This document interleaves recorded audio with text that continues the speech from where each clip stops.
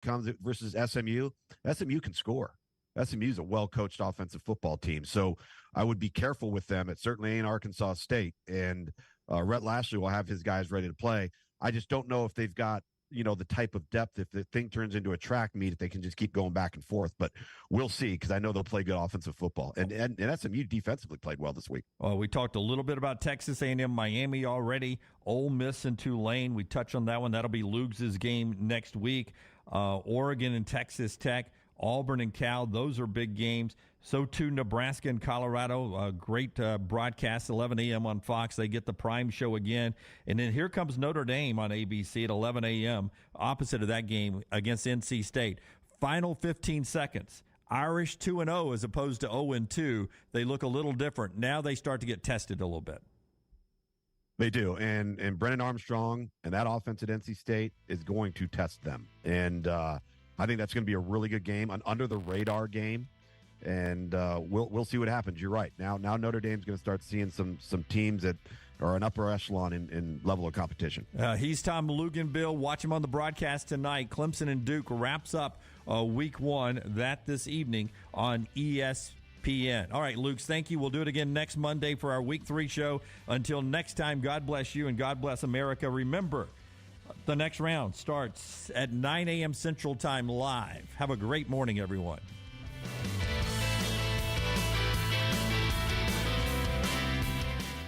Hey, Ryan Brown here from The Next Round. Do you want to help pay for my kids' college and look great while you're doing it? You need to go to The Next Round store. Everything from hats to short sleeve and long sleeve t-shirts, sweatshirts, hoodies, zip-up hoodies, and much more. And we're adding new things all the time. Why would you not want to see my kids get a great college education and look great out in the public while you're doing it? Get the gear we wear all the time on the show, and there's only one place to get it. NextRound.store. That's NextRound.store. Follow Next Round Live on Twitter, Instagram, Facebook, and YouTube. The social media team at Next Round Live is dedicated to giving you daily news conferences and practice video from UAB, Alabama, Auburn, and around college football. Follow and compare to the sites you used to visit. You'll also get the latest highlights and news from the Next Round Daily Show. Turn on the notifications so you don't miss a thing. Next Round Live on Twitter, Instagram, Facebook, and YouTube. See more at nextroundlive.com. No one does happy hour like Twin Peaks. Whatever your preference, we have everything from tequila cocktails and an extensive bourbon category to local craft beers and handcrafted whiskey cocktails. And don't forget about that 29-degree man-sized drafts. It's Twin Peaks at the Patton Creek Shopping Centers. Want more of The Next Round? Download the app or visit nextroundlive.com for the latest podcast, The Mystery Fifth Hour, our Not For All Ages podcast, The Last Call, and the entire Double Down Media podcast family. All at nextroundlive.com and on the Next Round app. Follow Next Round Live on Twitter, Instagram, Facebook, and YouTube. The social media team at Next Round Live is dedicated to giving you daily news conferences and practice video from UAB, Alabama, Auburn, and around college football. Follow and compare to the sites you used to visit. You'll also get the latest highlights and news from the Next Round Daily Show. Turn on the notifications so you don't miss a thing. Follow Next Round Live on Twitter, Instagram, Facebook, and YouTube. See more at nextroundlive.com. You want to look great while supporting your favorite show? You know the place to go is the official Next Round store at nextround.store. Yes, there are .store domains, and we have one. From shirts to hoodies to hats and all kinds of fun stuff, you can rep the Next Round anywhere you go. At the beach, Next Round hats to block out that sun. Up north in the winter, get you a comfy Next Round hoodie. Just need something to put your $20 beer in at a game? Get you a Next Round koozie and throw that thing in your pocket. You never know what stuff Jim's going to make me put in there next. Check it out. It's the Next Round store at nextround.store. The Double Down Media podcast family is live and full of content for all ages. The Mystery Fifth Hour gives the Next Round host a chance to talk about everything but sports. Pour a glass of Bama and bourbon, our weekly college football conversation, while sipping on some of the most interesting pours in the bourbon world. And in our Not For All Ages podcast, The Last Call, LT takes off the gloves for in-depth conversations with stars like Taylor Hicks, presented by Redmont Vodka. Find these podcasts and more by searching The Next Round on Apple, Spotify, and on our website, nextroundlive.com.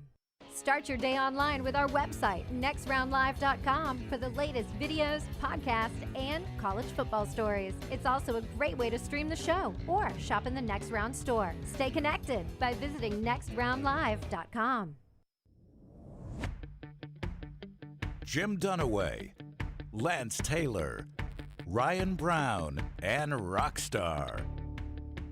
Live from the Birmingham Racecourse Casino Studios, the next round, presented by Bud Light, is on now.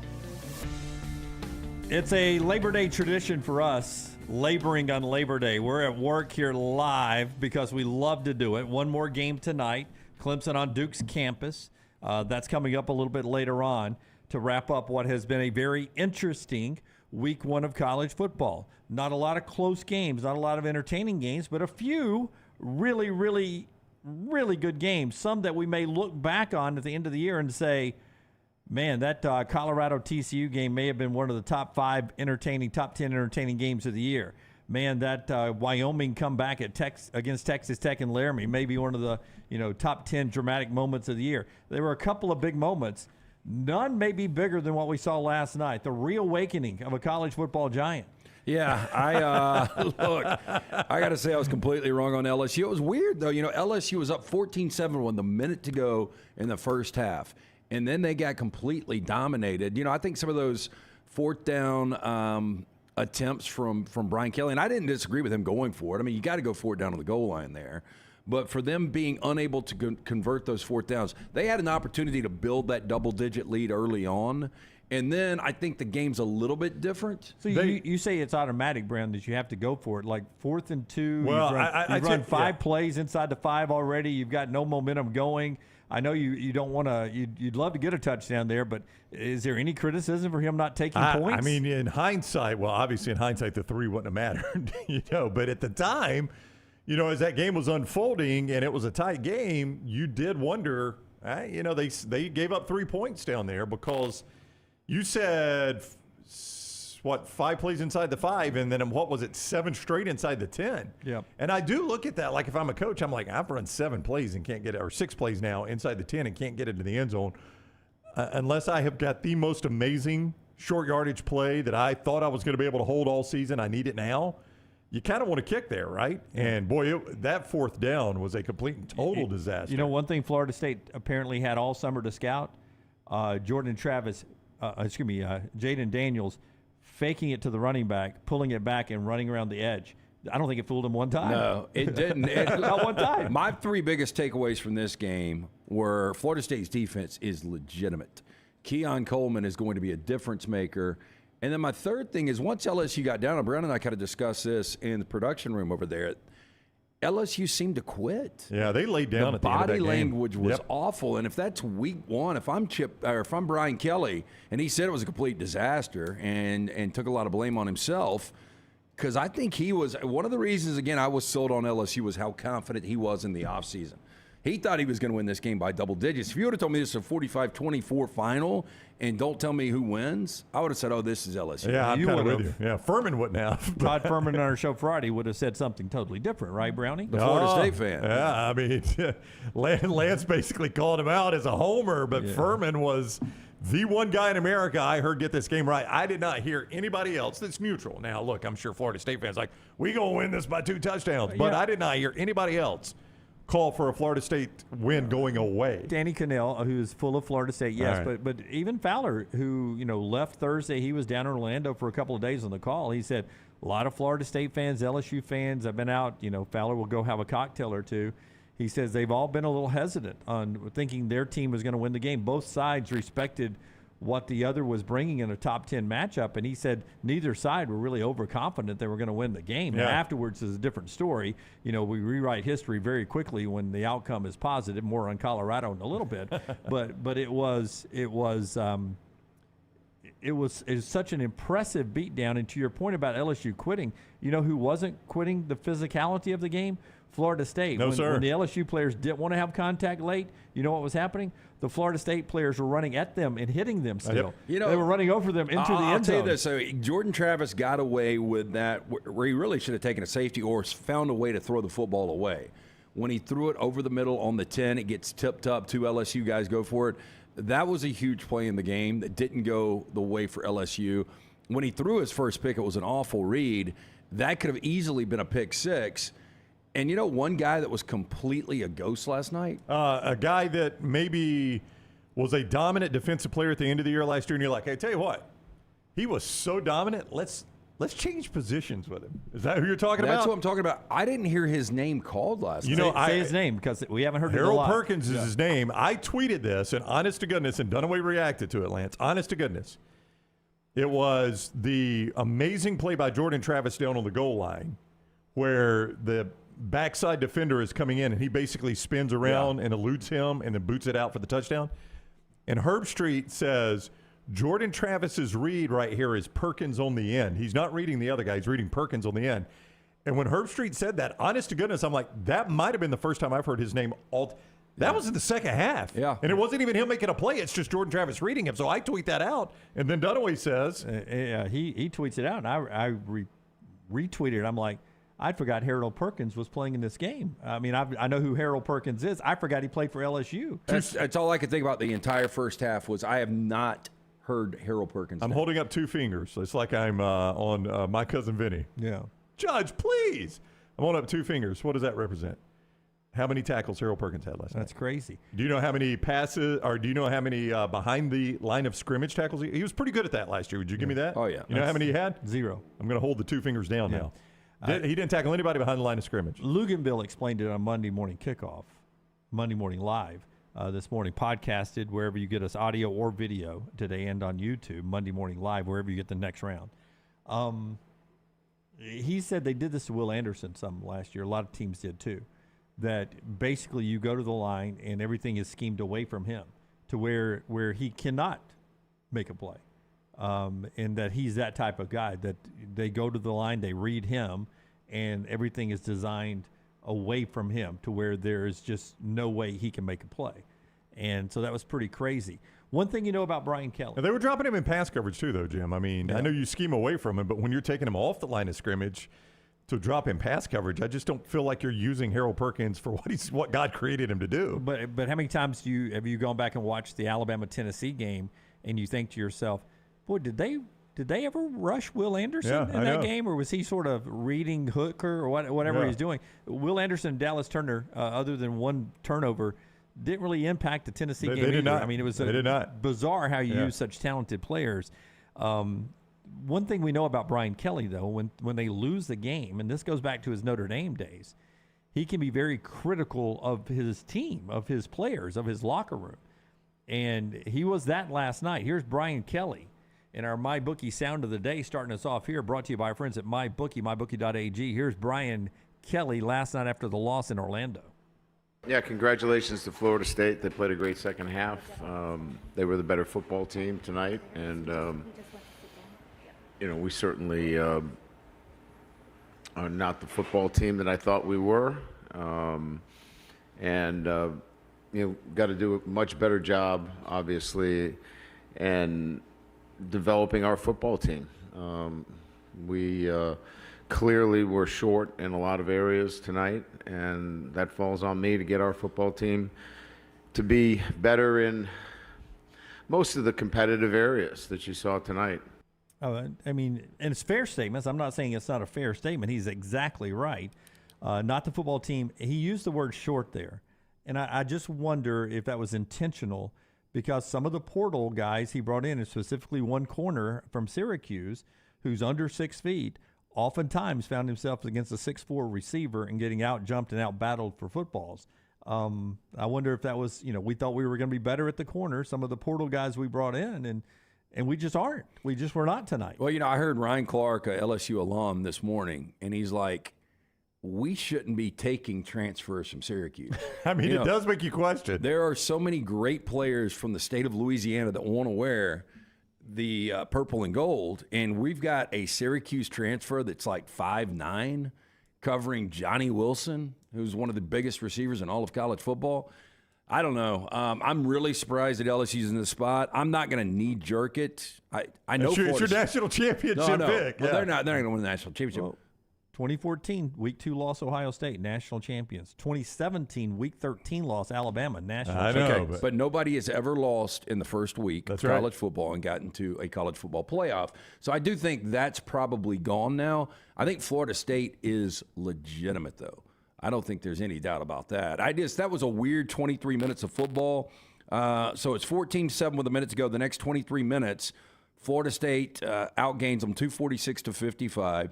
Jordan Travis was flawless, 10 of 11, 185, 2 touchdowns. And on the other side, Jaden Daniels, watch out for this. And Luganborough brought this up on Spitting Lugs. I don't know if you guys talked about it this morning, but Jaden Daniels really good his freshman year at Arizona State. And then regression, sophomore and junior years, played well towards the end of the season last year. What type of Jaden Daniels do we get? And ultimately, do we get Nussmeier in there? Yeah, I do want to ask a question about that. As Jim mentioned, MyBookie, no strings attached cash bonus. You can deposit and withdraw quick. Use promo code NEXTROUND on a deposit of $50 or more, and you can get up to $200 in cash instantly in your MyBookie account. Use it all season long. MyBookie.ag, code NEXTROUND. MyBookie.ag, code NEXTROUND. One of the things Furman said when he was talking about this game, and he projected a Florida State win going away, which almost nobody said. Yeah. And you talk about Jaden Daniels, Furman said, I don't like what I see in the LSU receiver room. And a lot of people were critical in the chat room. And Furman like, how could you say that? What y'all think of LSU's receivers last night outside of Neighbors? Well, I think Brian Thomas is okay. You know, my biggest but I mean, it's not a dynamic receiving. No, a lot of drops. It's not what you get from Florida State. I mean, Florida State looked amazing. Legitimate receivers. Yeah. Another thing, Jaden Daniels led LSU in rushing last year, and I said it. If LSU wants to get to the point of playing for championships, Jaden Daniels can't be the leading rusher. Oh, he can't. He cannot. And again, he was last night. Yeah, I would tell you, Brown, I think you got a performance from LSU's receivers last night that you got from Alabama's receivers in Austin last year, that there were a couple of throws that Jaden, under pressure in a crowd, put it right on the money, and they dropped them. Yeah. I mean, I think Furman's questions about the receiving room were accurate. Yeah. And I think it showed up last night. This was an undressing, and if I had, and I said this last night, if I had an Associated Press vote, if I was an Associated Press voter, today Florida State would be my number 1 team in America. They'd be 3 for me. I'd have them number 1.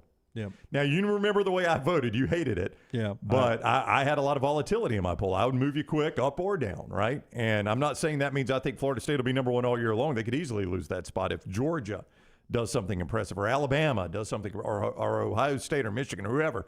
But I'd have Florida State number 1 today. That was the most impressive performance I saw all weekend long, period, end of sentence. And I don't know how else you vote other than to vote that way. Yeah, I think I would have them number 3. I think I would have Georgia, Michigan, and then that's me. Florida State. I'd go Georgia, Michigan, Florida State, Alabama, Ohio State, USC, then Penn State, Clemson, LSU, Utah. I wouldn't drop LSU out Where of the did you top have 10 Washington? yet. Washington. I might have Washington 4. I had them 10. I drop them 11. You got you Ohio. Drop them? Yeah, just because of Utah. Utah's win over Florida is impressive with all their backups. Dude, I think Washington might have a better offense than USC. I think Washington could ultimately have the best offense in all of college football. Yeah, better opponent. Boise's a better opponent than anybody USC's played yet. Yeah, but we got a ton to get to on that. And we'll get back to Florida State, LSU, and the impact. We want to get to what we saw with Alabama and Auburn in the first segment and just a whole day of reacting. We'll get into best and worst of the weekend being brought to you by our friends at Hemphill Services. That's in our next segment.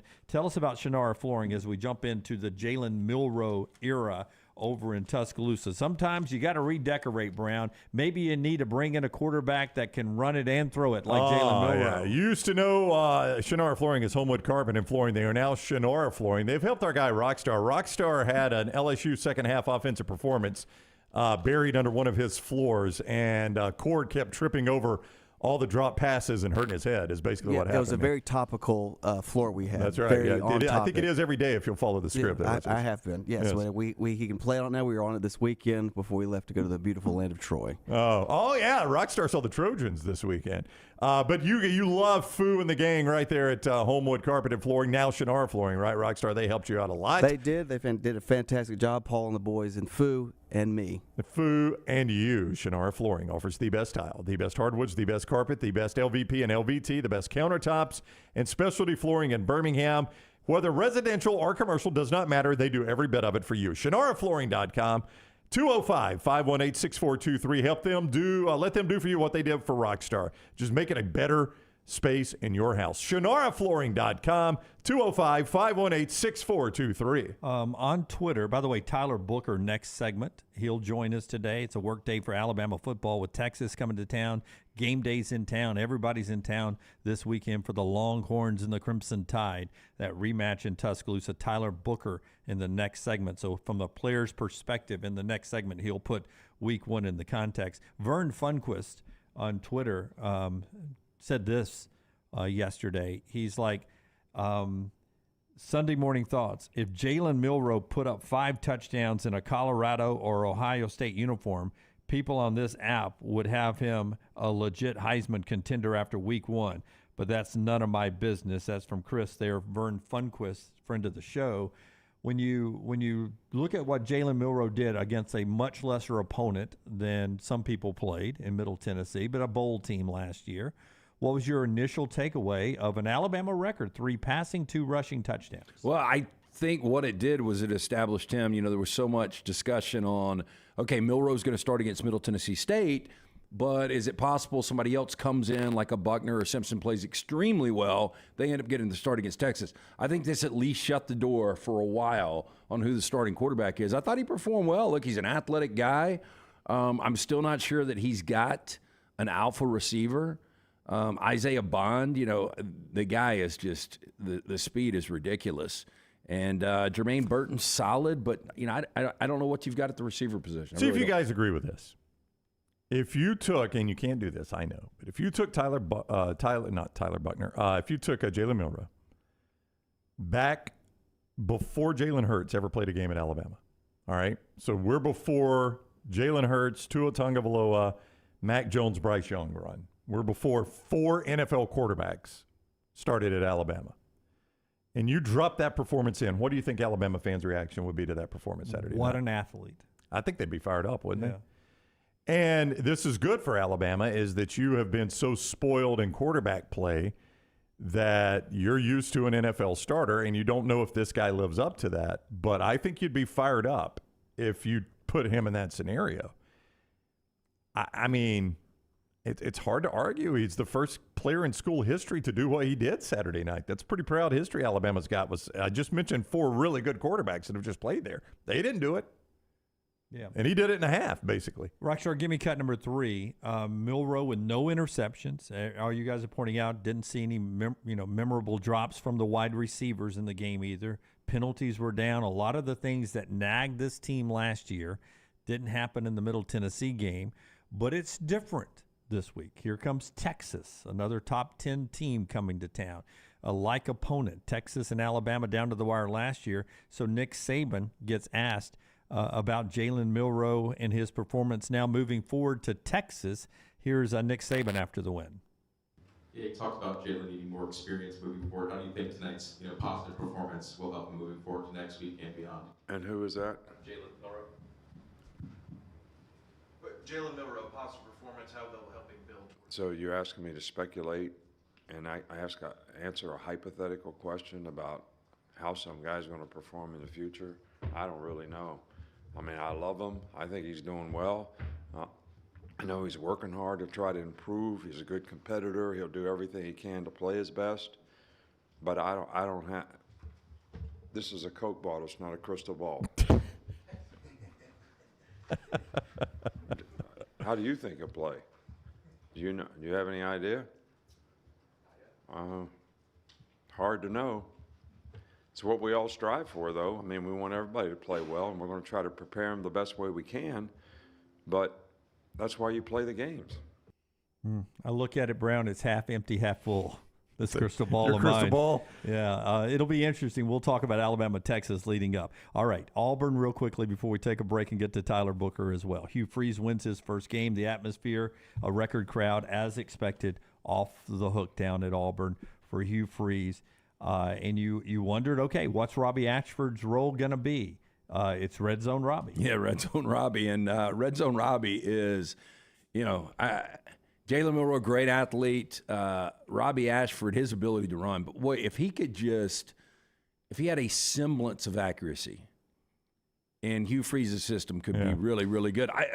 We talked about this post-game Saturday night. I don't see any playmakers. I mean, I know It's week 1, it's UMass. You don't have to have those guys right now. But I'm telling you, watching Cal and how physical they were against North Texas, that is a dangerous game going to the West Coast. That's a fascinating game. It is reminiscent of what we saw with Patrick Nix and Damian Craig, right? Patrick Nix would get you to the red zone. Damian Craig gets you to the end zone. And I don't know if that's what Hugh Freeze is going to do all season long. At some point, Ashford's obviously going to have to throw the football, or better defenses than UMass aren't just going to allow him to run the ball in the end zone. So it's going to get tougher to do that. But, Hugh Freeze is a smart guy. He knows that, right? I was surprised how much they used Peyton Thorne's legs. That surprised me. I did not expect him to run as much as he ran. Almost like they were putting it on tape for future opponents to see. Weird, isn't it? Just in case. Yep. Cal game will be interesting. Auburn's a touchdown favorite on the road at Berkeley. It's late night, 9:30. I'll send out, I didn't have time this morning, but I'll send out the TV sheets a little bit later on, the worksheets, after we talk to our man Tyler Booker in the next segment. Much more in Auburn. You'll hear from Hugh, and we'll get to your reaction in the Vulcan Tire and Automotive chat room as we do show number 525 today, brought to you in part by our friends at Michelson. Tyler Booker and then Joel Klatt off the big Colorado win. He'll join us at 10:25 Central today. Tell us about Michelson. Yeah, again, 205-969-8100. That's the number I called. I had the 2200 vision. I was legally blind without the 8 contacts. After I got the procedure done, 2015 vision, better than 2020. It's been more than 2 decades. Make the call, 205-969-8100. Ask for Amy. Tell her the next round sent you. They're going to hook you up with a hassle-free consultation. 0 to lose to find out if LASIK is right for you. Dr. Mark Michelson, Dr. Jim Michelson, best in the business. For more information, michelsonlaservision.com. Follow Dunaway on Twitter and Instagram at Jim Dunaway. Going to a big football game? Walking around all day? Then you'll want comfortable shoes. This is Wes McClooney, owner of the New Balance Birmingham store. Score a touchdown with a new pair of ultra-comfortable running or walking shoes. Come to the New Balance Birmingham store. I'm telling you, we'll make sure you have a perfect fit and we'll treat you like the starting QB. Our job is to make sure your feet are happy. Visit the New Balance Birmingham store on Highway 280 next to Chick-fil-A. Your feet will thank you. As summer starts to fade, get ready to welcome the arrival of fall. But hey, it's not just football season making an entrance. In the world of pest, it's fall invader season. Hold on tight because we've got 4 major troublemakers stepping into the spotlight. Box elder bugs, kudzu bugs, ladybugs, and stink bugs. These pests don't just knock, they barge in like they own the place. But fear not, dial up Wayne's Pest Control now, 865-588-6686, and let's show those fall invaders who's boss. Don't let pests crash your party. Take charge today. Don't miss your chance to win at Birmingham Racecourse Casino. Open 24/7, so come on in for nonstop gaming action. You'll find the latest, hottest, most exciting games around. And you'll love the fun bonuses and big jackpots. Plus, you can watch and wager on horse and greyhound races from all over the world. Your best bet for big wins is just minutes away at Birmingham Racecourse Casino, where you can be a winner too. Birmingham Racecourse Casino off I-459, exit 31 Derby Parkway. Must be 21 or older. The Next Round store is live and loaded. Check out the latest logo t-shirts and hoodies. Get your favorite team colors, the Next Round flag shirt, or grab the popular Y'all Can Have the Rest t-shirts. Go to nextround.store. That's nextround.store. The Next Round is so much more than the show you get from 9 to 1 each day. So make sure to head to our official YouTube channel at Next Round Live and subscribe to get all of our latest content. We, of course, have plenty of specialty content and shorts based all around the sports in the heart of the SEC. But we also talk pro sports, gambling, lifestyle and entertainment, and so much more. It's the Next Round YouTube channel where you never know what you're going to find next. Subscribe now to see the latest content and get notifications when we go live. That's at Next Round Live on YouTube. Man, I love a good meal. I'm Jim Dunaway. A good meal is what you get with my friend Sterling at Champy's Chicken on Highway 119 in Alabaster. We're talking great southern fried chicken, wonderful sides, hand-cut chicken fingers, po' boys, and those Mississippi Delta recipe tamales. You got a perfect menu for everybody. Champy's Chicken is perfect for watching the big game or taking a meal to the lake house, down to the coast, or stay in the restaurant and dine in a great atmosphere. It's all made fresh to order right there on 119 in Alabaster, Champy's Chicken. No one does happy hour like Twin Peaks. Whatever your preference, we have everything from tequila cocktails and an extensive bourbon category to local craft beers and handcrafted whiskey cocktails. And don't forget about that 29-degree man-sized drafts. It's Twin Peaks at the Patton Creek Shopping Centers.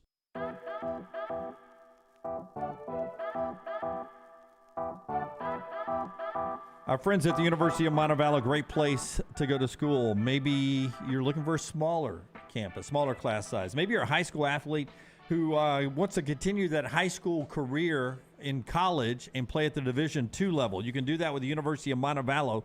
23 Division II fully funded scholarship sports. Check them out, montevallo.edu, montevallo.edu. My daughter's in school there. Great price point as a parent as well. Schedule an in-person tour, montevallo.edu. Big game week, Texas a winner, Alabama a winner, a battle possibly of two top 10 teams when it's all said and done moving into the weekend. Looking forward to this one, the rematch, the Horns and the Tide. All right, Tyler Booker joins us every single Monday at this time, and he does so courtesy of our friends at Craneworks. Don't forget the big dog at Craneworks. The big guy says rent for the big dog, Craneworks and Rental Works. Welcome in, Tyler Booker. How are you today? I'm great. How about yourself? Doing awesome. Thanks a lot. Week one in the books now. How did you feel about the overall, not necessarily your position group, we'll talk about that obviously, but the overall team performance against Middle Tennessee? Overall, I feel like we had a decent team performance, you know. I feel like we did really well at setting the tone, but we kind of stalled out during the second quarter, a little bit in the third quarter, but we just have to do a better job of capturing momentum and carrying it on for the whole game. You know, but it was a good opening game. Just to have that energy and have that mindset. We just got to keep it going. You know, I thought what was impressive was it was such a clean game for you guys. I don't know if the coaches brought it up, but to have 0 turnovers and to have only 2 penalties, you know, that's got to be something you guys can build on. Yeah, for sure. And we were one of the most penalized teams in the SEC, not the SEC, but the country last year. So that was a big point of emphasis for us. Like, 100 yards of penalties, which we had some games, we equaled those to points. So we just came together as a team, and the coaches came together like, okay, we're not going to tolerate it anymore. So whenever a certain person will have more than 2 penalties, their whole position group will have to do up downs for them, like right then and there on the spot. So coaches have done a great job of letting us know that we won't be tolerating penalties that much anymore. All right, Jalen Milroe starts and plays a 5-touchdown game, sets an Alabama record, throwing for 3, running for 2 in the same game. You've seen this guy work his way into that position to get to start in game 1. I won't project a game 2 or anywhere else, but he started game 1 and played most of the game. So you tell me the work he's put in and how you've seen him grow. You look in his eyes in every huddle and team meeting. Tell me what you've seen Jalen Milroe do this offseason. I've seen a lot of growth and accountability from Jalen, you know, since day one. Really since the week of the Sugar Bowl, that's when he really took over and really took that job. He claimed the job. He was like I'm the guy now, and that's how he carried himself, and he carried himself in the locker room. Into having a guy like that, it makes you more comfortable as an offensive lineman to know you have a guy with that kind of confidence behind you. You know, so he just carried himself like he was the starter. Tyler Booker is. So when he was, well, I'm sorry. Go ahead, Tyler. Thought you were done. Go ahead. I said so. When we ran on the field and we looked back, I was like, oh, that makes sense. Come on now. Come on, Tyler. You knew it was going to be Jalen. You didn't know until you ran on the field that Jalen Milroe was the starter. I promise I didn't. Coach Saban, he likes to surprise us, you know? Like, we didn't know. He could have did a switch up and be like, hey, you go out there. We didn't know. That smile. You may be the worst poker player Come of all on, time. Tyler. You're holding 2 aces. I can tell. You're holding 2 aces. Craneworks brings you Tyler Booker every week. The big guy says rent from the big dog, Craneworks and Rental Works. So I was going to ask you what the team reaction was when you found out that he was the starter. So I guess I need to move over that question. You're trying to sell me on the fact you didn't know until you ran out for the first play. That's my story, and I'm sticking to it. They had about 18 seconds on the play clock to react, Brown. Yeah. All right. So let's get to what you talked a lot about on the show last week. You wanted to get that edge back for that offensive line, try to dominate up front, make the other team quit. How do you feel you progressed towards that in game 1? I feel like as a group, we definitely progressed towards that. And I feel like that was the highlight of our performance as a group. We got a lot of technical things that we need to clean up.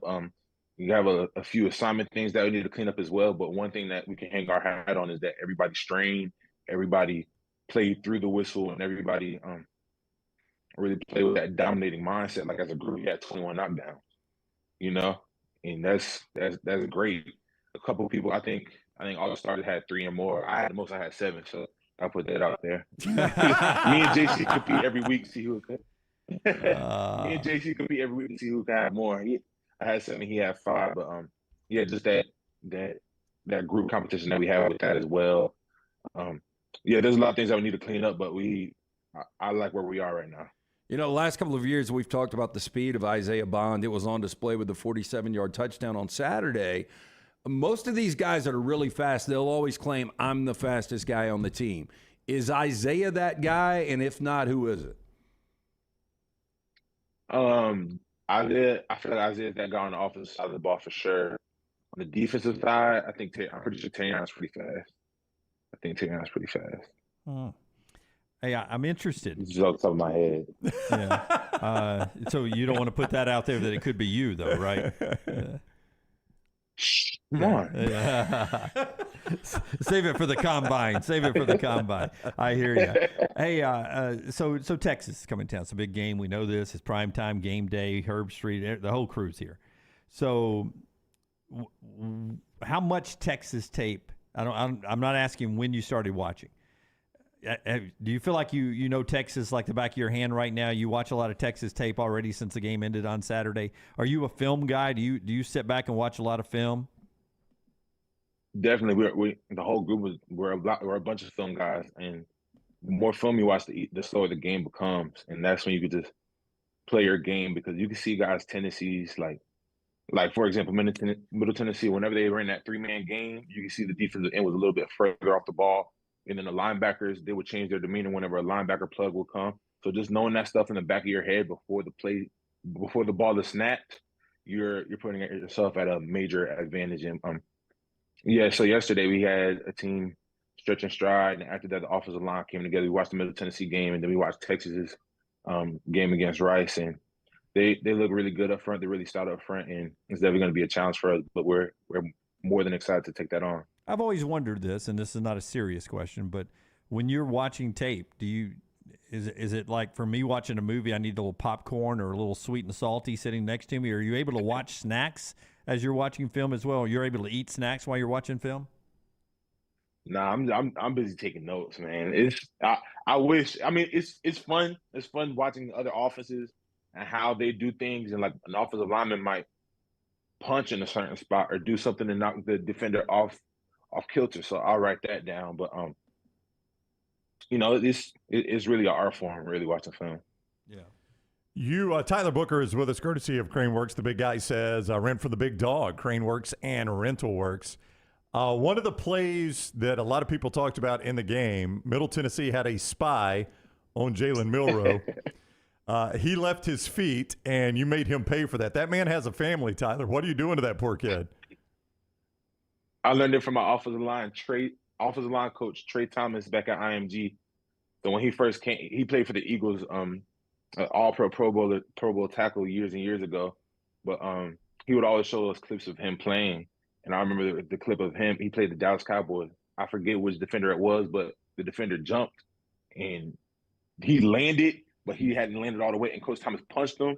And he said he ripped the dude's hamstring off the bone.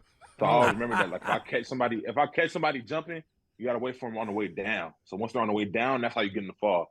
Because if you punch them in midair, they can adjust. But when they're on the way down, you just let gravity do the work. Okay. Ripped his hamstring off the bone. You seem like a really honest guy, right? If I ask you a question, you're going to answer it honestly, right? So last week we talked about your hydration, and you said that you piss all of the time. Have you ever taken a piss during a game with pads on? Not since middle school, because at IMG we had the tent that I could go in, and then we had the tent that we could go in here. Yeah. So thankfully, technology has come a long way. It's a tent. It works out good. It works out good for you there. All right, so we're getting ready for a big game week. You seem to be a little less energized today, the wear and tear of a game in a season. What has the rehab, I don't think us fans, we watch the game on Saturday, and then we forget about you guys until maybe on Thursday again.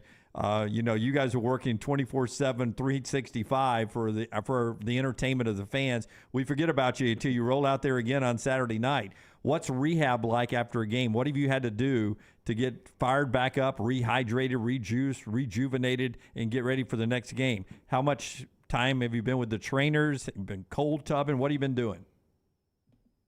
So yeah, after the game, I hit the cold tub, and then I come home. But the next morning, I was in the facility at 7 a.m. getting treatment. I had treatment all day yesterday. We did the stretch and stride, watch film, stayed in, got more treatment. I think I got in at 7. I didn't leave until like almost 6, 7 o'clock that night, just getting treatment, just working on my body. And then that's why I'm in my grades right now. I just left treatment. I got here at 8 this morning. I've been getting treatment ever since. So your body is your business. So however much you put into your body, that's what your body's going to give you back. I like that. Your body's your business. All right, he is Tyler Booker. Alabama, Texas, biggest game in the nation this week. Game day there, SEC Nation. Everybody going to be in Tuscaloosa. Tyler, we greatly appreciate the time, man. Good luck Saturday night against the Longhorns. Yes, sir. Thank you so much. Have a good one. All right, buddy. You too. Tyler with us, courtesy of Craneworks and Rentalworks. The big guy says rent from the big dog. Look for that big dog, Craneworks and Rentalworks. All right, LT, tell us about our friends at Chicken Cock, too.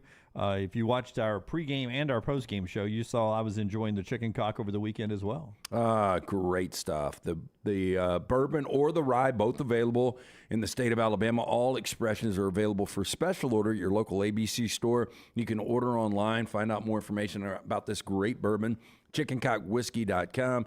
Chicken Cock Whiskey, one of the oldest whiskey brands in America, founded in 1856 in Bourbon County, Kentucky, known as the famous old brand. Again, pick up a bottle of bourbon or rye today. It's Chicken Cock Whiskey. All right, so we've heard from Nick Saban, and we've just talked to Tyler Booker.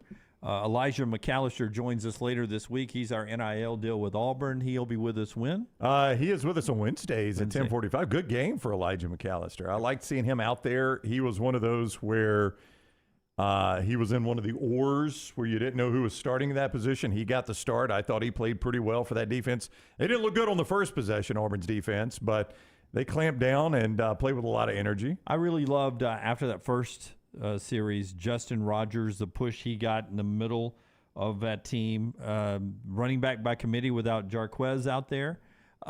Here's Hugh Freeze about the win. Peyton Thorne's start, what Robbie Ashford was able to do in the red zone is a big takeaway point. Here's Hugh after his first win as the Auburn head coach.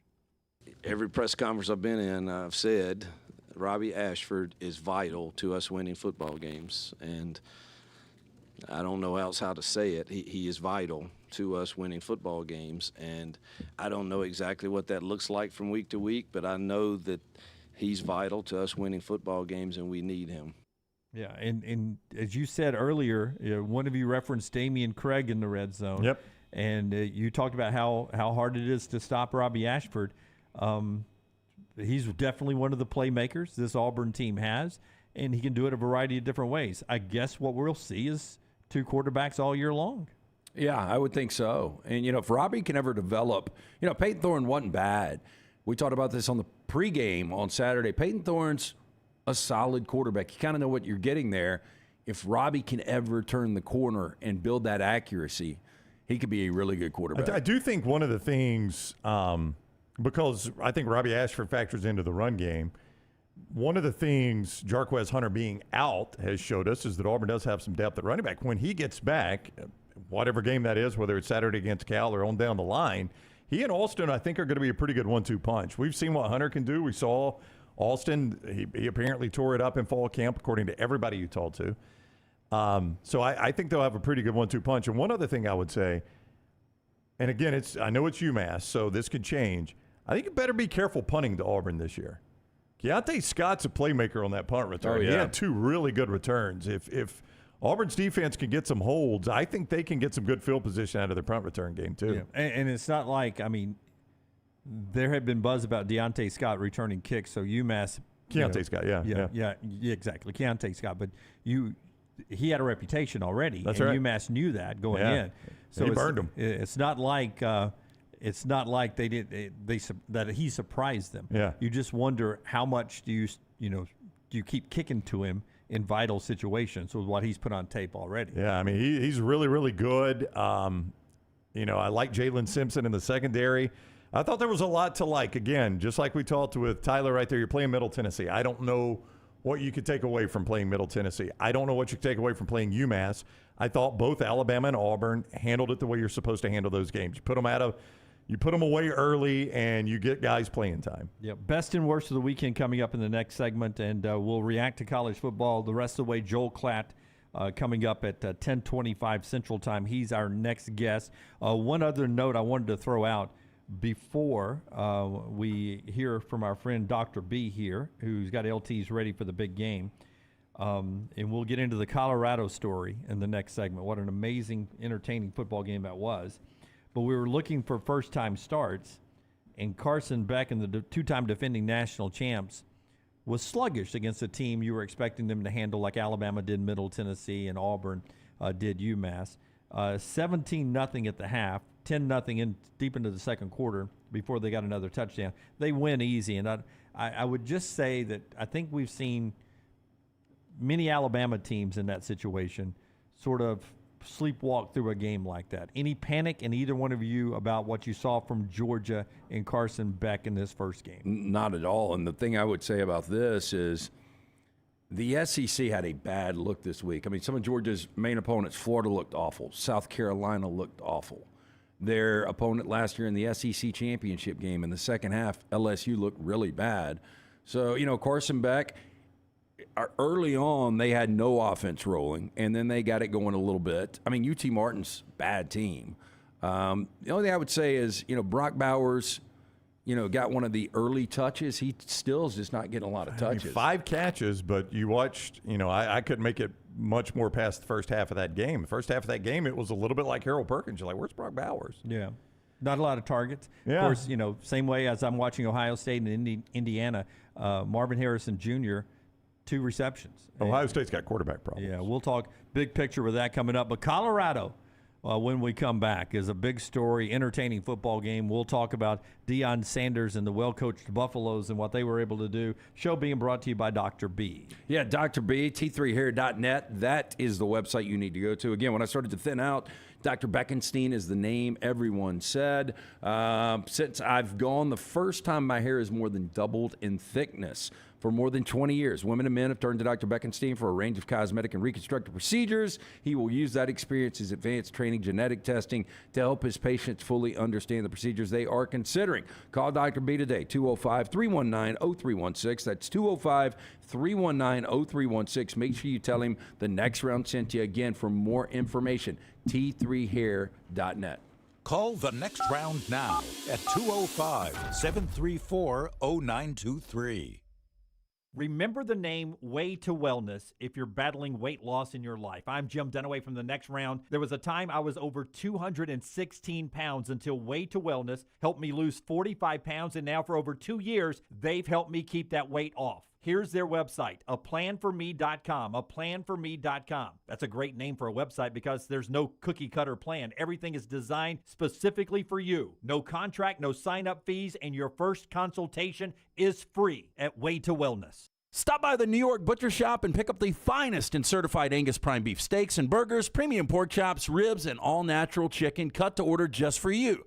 Their chef-prepared entrees and side dishes are the perfect dinner-to-go choice for your family and are ready to heat at home. With a great selection of fine wines and desserts, the New York Butcher Shop is your one-stop dinner shop. 2 locations to serve you, Cahaba Heights and on Highway 119 in Greystone. The New York Butcher Shop, rare quality, well-done service. The wait is over. Tonali has arrived. Beautifully distinctive Italian styling and performance. Come test drive the all-new 2024 Alfa Romeo Tonali plug-in hybrid at Alfa Romeo of Birmingham. The all-new Tonali offers best-in-class horsepower and torque, fastest 0 to 60 times in its class, plus best-in-class range with full electric charge. And best of all, qualified Tonali leasees are eligible for up to $7,500 EV tax credit factored into your lease. Hurry down to Alfa Romeo of Birmingham and experience the all-new Tonali. DryTech Water Restoration is a locally owned company that specializes in mold remediation, fire and water damage cleanup, and SteraMist services. DryTech's goal is to provide clients with expert guidance when dealing with any home disaster. DryTech's highly trained specialists are available 24 hours a day, 365 days a year. They will work closely with you and your insurance company to make sure the process is stress-free as possible. Call DryTech today, 205-637-0143. The moment you discover damage to your home, DryTech's team will handle the rest. Hey, Ryan Brown here from The Next Round. Do you want to help pay for my kids' college and look great while you're doing it? You need to go to The Next Round store. Everything from hats to short sleeve and long sleeve t-shirts, sweatshirts, hoodies, zip-up hoodies, and much more. And we're adding new things all the time. Why would you not want to see my kids get a great college education and look great out in the public while you're doing it? Get the gear we wear all the time on the show, and there's only one place to get it. NextRound.store. That's NextRound.store. IV therapy, B12 injections, cryotherapy, and compression therapy all under one roof. It's our friends at Hydra Live Therapy. IV therapy treatments are packed with nutrients to increase energy, reduce stress and anxiety, and boost your immune system, and more. If you mention The Next Round at checkout, save 20% off any service. You can join the IV League today. Members are rewarded with deep discounts. Make sure you ask about that. Hydra Life Therapy open 7 days a week. Homewood, Tuscaloosa, and coming soon to Greystone.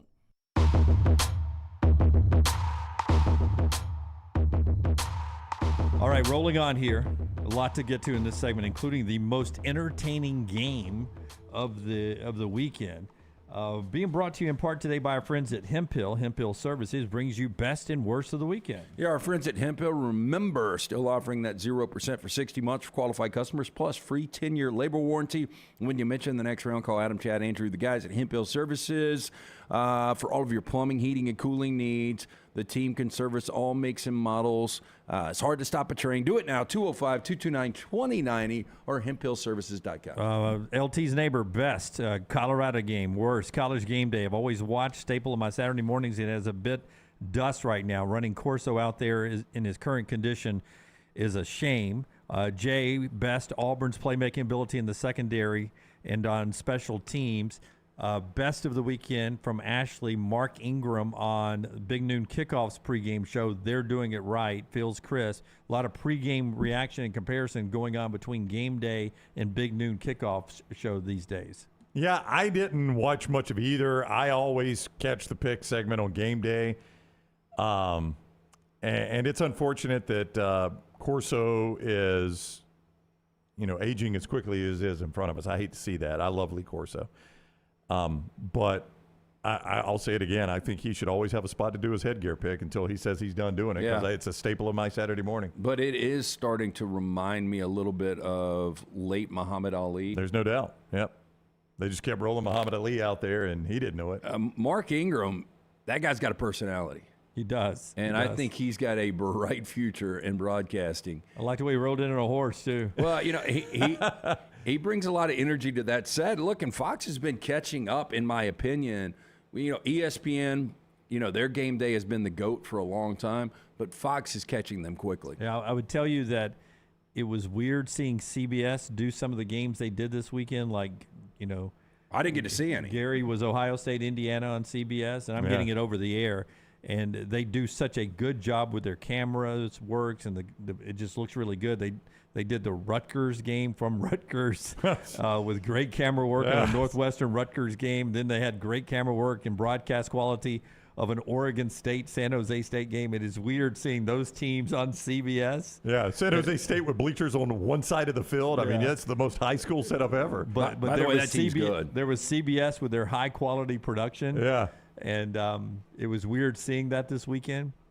It was weird seeing NBC in prime time. I know, it felt odd. With Penn State and West Virginia. It felt a little bit like I was watching the Orange Bowl. Man, I said the same thing when I was a kid, Yeah, but then, you turn around this weekend and on NBC you get Charlotte at Maryland. On NBC. Not on Peacock. No. On NBC. Prime time. Prime time. Yeah, prime time NBC. They're not burying it, at 1:30 in the afternoon. Yeah, right there. That's where they'll be. Yeah, sell that one to an Eagle. Yeah. So I can't get CBS right now with DirecTV. That is correct. I was mirroring the Indiana-Ohio State game because there was a little interesting moments there. So I did mirror that. Are people mirroring ESPN that have Spectrum right now? I have no idea. You can, I guess, if you can still get it on the app. I don't know. It's a mess. Yeah. And from industry insiders, this is not going to be a quick battle. Yeah, over the air for me on CBS, and it's crisp and fantastic. Yeah, can't do that with ESPN, unfortunately. They are over the air television networks on CBS, ABC, NBC, and Fox there. The big debut of Deion Sanders and 3 superstars in college athletics right after I tell you about our friends at NASCAR. One thing about Colorado, they were NASCAR fast. And the next round, this next round show is being brought to you by the biggest and baddest track in NASCAR. That's the Talladega Superspeedway. This beast is 2.5 miles of nothing but pure speed, and always puts on a great show for the fans. 2.66. The Yellowwood 500 NASCAR Playoffs weekend is coming up, and you don't want to miss it right now. The action kicks off on Saturday, September 30th, with the Craftsman Truck Series Playoffs race, all leading up to the big NASCAR Cup Series playoff on Sunday, October the 1st. Be there to see these drivers battle for 500 miles to survive and advance to the next round of the playoffs. All you have to do is go online to TalladagaSuperspeedway.com, TalladagaSuperspeedway.com, and get your tickets for the big race that's coming to town. They ran fast, and they were superstars all over the field in this contest, including Shedeur Sanders, who I will truthfully say I thought was the quarterback maybe because his dad was the coach. I was wrong about that. As Joel Klatt pointed out throughout the broadcast, the guy made one great read after another and threw some great balls, 510-yard school record. And then when you talk about Travis Hunter, it's the best show in sports right now to see him play over 129 snaps in basically 100-degree heat and do it on both sides of the ball and make game-changing plays time and time again. The best show in sports right now. Oh, man. Targeted 16 times, had the 11 receptions, goes over 100 yards, has 3 tackles, 2 passes defended, had that pick, which was an incredible read on his part. And then after the game, he looked like he could have played another quarter or two. Said he could have. Said he could play another game. I was blown away. And you know, on this show, I'm not trying to pat myself on the back because I sure didn't think it'd be week 1 this year.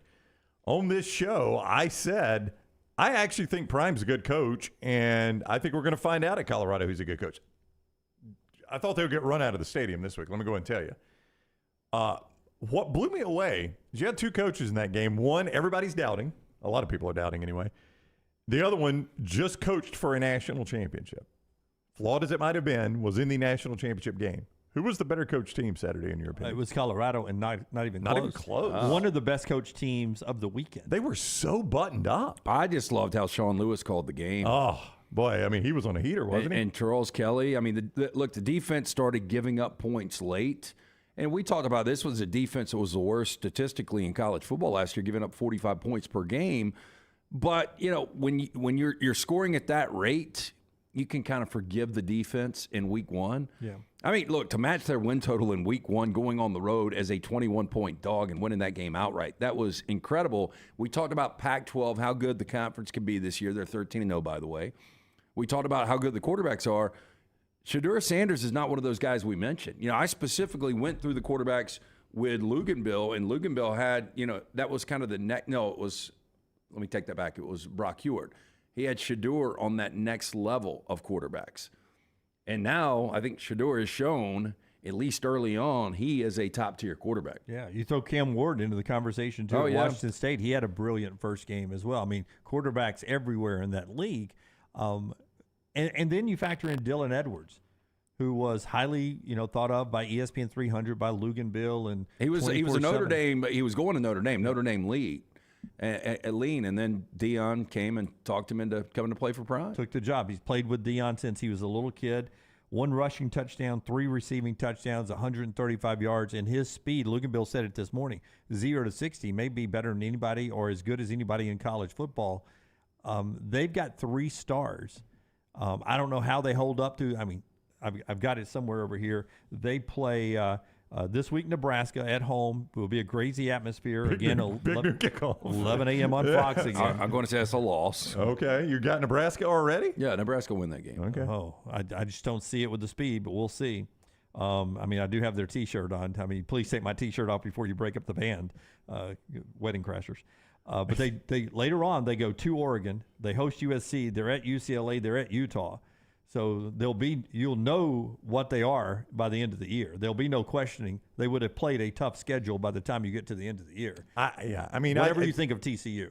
Well, I think TCU is a 6-6 team, but I thought that going into the game, I thought they were 7-5. Going into the game, I thought they would win this game. So I'm not really changing what I feel about TCU. I think they're a 6-6 team. I did not think there's any way they're a shell of what they are, close to what they were last year. Yeah, look, and I thought Colorado was a 3 or 4 win team. I did too. Now, I might adjust that. Yeah. 6 wins based on the speed and the quarterback play, and a guy like Travis Hunter who can completely flip a game. I think they'll beat somebody they shouldn't. They could.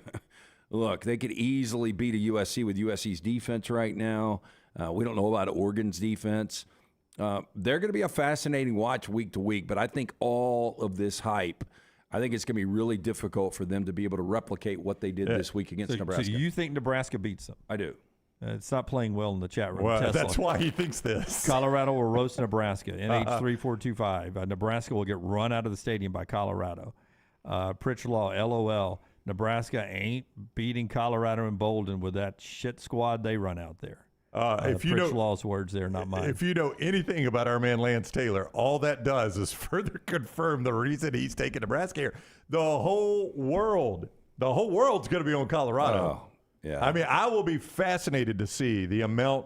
You look at this kind of stuff. I don't know if you could tell us Friday or maybe Saturday morning in the Saturday morning show.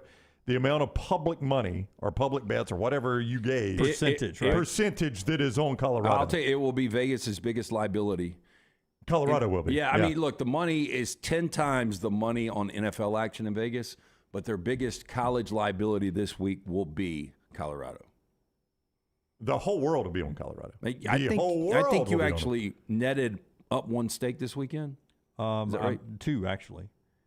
Because of LSU lost the September game. That's right. Last night. And remember Holden? Yep. Yeah, you got 2. I knew that. I won 3. I got them written down here somewhere. Well, anyway, you got one to play with. I'll take Nebraska straight up. Since the start of football season, LT won with Minnesota. I won with Hugh Freeze, winning a game. LT won the drinks. I won Holden. I won LSU. So 3-2. So, yeah, I went up 1. Yeah. Yeah, okay. I see what you're saying. Yeah, but I'll take it back with Nebraska. You got Colorado on today. What is the point spread? Oh, we're straight up? The point spread's 3 right now. So straight up? Yeah. Oh, Colorado's getting points? Oh, no. Colorado's favored 3. So you're giving me you're basically giving me the 3 back, making it even. I mean, how can LeBron lose in Indianapolis? Every time. How did the Heat? How are they only catching a point in Indianapolis? Ask me if I believe, bro. Do you believe, Jimmy D? I believe. Jimmy D, do you believe? In that little coach from the HBCU with that quarterback? Yeah, he packed that Louis? I believe. All right. I believe. I'll take it. Colorado straight up versus Nebraska. If you're giving them away, I'll take them. It's actually down to 1.5 now. Oh, I saw it at 3 this morning. Yeah. Either way. Oh. Here we go. That's everybody's betting Nebraska. Yep. I've got Colorado. You can't change it now. Yeah, no, that's fine. The only thing that scares me is Jeff Sims. Yeah. For your team. Yeah. Oh, yeah. I mean, the quarterback play, not even close. That's normally big. Do I believe? It is. Yeah. Do I believe? Jim, do you? Do you believe? I know. I saw some of the crap you said. Look, I loved it. I'm pulling for Deion. I think it's a breath of fresh air in college football. I love how doubted he was. Again, I was one of those. I thought TCU would run him off the field, but you wonder how they're able to handle that hype. All people are talking about is Colorado right now. Not 1, not 2, but 3 guys in the top 10. Yep, absolutely. Joel Klatt, next segment.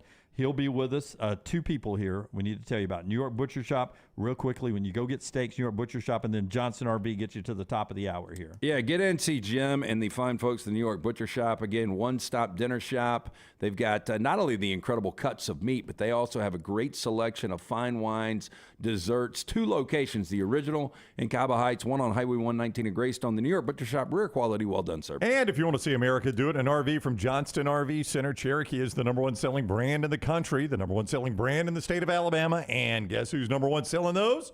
In the state of Alabama, Johnston RV. Cherokee Gray Wolf, Alpha Wolf, Fifth Wheels, Cherokee Arctic Wolf, toy haulers like the Wolf Pack. They start at just $199 a month. $199 a month. Lifetime warranty on all new campers and used campers under 2 years old or newer. Right there at Johnston RV Center. I-65 exit 304 in Coleman, 334 in Decatur. Always online, johnstonrvcenter.com. Follow Sean Lunsford on Twitter at JLuntz. As summer bids adieu, get ready to welcome the arrival of fall. But hey, it's not just football season making an entrance. In the world of pest, it's fall invader season. Hold on tight, because we got 4 major troublemakers stepping into the spotlight: box elder bugs, kudzu bugs, ladybugs, and stink bugs. These pests don't just knock, they barge in like they own the place. But fear not, dial up Wayne's Pest Control now, 865-588-6686, and show those fall invaders who's boss. Don't let pests crash your fall. Take charge today. Start your day online at nextroundlive.com. Get all the latest videos, podcasts, and college football stories. And it's also a great way to stream the show or shop in the Next Round store. Stay connected by visiting nextroundlive.com.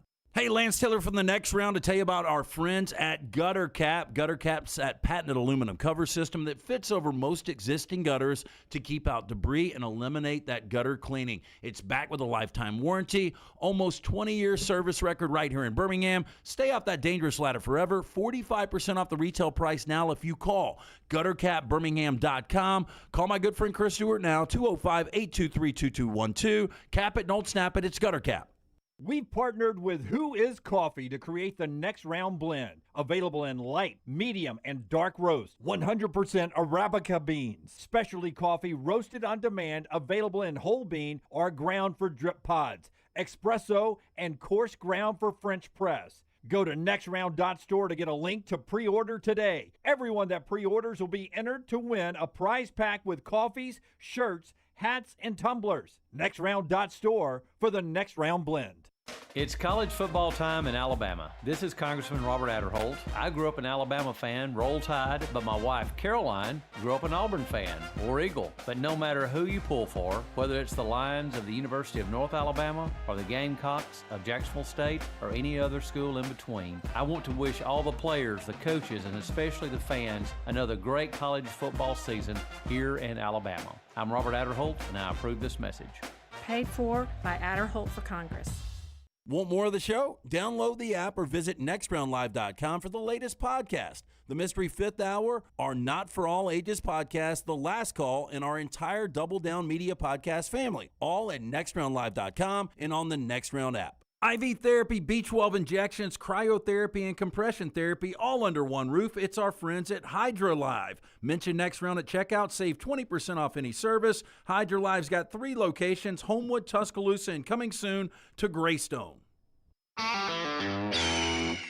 This is for the men who never settle, the ones who miss the fairway all day and still pull out the big stick, the type of guys who will always prefer to be behind the grill than in front of the camera, and the men who never let their friends forget about a high school nickname. This is the Lodge mentality. This is Twin Peaks.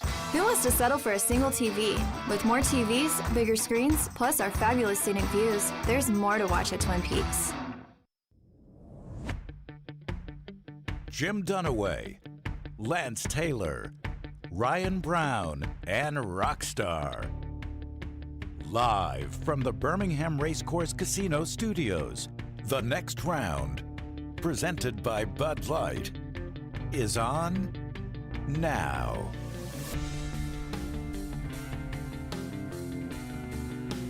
Joel Klatt in the next segment coming up at 10:25. Wayne's brings us this part of the show as we get ready. That's Ryan Brown, Lance Taylor, Jim Dunaway, everyone on the back row back there, including our man Lunsford, Tyler, Forrester's back there, Rockstar's in his chair, getting ready for another big week of football. Rockstar, you know, he was just bugging me over the weekend. He was like, can you believe the movement in this line before the LSU-Florida State game? It's one thing I could not stop focusing on. Your tweets, and then the in-game betting that Rockstar was wanting to do. I know, it's crazy. Let me enjoy the game, Rockstar.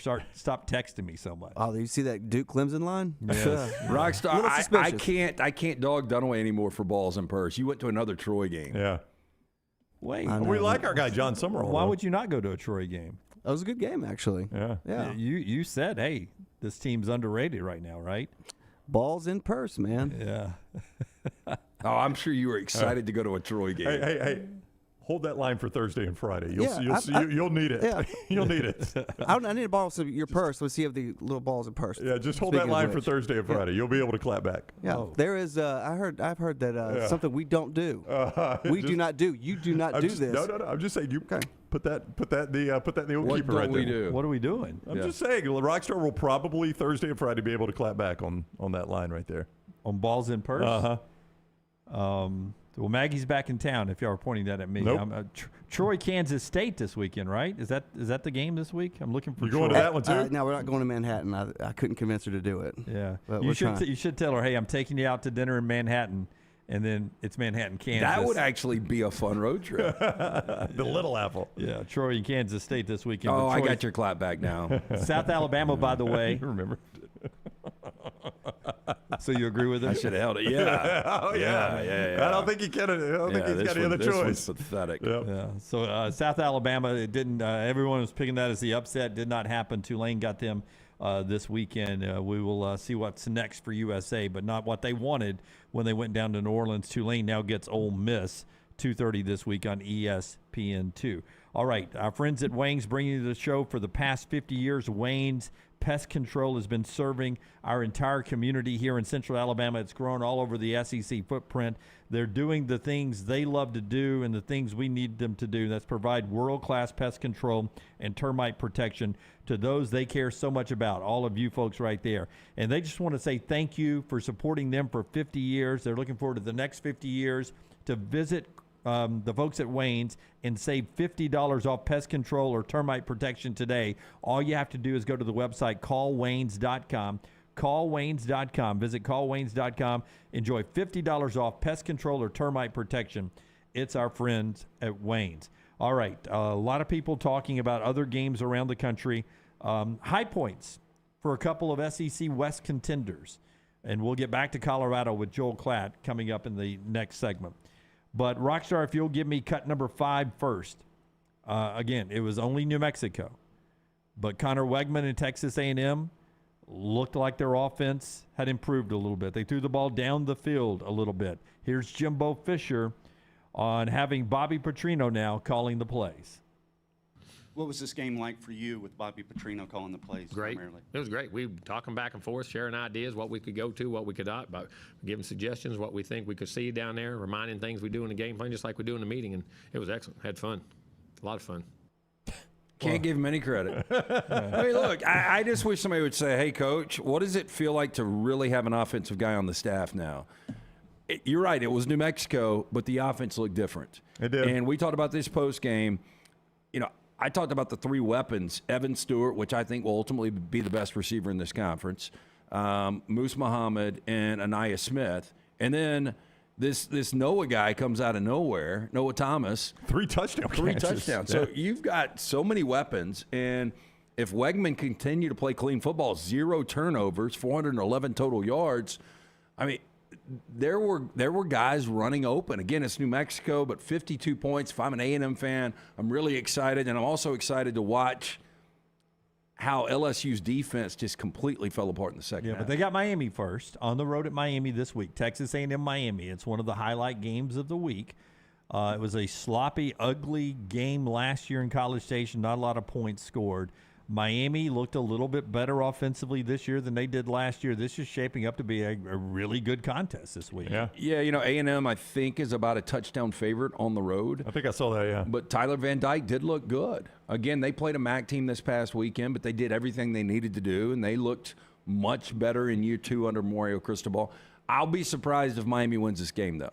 Skull drag. A&M skull drags Miami, says Jeremy. Yeah, I mean, I kind of... You would lean that way right now? Yeah. Well, I mean, it's an interesting 2:30 window, not on CBS, for the SEC West because you got Ole Miss at Tulane and A&M at Miami, and those are eminently losable games for both teams. Now, I think both teams will win, but both of them had a really good offensive performance. 5 touchdown passes. The thing with Wegman, the thing I noticed most about him, 18 of 23 passing. They just didn't have that last year. They weren't efficient throwing the football last year. Even against air, it seemed like. I mean, they were missing wide open guys, and Wegman was very efficient on Saturday.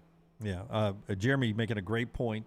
that there'll be probably more Texas A&M fans than Miami fans at that game. I don't know. It's a big game for Miami. It's a highlight game for them against the SEC. I would go 60-40 A&M. I mean, that's one of those games. I mean, how often do A&M fans get to go to Miami? It's a destination city. That's right. You can't wear your overalls on South Beach all the time. Sure can't. Sure can't. So get down there. Brown, you're not going to Tuscaloosa, though, right? I am not going to Tuscaloosa. You are are you going to kidding me? Tuscaloosa. I will be there for Texas and Alabama. I mean, listen, I'd love to see Texas and Alabama play, but Saturdays like we've got right here on this sheet are Saturdays I live for. It is one quality game after another. Please don't flaunt the sheet. You I know, have not sent it out outside to the though, paying public yet. I'm sorry. And I don't know how you guys feel about this. You know, the Oregon-Texas Tech is still very intriguing, although Texas Tech loses this past week to Wyoming. Arizona-Mississippi State, that's an interesting game. Wisconsin-Washington State. But really, it's the 9:30s that might keep me away from Tuscaloosa this week. Because you've got Stanford-USC, which nobody cares about but me. Yeah, but it's gotten a little more interesting. Stanford showed a little something. Yeah. Yeah. I mean, I would agree with you. Auburn-Cal is fascinating. Very interesting. Very interesting. And then Oak State and Arizona State, too. Yeah. So those 9:30 games are fun. Yeah, a lot of fun there. All right. To Ole Miss, though, as they get ready to go play Tulane, you get an effort from Jackson Dart, 18 of 23, 334, 4 touchdowns. Sanders comes in. He plays as well. They don't really run Quinshawn a lot. They don't run a lot of people a lot. They try to settle the quarterback battle a little bit. Here's Lane Kiffin afterwards on a joke he made on the headset. Cut 4, Rockstar. Lane Kiffin, after there was one touchdown run, Lane Kiffin said he was joking when he said this in the headset. I bet Pete has heard this before, not in a joking tone. I bet he did a Saban impersonation when he said this. After that first play by Mercer, the touchdown, just how did you feel the defense kind of responded after that, just overall with this new system under Goldie? Well, I said on the headset, we paid a lot of money, Pete, for you, and that's not exactly what we're expecting. So that wasn't a real good start, but they did tell me after that we only get 14 yards rushing. So maybe my joke he responded to. Yeah. We paid you a lot of money.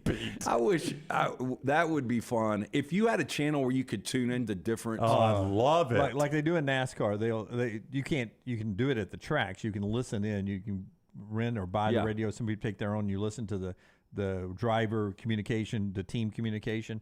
But even if they just edited that up for me on the broadcast and gave me some of that, that would be fantastic to catch that quote live and to hear Pete laugh. But I think all access for the entire year, I probably would pay more for that than I do Sunday ticket. Yeah, absolutely. It would be hilarious if Pete answered back, "Oh, thanks, Nick," or something like that. It would have been you win a championship, you can get on my ass like that. I got a lot a couple of money too, rings. Lane. Yeah, they're paying you a lot of money. Jackson Dart's numbers were basically what you got from Wegman. I think Jackson Dart has solidified himself as the starter. You've got a capable backup. Walker Howard even got in the game. Mm-hmm. So they played everybody. Bromberg's, as we continue our conversation, the chase for the ring is on, and a little shakeup may be coming when the new AP poll comes out tomorrow as we head to the final 4-team playoff this year. That ring, any ring, brought to you by our friends at Bromberg's. Yeah, if you're thinking about popping the question, Bromberg's, they are your diamond specialist. Again, family owned and operated since 1836. Get into the 2 locations today. Nothing like getting or giving that silver box from our friends at Bromberg's, Mountain Brook and the Summit. You can also shop online right now. Go to brombergs.com. They threw the ball well. I was a little surprised, though, that Quinshawn Judkins only 13 carries, 60 yards against Mercer. I would have thought, and Lane's dedicated to running the football. They had 33 carries, but only 143 rush yards against Mercer. I would have thought more of that. Felt like they were bubble wrapping the running game. Maybe. Let's decide this quarterback battle and let them sort of shine and not risk anything with Quinshawn there. So if we got best and worst of the weekend that's been going on, brought to you by our friends at Hemp Hill over in the chat room. If I said to you, statement of the weekend was the Pac-12. Yep. Would you guys agree with that? You mentioned 13-0, but the Colorado win over a ranked team, Utah over an SEC team, and then all the quarterback play. Oregon's the first FBS team since 2015 to score over 80 points in a game. It was against Portland State, but Bo had 50 in the first half, 57 before he left the game for points for Oregon. The Pac-12 looked good this weekend. Yeah, and Lane Kiffin took the shot at Pete Golding, and they said after that big run, they only give up 14 on the ground. You know, USC, everybody was talking about the defense didn't look good against San Jose State. It didn't. But after that first possession where Nevada hits a big one up top, they end up going in for 7. They only score 7 the entire game after that. Shane Lee back in the middle for that Trojan defense, missed game 1, had 10 tackles, led the team in tackles. So USC's defense bounced back a little bit. Again, Colorado was obviously the big story. But the Pac-12, if they don't beat up on themselves and have 4 or 5 10-2 teams, they've got teams that are good enough to be in this college football playoff. Well, they have to. But, Brown, if I said right now, if I said rank your top 5 Heisman Trophy candidates right now. Based on week 1? However you want to do it. Okay. I'll do it like the AP poll. Right now. Would they all be Pac-12 guys? I would go Michael Penix Jr. Yep, me too. This is in no order. I'm just giving you 5. Caleb Williams would be in the top 5, right? It'd have to be. Yeah. Yep. I would go Shedeur Sanders and Travis Hunter. Yep. I know it's 2 on 1 team, but they both are deserving. By the way, all Pac-12 so far. Yep. I mean, I'd go Jordan Travis after last night. I'd have to go Jordan Travis. Okay. Yeah, so I think I'd go Keon Coleman before him. I don't know. Travis was phenomenal. Yeah, but see, so you went 4 Pac-12. Yep. Some people would put Bo in. By the way, I don't know. Yeah, it's Portland State. I know, but I don't know if they're doing this all year long. And it's not paid by me, by the way. But there were 4 different signs in game day, made signs, printed sign that had Bo Heisman things in it. I don't know if they're traveling around to game day all year long. If there'll be people in Tuscaloosa carrying those signs, but they were floating around in Charlotte, North Carolina for an Oregon game that they were not playing in. You know, and I know it was against North Texas, but it was on the road. North Texas is a decent program, but the Jaden Ott kid for Kyle, 188 yards on the ground. He had multiple touchdowns. That'll be a guy, if he's able to even come close to that against an Auburn defense, I mean, that's another guy that's on the radar. Okay, one more thing that we want to do every Monday on the show here involving our Iowa football after we check the scale with Weight of Wellness. I got all the way down to 184 going into Saturday, and I was wasting away. Really worried. So on Saturday morning, I had a huge breakfast. Saturday, I had a huge lunch, including a foot-long chili cheese dog and a couple of corn dogs. Had a nice steak for dinner. Ate it, doubled up again yesterday. Dunaway delivered corn dogs. I know. Who does that? He came over for 5 minutes and he was gone. Yeah, I had to get home to watch the Tide, man. Had to get home. You had USC on too many channels. I did not. I had them on one. You came in when they were doing a highlight and you were like, you got USC on 2 of your TVs. Not true. And by the way, when Alabama started, I put Alabama on the big to let all the Alabama fans that were over watch that game. There was a buzz that you were not going to put the Alabama game on one of the big TVs. So I had to get home in time to see the Tide play. And I was able to get home fast because I am back to my normal 186. I did put on 2 pounds this weekend. But blood pressure, cholesterol, Weight of Wellness can help you control all that. Leslie, her board-certified team. If you want to jumpstart your weight loss, or maybe you got some alarming cholesterol or blood pressure numbers, they can help you change your diet right now. Weight of Wellness. Just go to this website at planforme.com, planforme.com. There's no contract, there's no sign-up fees, and the first consultation's free.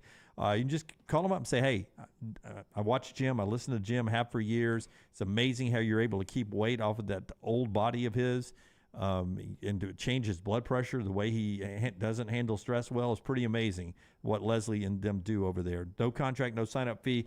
Go get it right now. Planforme.com, planforme.com. That's Weight of Wellness, your journey to healthy living. Iowa, we all know about their offensive coordinator, Brian Ferentz. In his contract, they've got to score 325 points this year. That works out to about 25 points a game, counting a bowl game or a championship game, about 25 points a game. So Taylor has got the chase for 325 graphic built. So here we go. Here we go. 0 to 24 in week 1. It's a 325-yard field he's got to go.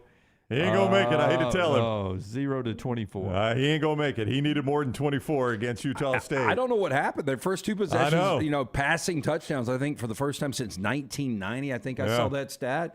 Cade McNamara had good numbers, but it's not like. Not going to make it.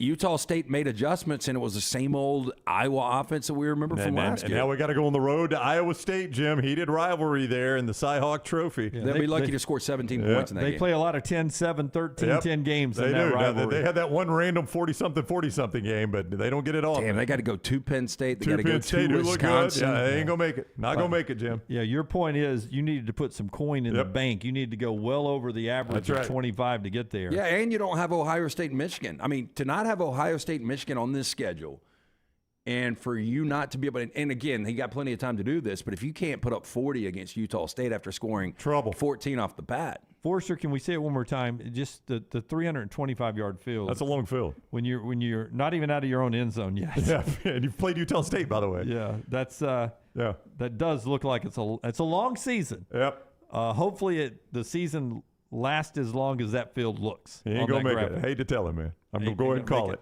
You think he's thinking about retiring? I tell you, he needs to be thinking about his next job. Yeah. Do you think Butch Jones was thinking about it on the sidelines this weekend? Oh, man. As Arkansas State, one of my two losers, I was 3-2 this weekend with the landmine, or one of my two winners, depending on how you play me.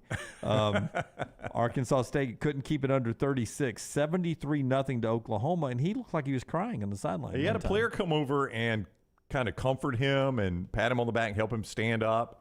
You know, he's an emotional guy. I always remember that Hail Mary that they hit at the end of that Georgia game in Athens when Lance was in the bar that lost the TV. Yeah, we didn't signal. get to see it. But, his dad was on top of the scoreboard. His dad was on top of the scoreboard, his late father. And, he broke down crying in that way. He had to stop and cry. And that was, he was an emotional guy. It looked. You know what I bet happened? I bet his dad, his ghost whispered in his ear, Son, I can't watch this shit anymore. Son, the scoreboard's burning my ass.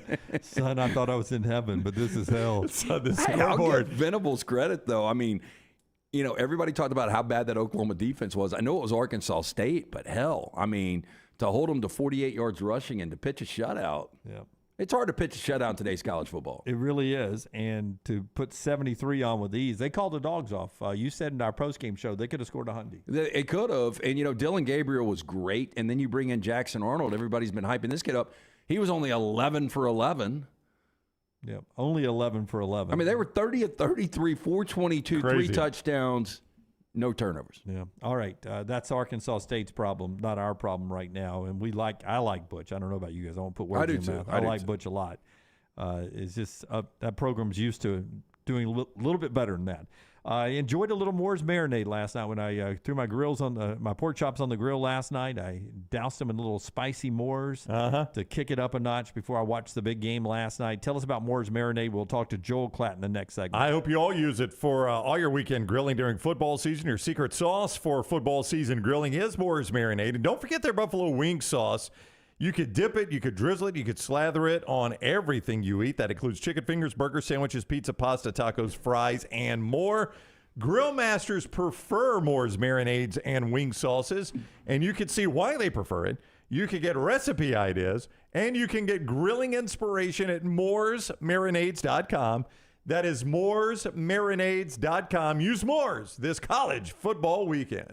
Follow The Next Round on Twitter, Instagram, and Facebook at Next Round Live. Hey, Lance Taylor from The Next Round. You've heard me for years talk about our friends at Bromberg's Jewelers, and we welcome you to stop by and see that great customer service at the Mountain Brook and Summit locations. But we'd also love for you to check out their new online shop. They've got plenty to choose from. Great gifts, big and small. Available online, they've got David Yurman, Tudor watches, select diamond and gemstone jewelry, William Henry, seasonal and favorite giftware items, and baby gifts as well. They've even got an online sale section. For more information, Brombergs.com. Want more of the show? Download the app or visit nextroundlive.com for the latest podcast. The Mystery Fifth Hour, our Not For All Ages podcast like Bama and Bourbon, and the entire Double Down Media podcast family. All at nextroundlive.com and on the Next Round app. Going to a big football game? Walking around all day? Then you'll want comfortable shoes. This is Wes McClooney, owner of the New Balance Birmingham store. Score a touchdown with a new pair of ultra-comfortable running or walking shoes. Come to the New Balance Birmingham store. I'm telling you, we'll make sure you have a perfect fit and we'll treat you like the starting QB. Our job is to make sure your feet are happy. Visit the New Balance Birmingham store on Highway 280 next to Chick-fil-A. Your feet will thank you. Hey, there's nothing worse than waking up to a plumbing problem. Don't get caught in a flooded house. Call the guys at Hemp Hill Services. Adam, Chad, and the team at Hemp Hill are the only ones I trust to fix it and fix it right the first time. Hemp Hill Services does it right and always at a fair price. For all of your plumbing, cooling, and heating needs, trust the name that Birmingham has trusted since 1954. That is Hemp Hill Services. Call now, 205-229-2090. That's 205-229-2090. Make sure to start your day at nextroundlive.com. Get caught up on the latest podcasts and videos from the live daily show, plus specialty shows such as the Mystery Fifth Hour. You can also learn more about the whole staff at Double Down Media, find all of our social media feeds, see the latest videos from our YouTube channel and gaming channel, plus find other ways to consume the show like the Next Round mobile app, which you can download direct from the site via your iOS and Android device.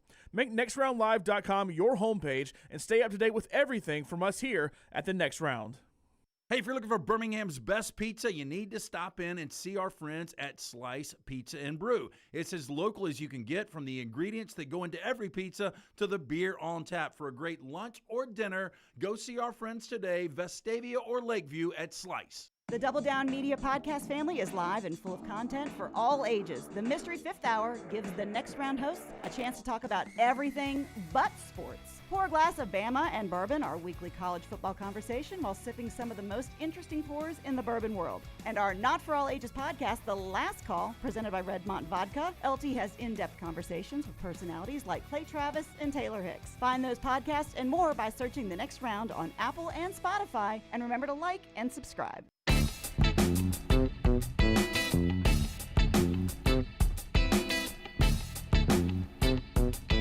It was so great to see Aaron Andrews back in a college atmosphere in the pregame right before kick with Gus and the All-American girl and our next guest. Just a really good broadcast. And what was, I said it on Saturday, and we may look back 13, 14 weeks from now and say that may have been the most entertaining or one of the top 5 entertaining contests of the year. And I didn't think it was going to be that going in. I was hoping Colorado could keep it entertaining for me. They ended up winning the game. It was a fun game from the get-go. I wish our next guest would wear Deion's glasses. I found out he's got an Oakley deal. I didn't realize those were Oakleys. I thought they would be like Cartiers or some Dolce & Gabbanas or something. Klatt is with us. Joel Klatt from Fox Sports joins us every Monday at 10:25 Central, courtesy of MyBookie.ag. MyBookie.ag, code next round. A deposit of $50 or more gets you a cash bonus up to $200 instantly in your account. Use it right away. MyBookie.ag, code next round. Good morning, Klatt. How are you today? I'm doing well. How are you guys doing today? Doing fantastic. When you grow up in the state of Alabama, you are a college football fan at birth, right? Yeah. And I have watched Klatt college football religiously for the better part of 30 to 35 years now, growing up in this state. And I can confidently say, and not just SEC, in the nation, I can confidently say I have never seen anything like Travis Hunter, ever. And I've watched a lot. I've watched a lot of college football. I have never seen that in my life. So, I'm not quite as old as you, but same. And I was trying to convey that. It's so challenging when you feel something in the booth that you don't have, I don't have hours to vet that out, like a comment like, I have never seen anything like this. But I legitimately, and so I ended up saying it anyways. I thought it for a couple of series. And then finally, I was just like, you know what? Like, he was incredible. By the way, Sonny Dykes, after the game, I don't know if you saw his post game, but he was astonished by it. He was like, listen, we take great pride in our strength and conditioning program. Somehow Travis Hunter played every snap in the game. We had guys that couldn't finish the snaps on their side of the ball, and it's, I think that the most surprising part for me was that it wasn't a package, on offense. He was just playing wide receiver, and he was just part of the offense. And then he was in every snap on defense. He was covering man-to-man. They weren't protecting him with cover 2 a lot. You can do that. You can take yards and running off of your corners by giving them safety help, letting them jam on a few snaps. And I'm not saying that they didn't do that at all, but he was in man-to-man. He's running those routes. It's 100 degrees. And here's the best part. Guys, he was at his best at like snap 115 and on. Yeah. That's what was so astonishing to me. And then I'll give you a really quick like sequence that I thought changed the entire game, obviously. Amani Bailey breaks the big run from inside his own 5-yard line. It looks like he's gone. Travis Hunter chases him down length of the field from the opposite side, gets him down to the ground. TCU continues to drive. Now it's 3rd down inside the 5-yard line. He's in man coverage on a wide receiver. Wide receiver runs a slant. He decides, you know what? I see that back creeping out, and comes off of his man coverage and intercepts the ball. I was like, man, this guy. And then he made the most impactful catches of the game. 3rd and 16. They don't come back unless he gets to 3rd and 16. He's catching the 3rd downs in the 4th quarter. That was astonishing. I've never seen anything, which begs the question, and I'd love your thoughts on this, because does any other coach in the country allow him to do that? I don't think they do. I mean, and I was going to ask you, Klatt, that was going to be my next question. 129 snaps. That is incredible, but can you continue to do that for 12 games? And I would say no. Other coaches would be like, we're going to be on a snap count. Yeah. I think every coach in the country other than Prime would immediately say, like, yeah, we're not going to do that every week. I honestly have no idea. I can't wait to meet with him on Friday to see what he says about a pitch count, if you will. I would think that that's the type of game you need him for 120. I thought it was 139, but like 29, 39, really, what's the difference? Yeah. That's the type of game. You're on the road. It's a top 20 opponent. They just went to the national championship game. They've got speed. You need that, regardless of temperature. When they play Colorado State, are they going to need 129 out of Travis Hunter? I don't want to disparage the Rams, although I do take a little bit of pleasure in it. I don't think you're going to need that out of him, right? Like, and the reason is, to answer your question more specifically, he wasn't the only receiver that could make plays. It's not like they couldn't move the ball without Hunter. He was just a piece of what was a really great offensive game plan and clearly a lot of skill. Jimmy Horn was open the whole day. Xavier Weaver made plays. Dylan Edwards caught it out of the backfield. Like, Shedeur Sanders played as well as I've ever seen a quarterback play in that uniform. I've seen almost all of them since 1984-ish, since I can remember. So, that's where I think that they can get him some rest, is if their offense can be this good, and if they can get any margin over teams that they're more superior to than TCU, then you can start to get them a little bit of rest, and maybe you get them down to that 100 mark or even 90 mark in some of these games. I will never forget, as long as I live, that echoing of you saying, I throw that pass 100 out of 100 times. He's open 100 out of 100 times as a quarterback. I throw that pass, and he made that interception. That was just great television to me. It just put into context how good of an interception. But I was blown away by Shedeur because, and you said it many times, that he was making great read after great read. I don't play the game. I don't see the high 22s or any of that. Explain to us what he was doing to be successful. A lot of credit going to the play calling, I know, but he has to make decisions and get the ball to the right place on time, on target. What was he doing in that game? Okay, so there is a 0% chance that a play caller can be perfect all the time. There's no way you can call the perfect play where the ball is going to go to the right spot every time. So generally speaking, a great plan in my mind means that you have taught and you have prepared your quarterback to make decisions on the field, and then you give him the tools to make those decisions on the field so that the ball can go to the right spot. Now let's back up and talk about what that means. Colorado has a team right now that has to play what I would call advantage football. They cannot succeed when they don't have the advantage, whether that's a personnel advantage in a one-on-one situation or the numbers advantage in a ratio situation. Okay, their offensive line is not dominant enough to just play like regular, call it, let it go. And so here's what Shedeur was basically doing every snap, was that there was a couple of different play calls. There's an RPO, you can run it, you can throw it either side, and he's got to determine where the ball goes on every snap or almost every snap. And that's hard to do for a college quarterback, okay? That we generally don't see that, in particular in the modern style when everyone's looking over the sidelines. Hey, coach, tell me where to go with the ball. It's like he didn't have to do that. And so, for instance, if the middle of the field is open and there's two safeties, okay, regardless of the front structure, you have more run blockers than they have run defenders. It's called hat on a hat. And all you have to say is like, okay, is the middle of the field open or not? Or is it closed? Is there a single safety or is there two safeties? Regardless of what the coverage is, doesn't have to be cover two, open or closed.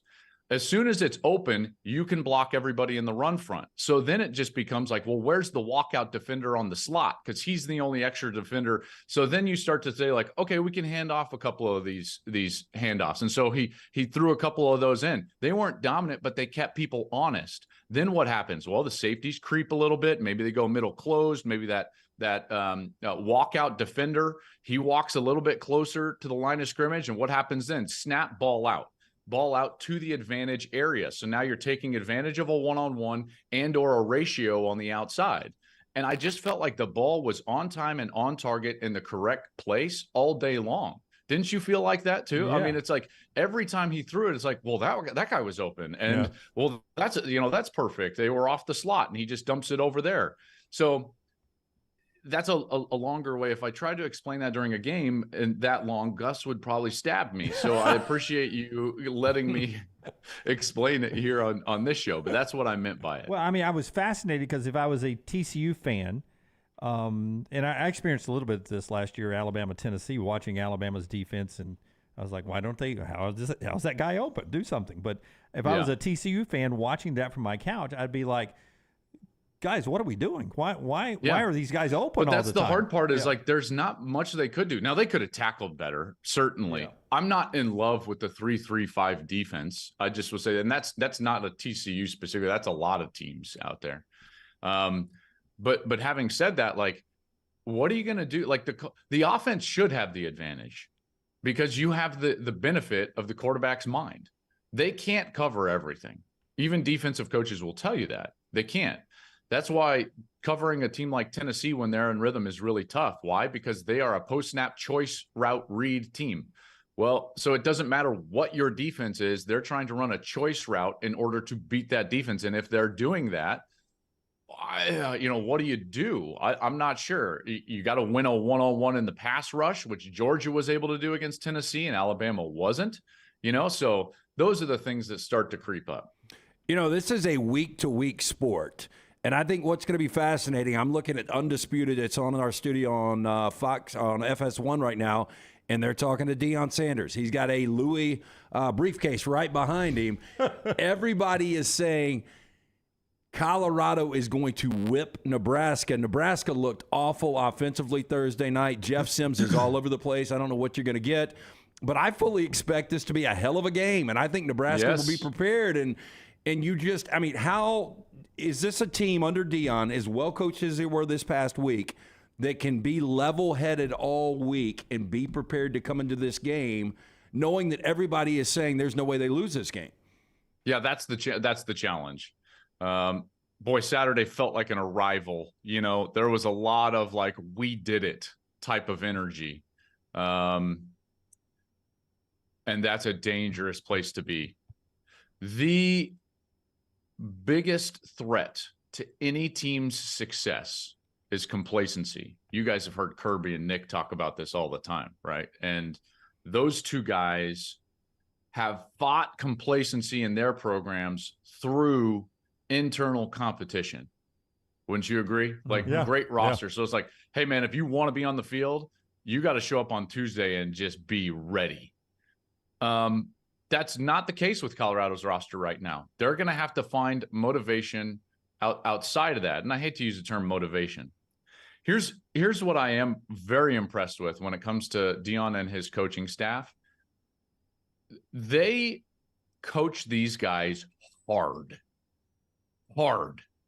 And I think you saw that in in the way that they played against TCU. Weren't you surprised at the clean nature of like the offensive operation? Yes. They look It's a like brand new team. They were the better coach team, and one coach just coached for a national championship, and Deion was the better coach in the game. Yeah, one of the better coach teams of the weekend. Yeah. Thursday to Sunday so far, one of the better coach teams of the weekend. I totally agree. And by the way, that's not just like, oh man, Deion, good job. 68 new scholarship players.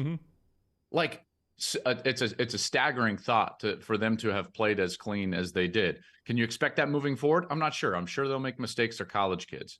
I will say a couple of more things on that question because it's a good one. Let me point to Charles Kelly. You guys know Charles. He was at Alabama for, I think, 4 years, if I'm not mistaken. And I asked him, I was like, I think everybody in the world would think that Nick Saban and Deion Sanders are polar opposites. And he said, absolutely not. They are way more alike than they are different. Isn't that a funny thought? Yes. From internal. And he said, each of them holds a standard that is so high, nobody can relax. So every day the standard is so high. And I think you saw that on display on Saturday. Well, they're going to need that standard this week. There's an old coaching adage. My dad used to say this. I remember when I was a little kid and I was watching the reel-to-reel film with him in my kitchen, our kitchen as a kid. And he had a very good high school team and program for a number of years. And I remember there was another coach in our house watching film, and it was a Sunday afternoon. I remember, I don't know why I remember this, but my mom had just made a pot roast. And we were sitting there and like, it's just one of those like childhood memories. And my dad said, and his friend was Jim. And he says, Jim, we got to treat these winners, our team, like losers. And if they ever lose, we'll treat them like winners again. And I remember being like, wait, what? Well, then I've subsequently heard that over and over again, throughout my career. And the adage being is like, winners need to fight complacency. Winners need to be held accountable. Winners need to be reminded of the strain and urgency that it took to get to the place that they played. Losers need confidence. Losers need to believe that, man, like it can happen if I do all of these things. And so Colorado's challenge this week is to do that. Now, last thing, and I know this is a long answer. They cannot bank on Nebraska making the same mistakes that TCU did, whether it was just mistakes on the field and or coaching errors. I like Kendall Briles a lot, but man, run the ball. Yeah. Like I was shocked that they didn't run the ball more. One, to keep Colorado's offense off the field, and two, because it was so successful, in particular in the second half. Nebraska will not make that same mistake. One, they can't throw it around the lot. We saw that on Thursday night. Jeff Sims has been a turnover, prone quarterback his entire career. And so they're going to come after that Buffs defense. And I don't know if Colorado can stop them up front. Now, on the flip side, there's no way the Nebraska defense that I saw covers for any amount of time what I saw on Saturday from Colorado. So we might be in the same situation where it's like 45-42 and just a different style of game. All right, it is the Big Noon Kick, Saturday, 11 o'clock Central Time, Colorado and Nebraska. I never thought I'd be so invested in this game. Hey, can I ask you guys a quick question? I know Please. you guys are trying to get out. No, and you're like all pay good. bills You're and all good. everything Go like ahead. that. Sentiment about Milroe. I haven't watched the film yet. I'm trying to get to that today. What do we think about Milroe? Hard to say about level of competition. Yeah, level of competition. Same, with a lot of the SEC games this week, the ones they won. A little shot there. Yeah, I mean, when they played like opponents, they all lost. Yeah, that is no doubt. The SEC had a bad weekend. No, they got embarrassed when they played like opponents. No doubt. It's hard to tell, but in my personal opinion, him this week against Texas will be him running the football a lot. They should. If he's safe with the ball, Alabama's going to win. If they turn it over 3 times, they'll be in trouble. Hey, text me after you watch it. I'm really curious as to what you think about him. Watch his. I know. My apologies. I'm going to try to get to that before our conversations every week because I think it would be, good for your show, but I haven't gotten a chance to do that yet. Second half touchdown pass to Nyblack, the tight end, 84. I thought was his best pass. I'm curious if you agree. Beautiful touch on the ball, and it was kind of a tough catch for the tight end, and he made it. I'll be interested in your thoughts on him. He's a confident kid. Yeah. Hey, well, that's half the battle. That is. Look at Colorado. Hey, and by the way, Nyblack doesn't look like an Alabama tight end either. Little speed there to burn. He's a good player. Right. Yeah, he's going to be a good player. Little speed to burn. Hey, Jimmy, that's just a great shirt. Thank you. I've had it a long time. Some of my dear friends are Colorado grads, and I've always loved the logo. But, since Deion is questioning whether anybody believes in the media, I do not want to get called out in a news conference. So I told you guys last week, I said they would win one of these first two. Yep. Yeah, you did. And they did. Hey, man, if they start 3-0 before they go to Eugene, I can't even imagine the buzz. Remember when Dan Lanning was like, oh, what's Colorado ever done? What have they won? Yeah. All right, Dan. Remember that year we gave you a hard time about having to do so many Michigan games? Hey, I'm just right now. If y'all booked 11 Colorado games, I wouldn't blame you. Hey, dude, I'm telling you, you should see our text chain. I was all over our programming department, literally from the booth. I was like, September 30, USC, make it happen. Like, it's got to happen. We got to have Caleb against Shador. Like, I hope that they can do it. They're like, well, we're trying to move some things around. I'm like, then move them. Dude, I am a Pac-12 fan. You know that. And for the Pac-12 to be 13-0 and playing like they're playing, these quarterbacks, we knew they were going to be good, but it goes even deeper now with Sanders. It's been a lot of fun early on. Yep. Yeah, good offenses out there. Really good quarterbacks. It's been fun to watch in the swan song year for the conference. I know. This is just the case study in like adults screwing it up. Larry Way Scott. to go, adults in the room. Larry Scott screwed it up. The president screwed it up. Jeez, academics. Everything lives in theories. Academia. It's like the downfall of our country. Put that on a T-shirt. Klatt, thank you. We'll see you on the Big Noon Kick on Saturday and then right back here next Monday. Have a great week. You got it. See you, boys. All right, buddy. Joel Klatt with us each week, courtesy of MyBookie.ag. Don't forget code next round for that sign-on bonus, and it is up to $200 on any deposit of $50 or more. MyBookie.ag, code next round. Before LT tells you about Alabama Power, let me tell you quickly about the power you'll see at NASCAR coming up. There's nothing like seeing the NASCAR drivers inches away from each other going close to 200 miles per hour at the demanding Talladega Superspeedway. Even better than that, there's so much going on besides the racing, interactive displays, tailgating, Saturday night concert featuring Hardy. What? Hardy's in town? Man, I like him. And so much more. NASCAR playoff weekend coming to the Talladega Superspeedway in the place that is built for speed. September 30th and October 1st. Get your tickets now at TalladegaSuperspeedway.com, TalladegaSuperspeedway.com, and by our friends at Alabama Power. Yeah, Alabama Power. We do that preview every single week. And Dunaway, I do not have my copy. Oh, man. Well, they keep the lights on, Jimmy D. We tell you about Alabama Power all the time. The fine folks at Alabama Power, they do a lot of great stuff there, including digital tools. Alabama Power is looking for new ways to help you save time and money. That's why they offer a suite of digital tools that make managing your account and staying up to date convenient and easy. All you need is an online account. Visit alabamapower.com/digital tools to get started. That's our friends at Alabama Power. Take the next round anywhere you go with official Next Round gear. Buy yours today at nextround.store.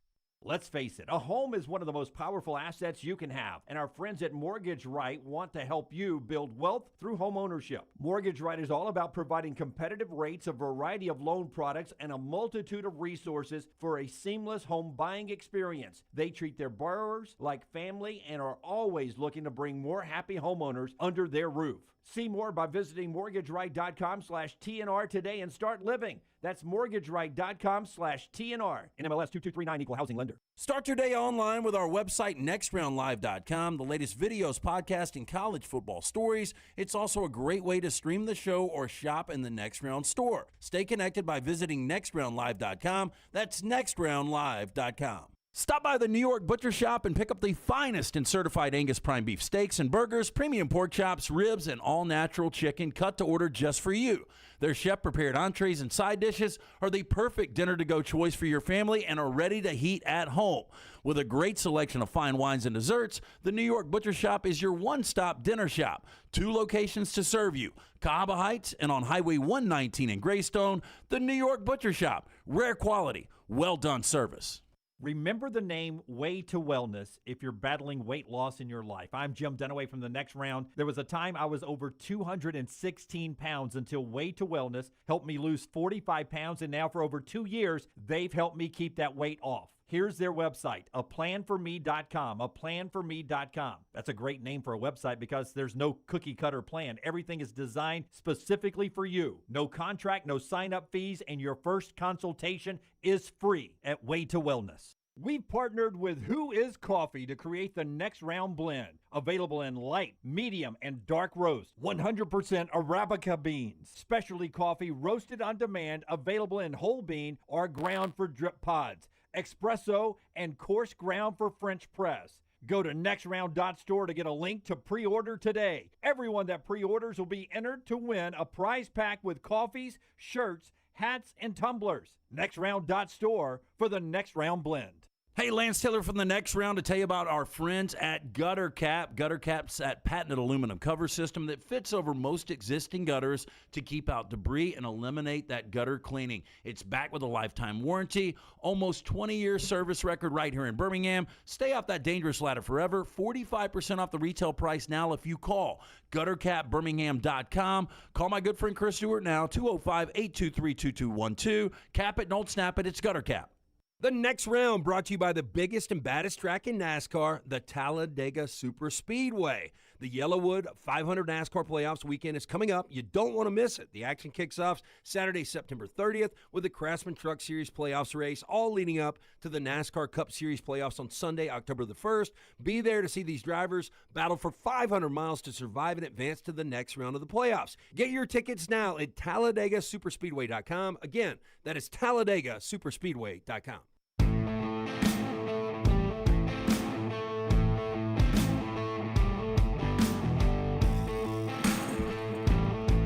All right, we'll knock out 4 downs here in this segment, as well as Rockstar's viewing menu. All that coming up here. Once again, our friends at Talladega Super Speedway getting ready for another big race coming up. It is October the 1st, the playoff race. You had a big win over the weekend from Larson, who got the win. Big win that advances him to the next round, the final 12. When they get to Talladega. So 2 more races for drivers to get out of the round of 16 of the NASCAR playoffs. But Talladega's race coming up October 1st. We'll send another group to the next round of the playoffs. You can check them out online at TalladegaSuperspeedway.com for tickets. TalladegaSuperspeedway.com for tickets, and that includes a ticket to go see Hardy in concert over at the Talladega Super Speedway. LT, tell us about our friends at New Life as we get Rockstar's viewing menu. Yeah, and just to let you know, I've got 4 downs unless you do. No, I'm good either way. I'll go with yours. But tell us about New Life first. Yeah, artist Daniel Moore has announced that Masterwork in Oils Legacy continues, the sequel to Moore's 1992 sold-out painting.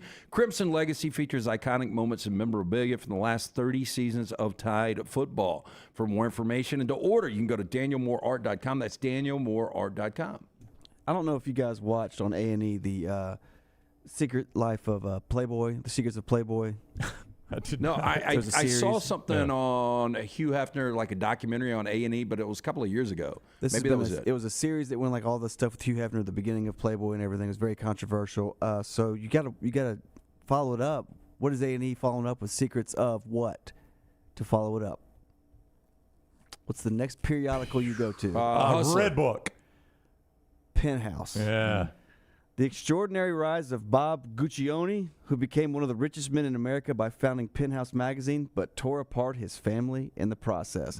It's not one. This is a series. A series of that. Huh? Well, I mean, all he did was take Playboy and make it edgier. Yeah, made it dirtier. And then Hustler came out. Then 8 p.m. on Starz, Encore Suspense. It is a channel, one of Bruce Willis's best movies and Brad Pitt's best movies, 12 Monkeys. 12 Monkeys. I agree. Really, Madeline Stowe's best movie, too. And Bruce Willis's. Yeah. You know, we talked about this at Trivia the other night. It's a great film, but really creepy. But that is all. We are still in the writer's strike. Still in the writer's strike. And that's what Rockstar is watching, brought to you by our New Life. Folks, it's time now for Slice's 4 downs, 4 great locations. Tell us about Slice, LT. Yeah, again, 4 locations, as you said, created by the late Jeff Bajaya. His brothers continue the legacy. Jason and Chris, make sure you tell them hello when you drop into one of those 4 locations. Local pizza, local ingredients, the best pizza out there, from the Bajaya Special to the Hot Mama to the Soul Pie. You're going to absolutely love it. For more information, slicebirmingham.com. First down. Okay, more disappointing, Ohio State or South Carolina? South Carolina. Ohio State still won the game, and no matter, it's a conference game first. It's not like you're playing an FCS or a Group of 5 team. It was a conference game, though Indiana is not supposed to be very good, and you're on the road in a conference setting. So it's South Carolina. They played a better team. I know North Carolina looked good. Hats off to Gene Chizik's defense. 9 sacks, though, is a problem. 16 tackles for losses. I mean, Couldn't run the ball. Spencer Rattler will not make Yeah. it through the season if this is, minus 2 yards rushing. Yeah, just embarrassing. I will say this, though. Somebody whose football opinion I trust about as much as anybody texted me and said, Ohio State ain't winning nothing with this quarterback. Okay, Kyle McCord did not look good. He did not look good, and you expect more out of them than you expect out of South Carolina. That said, when you're minus 2 rushing against a defense that was that bad last year, that is problematic for South Carolina. Second down. More impressive, Florida State or Washington? More impressive to me is Florida State. I mean, Washington beat Boise, but Florida State beat a top 10 team. I'm not throwing seems like you're mailing LSU and sending them down the river already. I'm not giving up on LSU yet. No, I'm just on national championship. I still think they could win 10 games. But Florida State is a legit contender. They took it to an SEC team that they are physical and a lot of talent over there, and they beat them like a drum. Yeah, I think I'd go. I'd have Florida State number 1 in the country today, so I've got to go with Florida State. They beat a better opponent. I mean, Boise. I just, maybe we overvalued Boise. Maybe we overvalued LSU. I respect they win, even at a neutral site over LSU, more than a home win over Boise. And they won it in about the same fashion. Yeah. Both of them were a beatdown. Yeah, they were. Almost the same type game, but, until deep into the second quarter, I still thought Boise State could pull the upset. And then right before the half, it fell apart for Boise State. And in the second half, they didn't even come out of the locker room. They were almost identical games. They really were, the way the games played out. And I do think Boise, they've got Central Florida, which is a really good week 2 game coming up. But I still think Boise's pretty solid. Taylor Green was awful at quarterback, though. Horrible. Killed me in fantasy. Third down. Okay, more surprising, the fact that Oklahoma pitched the shutout. Well, we saw Texas A&M score 52 points. That Oklahoma defense was bad last year. The fact they shut Arkansas State out surprised me more. And that would be like, okay, Brent Venables is a defensive-minded coach. Yeah. That's a good sign. Loved our offense. And I have more respect for the Arkansas State program than I do the New Mexico program. So I'd say the 73-0 beating Oklahoma put on was more impressive to me. Yeah, more surprising. Yeah. Fourth down. Beyonce, 42 years old today. Queen Bee? If I asked you, better career, Queen Bee or Peyton Manning? 2-time Super Bowl champion, 2 different teams for Peyton Manning, and the media career too. I mean, his media career has been tremendous. And he's got stock in business Budweiser. owner. He's got stock in Papa John's. Yeah, I think I'd go Peyton Manning over Queen Bee. I think I would go Beyonce. It's close though, It but is I tight. think I would go Beyonce. It's so hard for me to compare music to other things, but I think I would go Peyton Manning. It hits home with me more. Yeah, I mean, it's going to be easier, for me on the sports guys. Tyler the intern's right. Beyonce's a billionaire. Yeah, that's a good point. Yeah, Yes. dollars count. Thank you, Tyler. Thank you, Appreciate Tyler. that. Way to multitask out there on the back row.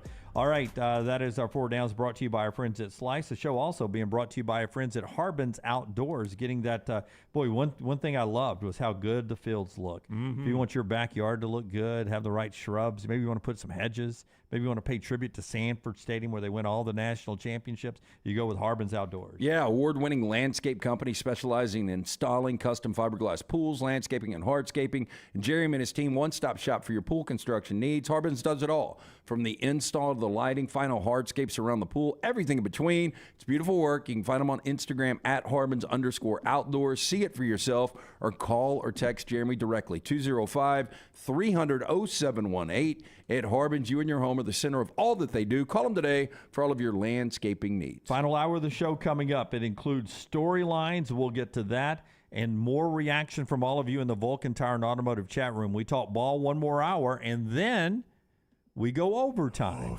Yeah, past the 12 o'clock ending today, Nick Saban and Hugh Freeze's news conference, 2 much more intense games this week. Bama hosting Texas, Auburn going to the left coast to take on Cal. All that in overtime coming up in the 12 o'clock hour today, Central, right here on the next round. Call the Next Round now at 205-734-0923.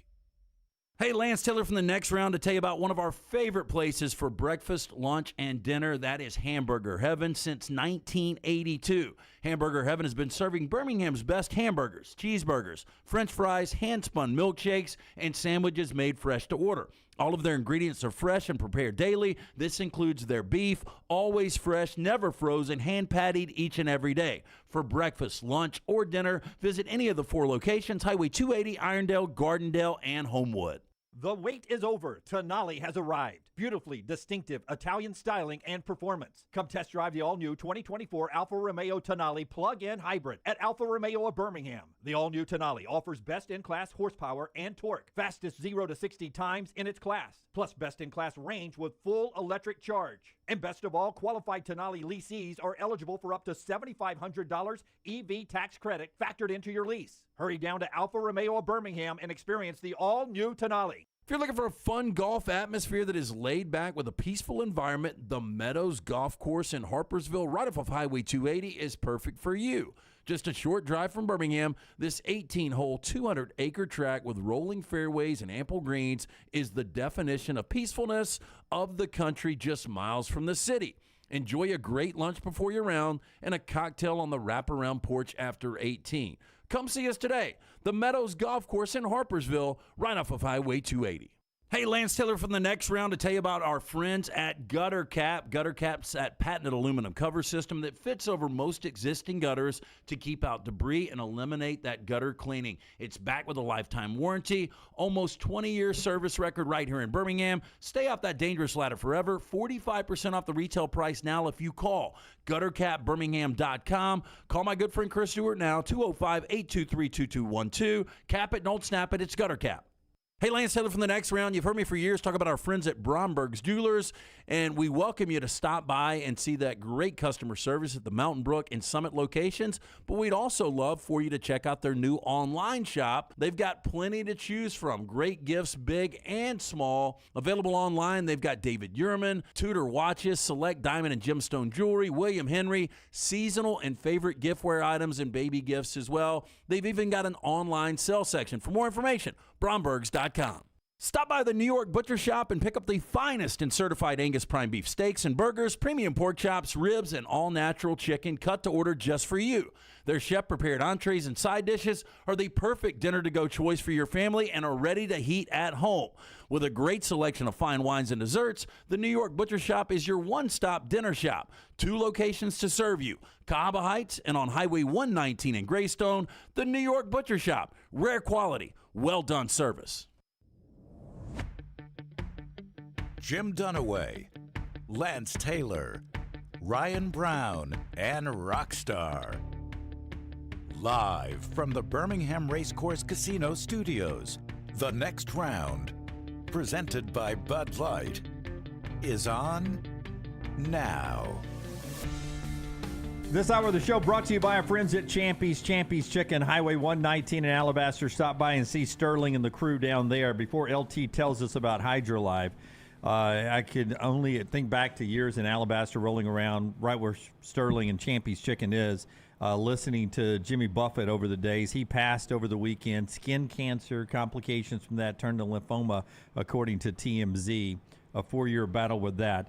A lot of good times there. And as I said over the weekend, get a chance to swing by Champy's Chicken and enjoy a margarita and, hold one up and drink one down for Jimmy Buffett. What a great career, and brought a lot of joy to a lot of people. Just like Champy's does, champyschicken.com, champyschicken.com, Highway 119 in Alabaster. I know you were not a fan of his music. Completely respect the guy, though. And I had a friend over, we were talking about it on Saturday, and he said, my dad made life decisions based on Jimmy Buffett's lyrics. Wow, now that's... yeah. His dad had a good life, though. Well, so I was like... I guess it worked. Jimmy Buffett was one of those that I think we talked about it on Saturday. I really thought he would pass away at 95 on a beach. Yep. Right. He just seemed like a guy that was so relaxed in everything he did. Again, I didn't like the music, but completely respected the businessman he was. I made enough money to buy Miami, but I pissed it away so fast. That's one line. Power looks at 40. Well, I bet that line ain't true, by the way. I bet he had plenty of money. Probably when he wrote it, though. Oh, yeah. Maybe when he wrote it. So I went to a Jimmy Buffett show one time out at the amphitheater, and just the joy he brought people because, if you were a Jimmy Bo, what do they call them, parrot heads? Parrot heads, yeah. Those people were all in, and it was almost like the widespread crowd, but, obviously different level. Well, nobody went for, to hear great notes being hit. They went to sing along and drink together. It was a beach party. It was. In Cincinnati, in Louisville, in Nashville, a couple of places I saw him over the years. You went there for the party. Yeah. And for him to be able to, and Rockstar, you can chime in as the musician here, wasn't the best musician. For him to be able to parlay that into the career he did, He that's made it just into incredible. a lifestyle. Yep. That's just, he just turned in a genre into a lifestyle. Turned it into a hotel chain and a drink and a restaurant. There's a Sirius XM channel. A Sirius XM Margaritaville. channel and clothing and all that. Before all that, though, a student at Auburn, they honored him in Jordan-Hare Stadium. They sang Margaritaville in Bryant-Denny Stadium. They used it on bump music on both Fox and CBS broadcasts this weekend as the world stopped and paid tribute to Jimmy Buffett. All right. So our friends at HydroLife gets us into another hour of college football conversation here. IV therapy, B12 injections, cryotherapy, compression therapy, it's all under one roof. They're open 7 days a week. The newest location in Hoover, one in Homewood, 9 a.m. to 6 p.m. Mention Next Round at checkout. You can save 20% off any service. And remember, if you can't actually get to one of the two locations locally of HydroLife, they can actually come to you, place of business, your home. You can have a nurse come out. You can follow them on Facebook and Instagram at HydroLive Therapy, hydrolifetherapy.com for more information. But mention Next Round at checkout, 20% off any of those great services from our friends at HydroLive. Two storylines are the biggest one out of the weekend. one was Deion Sanders in Colorado. We've talked a lot about that. And we started the show with the other. Florida State destroying LSU 45-24. At one point, a 31-point output without any return points from LSU. Jordan Travis, 342 yards, 4 passing, 1 rushing touchdown. And Keon Coleman with 3 touchdowns. The defense, by the way, held LSU to under 200 yards in the second half. Here is Mike Norvell, the head coach, a guy that a couple of times Florida State fans wanted to get rid of. Mike Norvell, after the game, on if this was a statement for Florida State. Remember, they beat LSU last year, too. Here we go. What type of statement do you feel like this team made, particularly with what you were able to do in the second half? No, I mean, I thought that, I'm not, to be honest, I'm not really worried about the statements that they make. I just want to go see them play to their capability. And, I told the offense at halftime, I said, you will score every drive in the second half if we'll go out there and just focus on the little things, focus on the details. I'm glad that they went out and executed that defensively. Man, what a great second half that they had. Creating a takeaway. Obviously, being able to get stops, get pressure on the quarterback, and then I loved the way that we finished, being able to run the football. And it shows your training, it shows your toughness, it shows your desire and your will to finish. And that's what we want to be, and that's what we want to be known for. But really, it's more for us than so much than what the outside. But I'm definitely glad that everybody got to see a glimpse of the identity of this team, and now we get to go get better. Now, we praise Deion Sanders for his coaching. Mike Norvell, who always also calls the plays, called a brilliant game. The thing I wanted to see how this team would handle the hype coming into the season, being preseason top 10 team. I wanted to see Mike Norvell back up the 10 wins this year. And watching him early on, I don't know if you guys saw it pregame, him and Brian Kelly hanging out, Brian Kelly saying, look, I respect the way that you hung in there and you continue to do things your way instead of change. A lot of people, when they have adversity, they'll change the way they've done things. I'm really proud of what you've been able to do and keeping this going the way you want to do it. And then watching Norvell, not only the play calling, just the command of the program. He seems so confident as the face of Florida State. And Brown, he never, early on when it seemed like every call was going against them. Oh, like that personal foul earlier? What a joke call that was. Yeah, I think the first 5 penalties of the game were 5 penalties, 53 yards, 0 for LSU early on.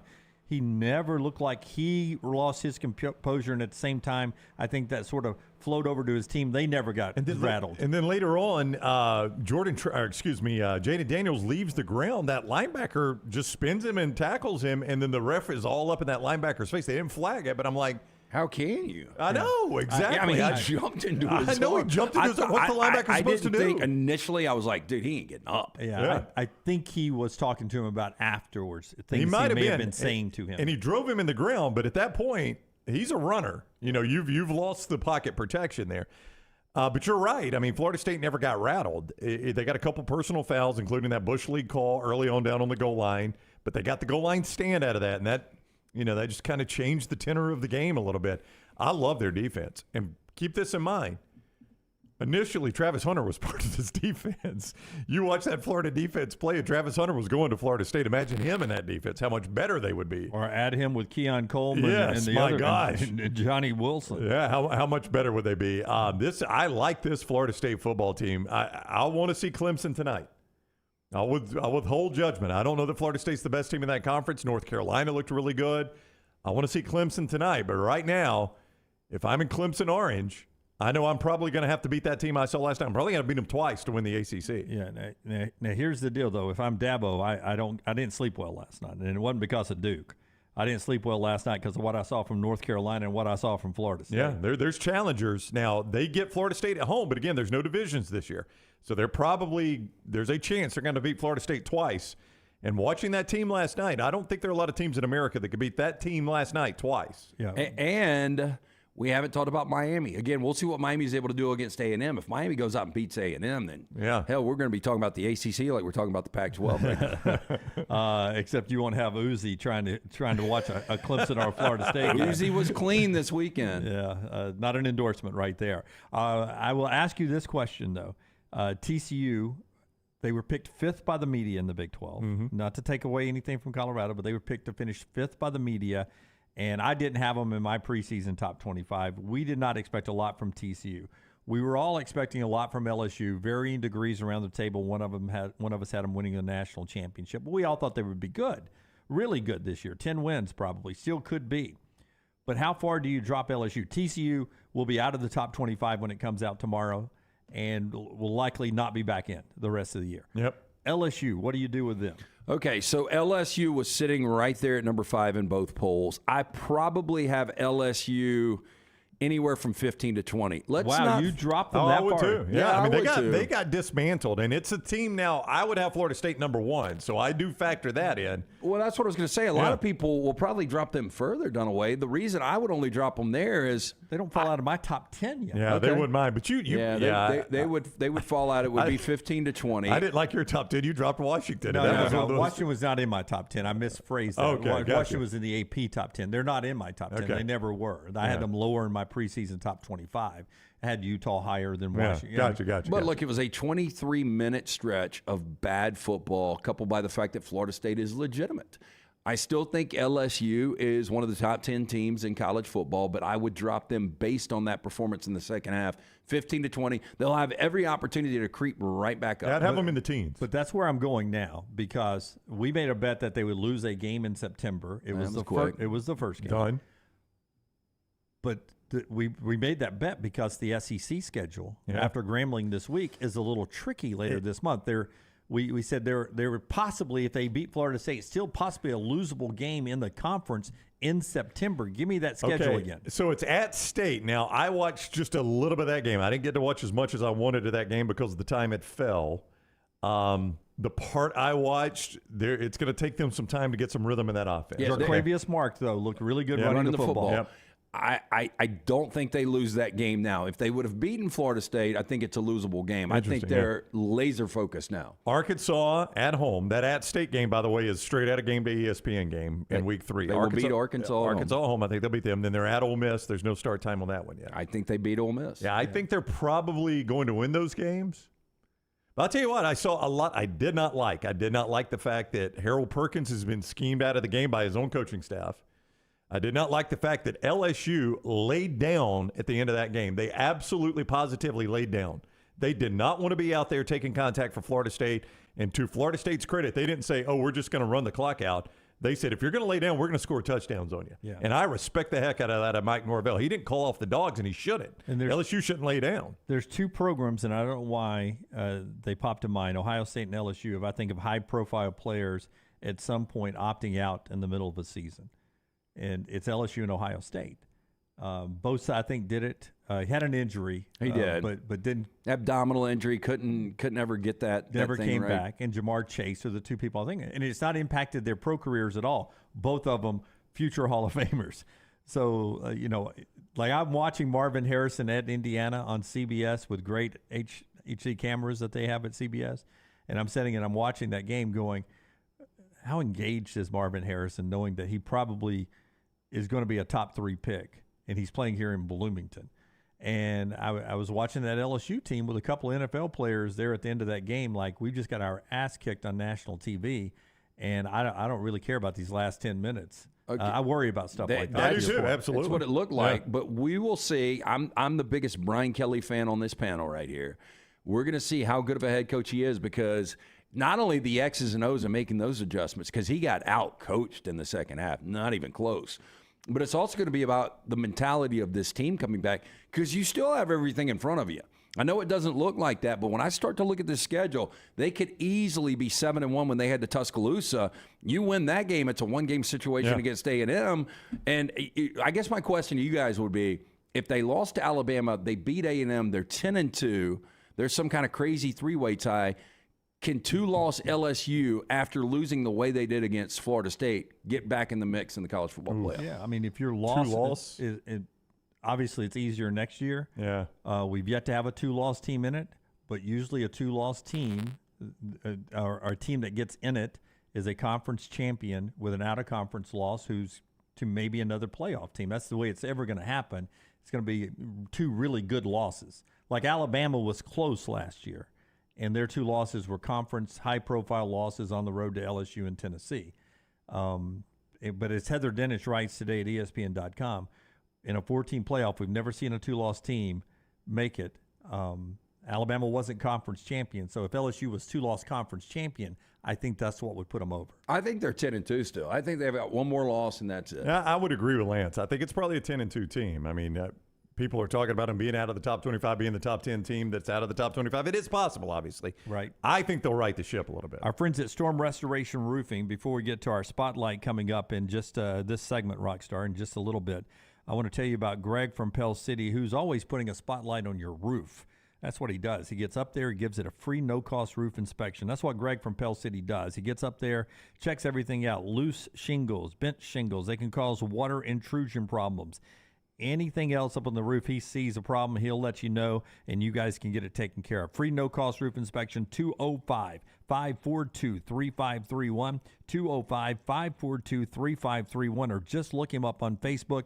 Greg from Pell City, A-plus rated, locally owned, and insurance companies trust him. It's Greg from Pell City and Storm Restoration Roofing. All right, a lot of college football conversation. Real quickly, before we get to our storylines in college football, on a baseball note, the Braves won 6 straight. The Dodgers finally beat them, though, last night. You're a little worried, Braves-Dodgers, when and if they meet up in the National League playoffs, because the Braves were kicking their ass, and then finally the Dodgers pulled one out. You know, it's funny. My buddy Drew came over yesterday. We were watching the game, and he's like, I really, as a Braves fan, I want to lose this game because I don't want to be coming off a sweep and everybody saying this Braves team is unbeatable. I don't know how Braves fans felt about that. I'm sure most wanted the sweep. Yeah, it was a little concerning, but, you know, the Dodgers were able to squeeze that last one. I still don't think the Dodgers pitching is good enough because everybody talks about this Dodger lineup, and it's incredible, 762 runs. But guess what? The Braves lineup, they've got 789 runs. It's just as good, right? Yeah. So, you know, I think the Braves are the better team, but I do think it's not even close. It's Braves, Dodgers, and we'll see the 7-game series, and we'll see who goes to the World Series. Yeah, so a fun weekend of watching those play. Andy says Dodgers still scare me. As they should. I mean, you have like rosters, right? You have like rosters, better pitching probably in Atlanta right now, right? I would say right now, yes. Yeah. All right. Let's get to our big storylines. It's our spotlight today, brought to you by our friends at Redmont Vodka, Redmont Distilling. Tell us about Redmont, and then Rockstar will hit the big button. Locally owned and operated product, again, available in 22 states now. It is one of the fastest growing distilleries in all of America. Ask for it by name at local restaurants and bars. If they don't have it, tell them to get it. Their aim, clarity, and taste, color and smell. It's vodka perfection, gluten-free, 8 times distilled. Pick it up at your local ABC or package store, including the beverage place and pink package. It is Redmont Vodka. The College Football Spotlight. College football's biggest storylines. Brown, a storyline moving forward that has caught your attention. Well, I think it's got to be the performance of the Pac-12 in week number 1, and how long can they keep this up? 13-0. They do play some key non-conference games. I've been looking forward to Oregon at Texas Tech, which is coming up on Saturday night. Auburn and Cal is a very interesting game. Hugh Freeze saying a moment ago when asked specifically about Jarquez Hunter, there are a lot of questionable players. He chooses not to get into a list of questionable players. That tells you Jarquez Hunter is maybe not likely to play in this game Saturday night, which would be big for Auburn.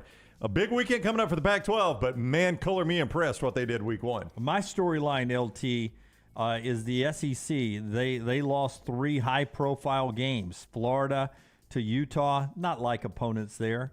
North Carolina to South Carolina, felt like opponents there, but maybe edged North Carolina. LSU, Florida State, like opponents. They lost all 3 of those high-profile games.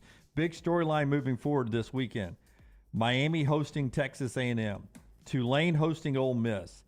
Texas is at Alabama. Arizona's at Mississippi State. Auburn's at Cal. If the SEC goes 1-4, 0-5, and that's doable. Yeah, I can see it. Well, that's doable. Houston, we've got a problem. I know Houston's not coming to the league, but I get you. But oh my goodness, I mean, where's the out-of-conference high-profile wins? It's a big weekend for the SEC. There's enough street cred. The SEC doesn't have to worry about this, but they need a good weekend coming up. They do. Yeah, look, and I know it was only 1 week for Georgia, but again, not that impressive offensively. And my storyline would be the Michigan Wolverines. And you look at J.J. McCarthy channeling his best Jim McMahon with a free hardball shirt on. And they got in line before the first snap and held 4 fingers up. I mean, woof. And you start to look at the schedule now. Ohio State, again, it's week 1. But I think they're more worried about the trip to Penn State. But I think they absolutely breeze before they go. They're going to be undefeated at 9-0 before they go in to take on the Nittany Lions on November 11th. And I think Michigan with J.J. McCarthy and Blake Corum and Donovan Edwards, this is a team to watch. Yeah, and again, it looked like they were toying with the opponent on the weekend. That's our big storylines moving forward coming out of week 1 of college football. Remember, bonus hour today, we'll get Nick Saban and Hugh Freeze's news conference in the 12 o'clock hour. So we'll go a little long today, all year long on Mondays, a little overtime for you here on the show. Quick break here. Trash is part of the next segment as we roll on today. The show being brought to you in part by our friends at Odie's. Tell us about the great folks at Odie's. Birmingham Institution. Get in, see Will Haver and that great staff. Odie's Tavern. Again, Rodney Davis cooking up great food for more than 3 decades. Award-winning wings, delicious burgers.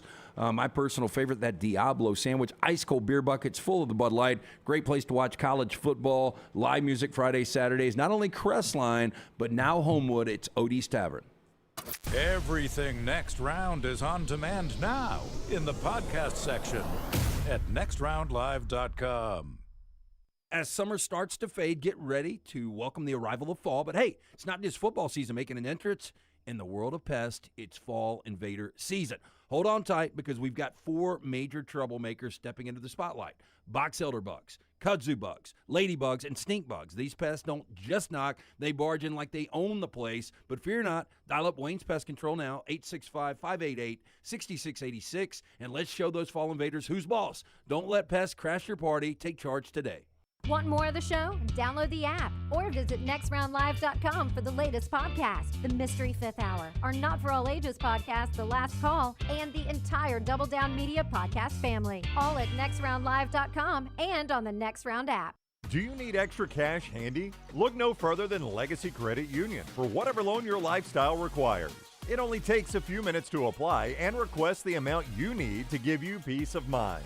With affordable low rates and manageable payback plans, a Legacy Lifestyle loan is crafted just for you. Apply online today at legacycreditunion.com/join. Lifestyle loans from Legacy. Terms and conditions may apply. Legacy is federally insured by the NCUA. The Double Down Media podcast family is live and full of content for all ages. The Mystery Fifth Hour gives the Next Round host a chance to talk about everything but sports. Pour a glass of Bama and bourbon, our weekly college football conversation while sipping some of the most interesting pours in the bourbon world. And our Not For All Ages podcast, The Last Call. LT takes off the gloves for an in-depth conversation with stars like Taylor Hicks, presented by Redmond Vodka. Find those podcasts and more by searching The Next Round on Apple, Spotify, and on our website, nextroundlive.com.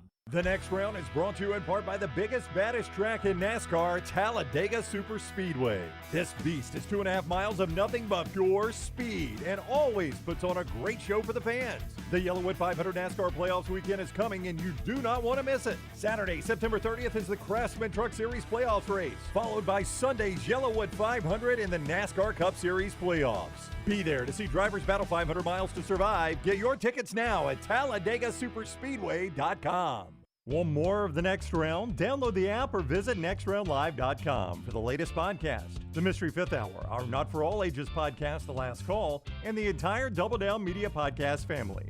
All at nextroundlive.com and on the Next Round app. Hey, Lance Taylor from the Next Round to tell you about my friends at Michelson Laser Vision, located conveniently UAB Highlands. Almost 20 years ago, I went in for the procedure. Only took 12 minutes for both eyes. When I went in, I had 20/200 vision. I was legally blind. Now I have 20/15 vision, still 19 years later. Make the call today. Schedule a hassle-free consultation, 969-8100. Dr. Mark Michelson, Dr. Jen Michelson, Michelson Laser Vision. Make sure you tell them the Next Round sent you, 969-8100 or Michelson. LaserVision.com. Hey, Lance Taylor from the Next Round to tell you about one of our favorite places for breakfast, lunch, and dinner. That is Hamburger Heaven since 1982. Hamburger Heaven has been serving Birmingham's best hamburgers, cheeseburgers, French fries, hand-spun milkshakes, and sandwiches made fresh to order. All of their ingredients are fresh and prepared daily. This includes their beef, always fresh, never frozen, hand-pattied each and every day. For breakfast, lunch, or dinner, visit any of the 4 locations, Highway 280, Irondale, Gardendale, and Homewood.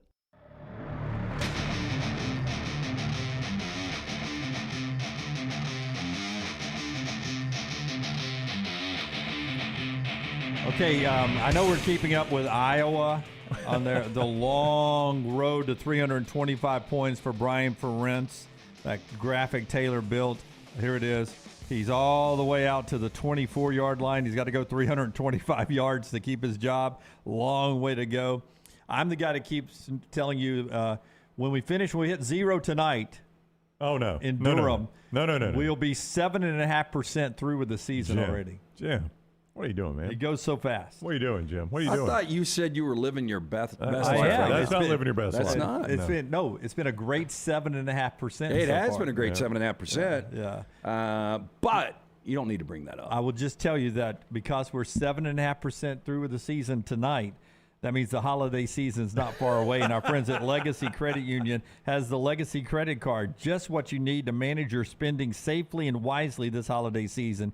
Credit cards offer better consumer protection against fraud compared with your debit card, which goes directly to your bank account. Legacy offers rates as low as 8.90% APR on credit cards, compared to major credit card providers who advertise rates as high as 29% APR. Look no further than Legacy to open a credit card today. You can do it online in minutes at legacycreditunion.com/join. legacycreditunion.com/join.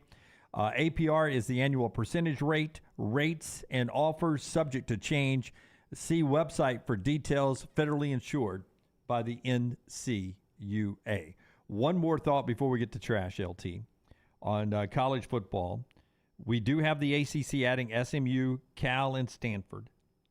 And the Pac-12 and the Mountain West, they've got to get into the legal paperwork to see if it's beneficial for Oregon State and Washington State for the next 2 years to just continue to call themselves the Pac-12. For only 2 of them. Or for the Mountain West to adopt the Pac-12 to adopt the Pac-12 name because of existing contracts and them being considered a Power 5 conference. It may be more financial beneficial to the legal paperwork that's out there that were drawn up in a world that you never thought the Pac-12 wouldn't exist, that maybe there's a bigger slice of the financial pie from the college football playoffs that'll be better if the Mountain West calls themselves the Pac-12. Yeah, and I brought that up weeks and weeks ago that I think the Mountain West should do that. I don't necessarily love it because it's really not the true Pac-12. I just don't want the Pac-12 to go away. That feel like a Pac-12 game you were watching yesterday. Oregon State, San Jose State. It's about to be a conference game. Guess what? I didn't get to watch it. It's true. I was watching Braves Dodgers. Yeah. You know what it felt like to me? Felt like I was watching, what was that San Francisco Bowl game, the almond one? Oh, yeah. What, they play in the baseball stadium? Yeah. That's what it looked like to me for Blue a while. Diamond? Yeah. The Blue Diamond Almond Bowl that we had for a while. You guys like almonds? I'm all right I with eat some almonds. every day. I love them. Eat some every day. Leave or take them. Yeah, I do like almonds. Yeah. It'll be interesting to see what we do with that name.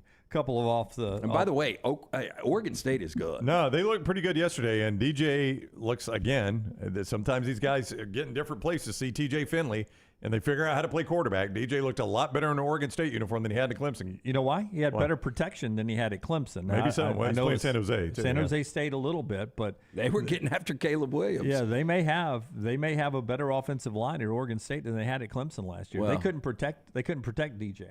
They coach quarterbacks better at Oregon State than they do at Clemson. Deshaun Watson, Trevor Lawrence will coach pretty good. I'm just talking about recently.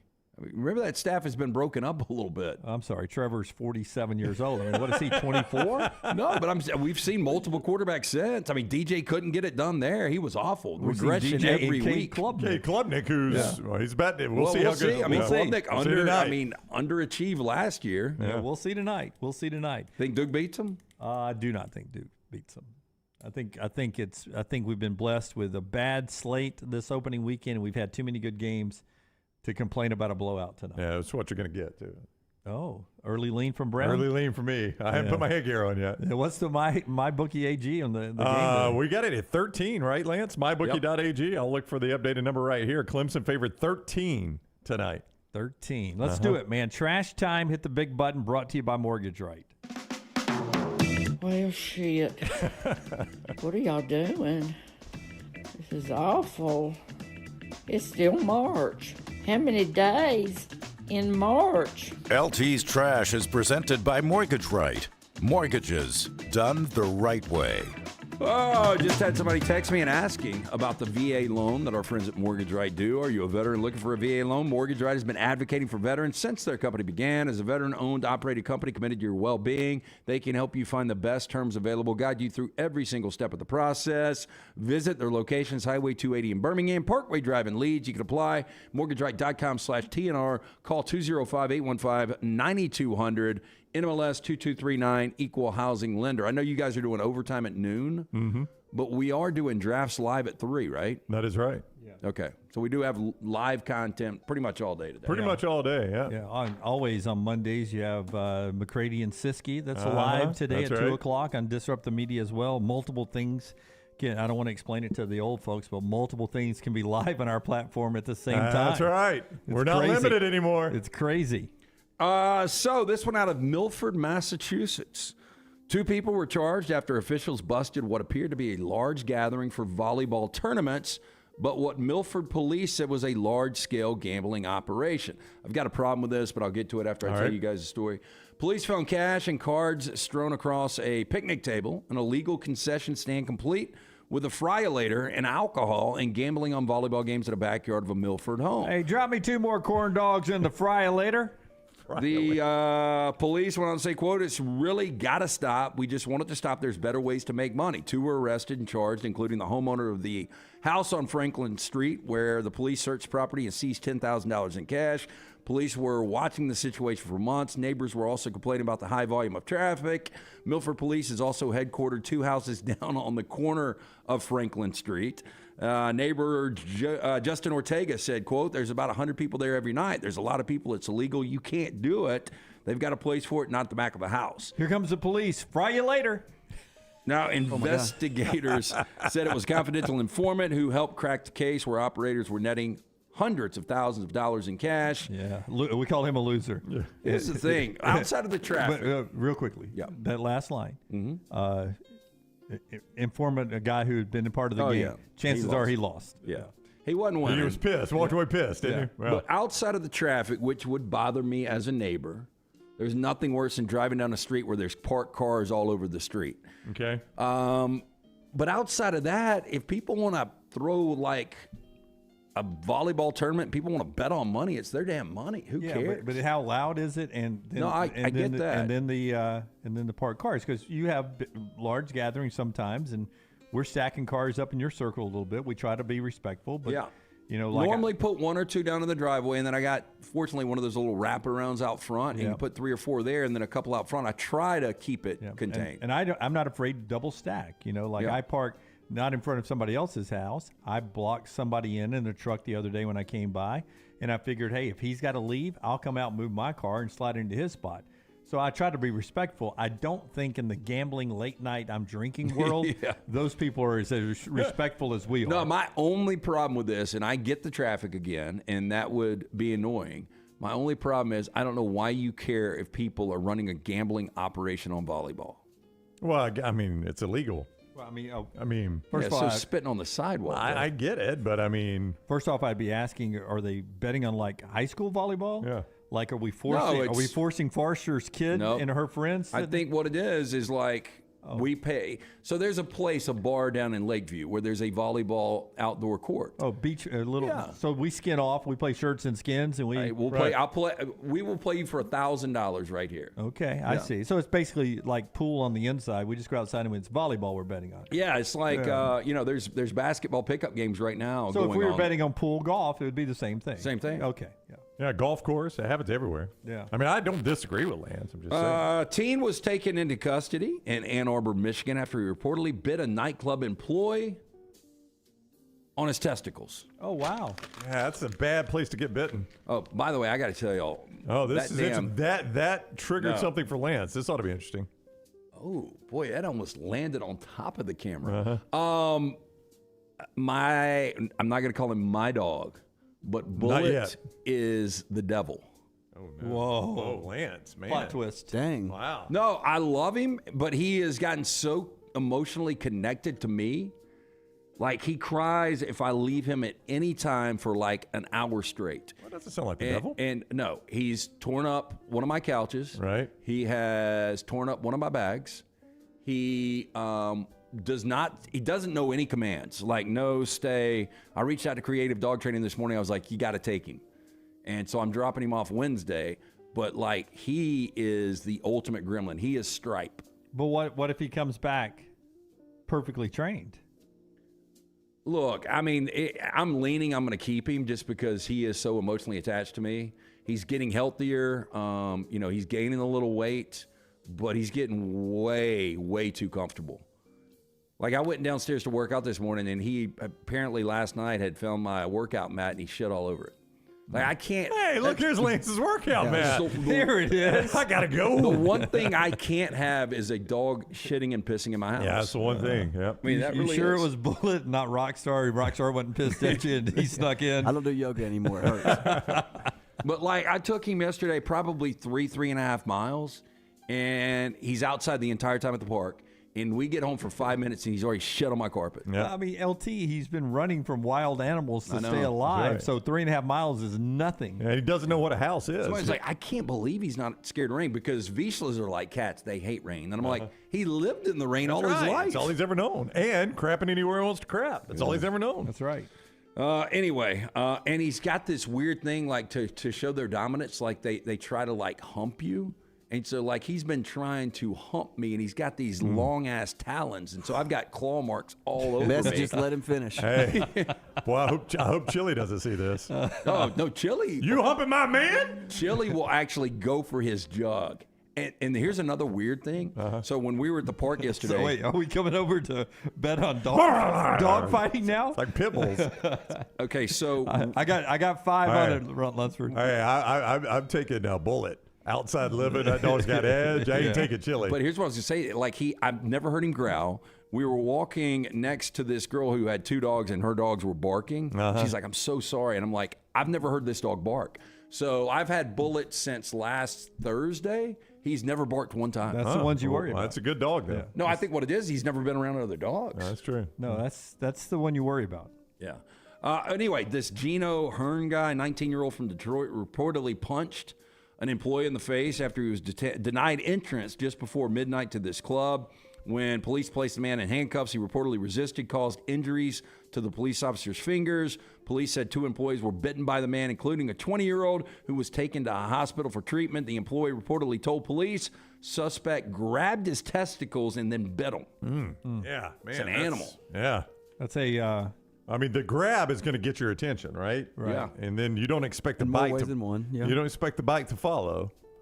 And that's when it kind of ramps things up at that point. Rocky, I hope you, and I bet you've got pictures of this next one, but a Tennessee woman has got the world record for the longest mullet. Tennessee woman. Oh, my. 5'8". Those are some jeans, Sweet man. ass truck, too. Yeah, man. Jeans are what makes me. Is this from the 80s? That's a... that is current. It's quite an outfit she's got. Damn. Is that not the guy who was on the cover of Mad Magazine? Is that not Alfred E. Newman? It's got a little Reba McEntire / Tanya Harding / I'll give you a little of the Mad Magazine. She, Rockstar, is she a Nazarene? You know, they don't like to cut their hair from the Bible verses there. Well, she cuts it on top. Well, that's true. Well, they like it long. And she has had this same hair since 1990. Tammy with an I, by the way. Manis earned the female version of the mullet length record when the hair was measured 5 feet 8 inches long. That's like a big squirrel tail. I think her apparently we're going to a horse show. Yeah, her clothing is the more abhorrent part. Oh, yeah. She likes to wear pants now. I haven't seen her in a skirt yet, Rockstar. I don't know if you got more photos of her. She's got a lot of hair. She does not have a mirror. Yeah. She likes wearing them pants. Anyway, she said she has not cut the hair since February 9th of 1990. She said she grew a mullet when she was young, inspired by a girl until Tuesday's Voice is Scary video. She said she immediately regretted cutting it off in 1989. She got $300 for this, though, and a world record. Way to go. It's all worth it. Yep. Who's laughing now? Okay, so we got a geography professor. Didn't hide his clown fetish or the fact that he sometimes indulged his urges by recruiting students as subjects. He posted regularly about it on social media. He went on to say, what's quote, a clown fetish? I have a face paint fetish, and I convinced the cute girls in my class to let me paint their faces. This is going to go the wrong direction. Let's keep an eye on this old boy. Joseph Takash. I think we've already got him. Held jobs at 2 colleges and was on the tenure track at a third before a student journalist at Nicholas State University in Louisiana exposed his behavior. He submitted his resignation the same day after the story was published. Now, his interactions with students and open discussion of his fetish happened in both mainstream and tailored digital spaces. He popped into Facebook groups geared toward new students in niche forums on websites like Reddit. Did you say new or nude? New. Yeah, Okay. I thought so too. Posted videos on YouTube and one Reddit post on a forum meant to highlight hard-to-believe stories. Takash posted pictures of several women in white face paint. Now, Sophie Levin was a freshman at Kent State in 2017 when she encountered Takash, then 28, in a Facebook group intended as a gathering place for new students. Takash had offered cash to anyone willing to let him paint their face. Levin, then 18, agreed. The money was appealing, but the interaction soured. Takash, he said, insisted he come pick her up, take her to the building that housed the geography department where he would paint her face. Uneasy, Levin stopped responding. Takash got angry, wouldn't give up, she said, which led her filing a police report. So all he did was paint the face, right? Yeah, but I think Dunaway's on to it. You know, if you're a student, you're like, well, maybe this gets me an A, and we never know what happens next. He'd also pay them, but then he'd text you nonstop, like, "Hey, you have any other friends?" Like, just and then all of a sudden he doesn't want to paint you with your shirt on. Yeah, that's right. I don't want to get your shirt all dirty. That's with, right, I'm, yeah. I'm messy painter. The headline to the story is, "My gosh, Takash." Did you just wrote that? Yeah. Oh wow. Takash is his name. I thought it was Takash. Come on, my gosh, Takash. Joseph Takash. He looks like one of those dudes on Impractical Jokers. He looks like he's about all of 14. Yeah. Why don't you just turn that frown upside down, little girl? Do you guys like playing cornhole? Yeah, it's not something I seek out to do, but if it's there and I got nothing else to do, I'll play it. I'll do it if I'm waiting on a table at the Grand Hotel. I like. I'll get very specific with it. All right. So Jim only likes it at certain places. My buddies Chad and Casey Rhodes made me those custom Rams corn. You never used them, did you? Casey and Dusty Rhodes? No. Oh. It's the American dream, Jimmy. Chad Rhodes. You know Chad. I know Hemphill. Let's go play some cornhole. Anyway, they make great cornhole boards, and they do them like any design you want. So I had an old school Ram, so I've got those, and I love playing with young Jack. I love playing cornhole out there. Is this with what him. I think it is? Yeah, so imagine loving cornhole so much you take it to your grave. Yep. Better yet, you make it your grave and invite the living to play. Now, the city of Belfort just posted these grave markers on their Facebook page.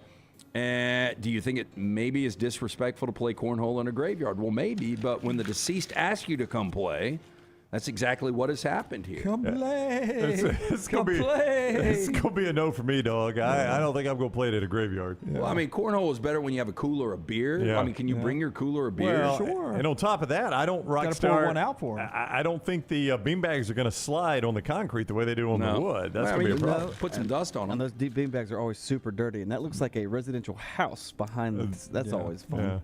Yeah, I'd say this would be a lot more interesting if you can't get the beanbag back out. It just drops 6 feet down right into the casket. Like 18th hole at putt-putt. Would you feel a little weird reaching your hand in there? What if somebody grabbed your hand?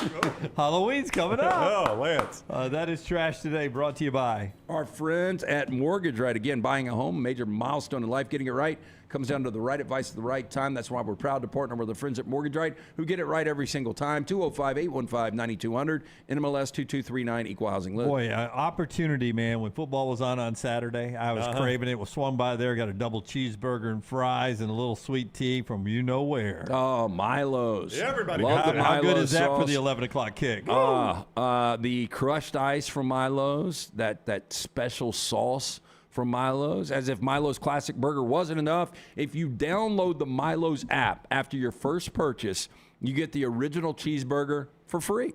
Stuff your face, earn free stuff. Download the Milo's app today and start earning rewards. Follow Rockstar on Twitter @RockstarBHM. Hey, Lance Taylor from the Next Round to tell you about one of our favorite places for breakfast, lunch, and dinner. That is Hamburger Heaven since 1982. Hamburger Heaven has been serving Birmingham's best hamburgers, cheeseburgers, French fries, hand-spun milkshakes, and sandwiches made fresh to order. All of their ingredients are fresh and prepared daily. This includes their beef, always fresh, never frozen, hand-pattied each and every day. For breakfast, lunch, or dinner, visit any of the 4 locations, Highway 280, Irondale, Gardendale, and Homewood. You have all heard of Red Wing Shoes, but what is Red Wing Shoes?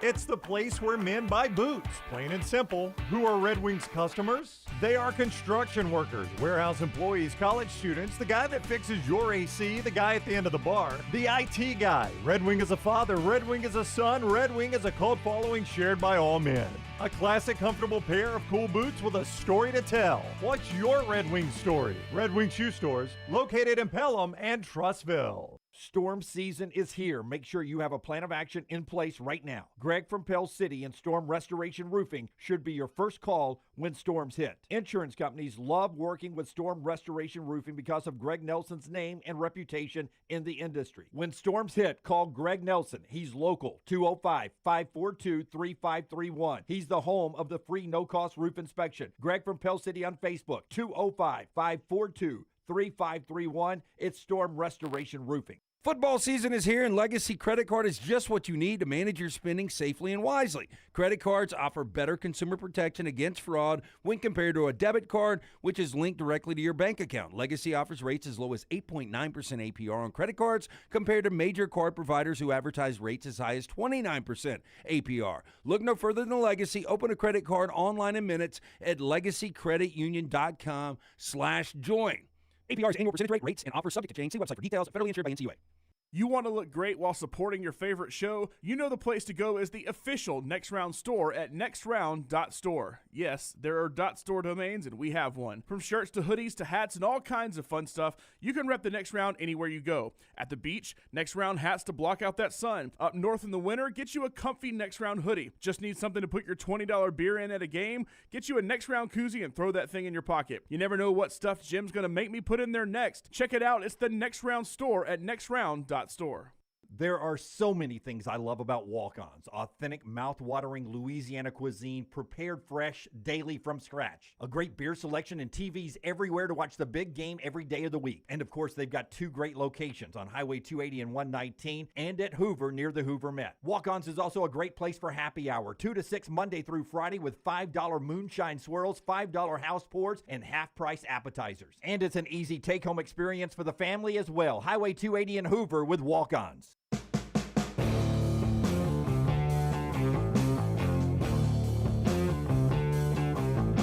Hey, if you're following the NASCAR playoffs, first race yesterday, Southern 500, Kyle Larson, the winner, holding off Reddick and Boucher. Bubba Wallace, Kevin Harvick, Ricky Stenhouse, and McDowell are the guys that have to really improve. They're the 4 that would get bounced of this round of the playoffs if they don't do well at Kansas or the next race. When they finally get to Talladega, it'll be a playoff race as well. TalladegaSuperspeedway.com for tickets. TalladegaSuperspeedway.com for tickets.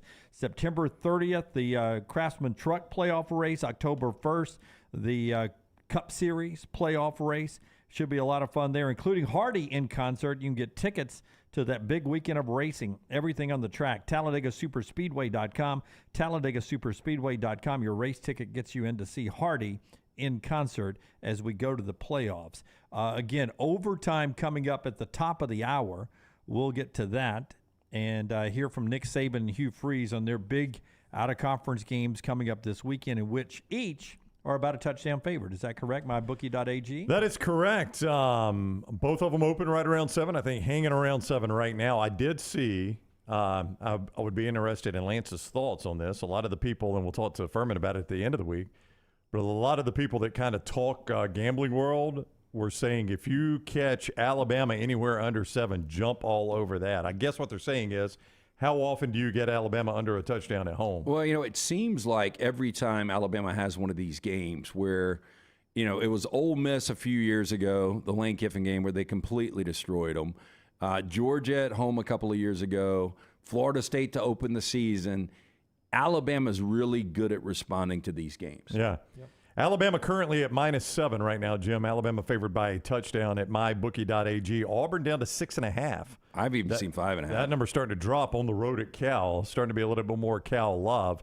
Because Cal went in and put up a lot of points with Jake Spavital as their new offensive coordinator at Cal. Got fired at Texas State, who had the big win over Baylor with T.J. Finley at quarterback. I mean, full circle, musical chairs in college football. Yeah. Spavital is now with Wilcox at Cal, and the offense looked a lot better in Denton on the road. I mean, it was balanced, too. 357 yards rushing, 312 yards passing. That's impressive, yeah. Yeah, and I've just never seen that since the Aaron Rodgers days from a Cal offense, Jeff Tedford days. The total is 56.5 for both games. So if you're wondering how Vegas thinks these two games will play out, they think both of them will play out. I guess you would say that's somewhere in the 20s, right, at 56.5.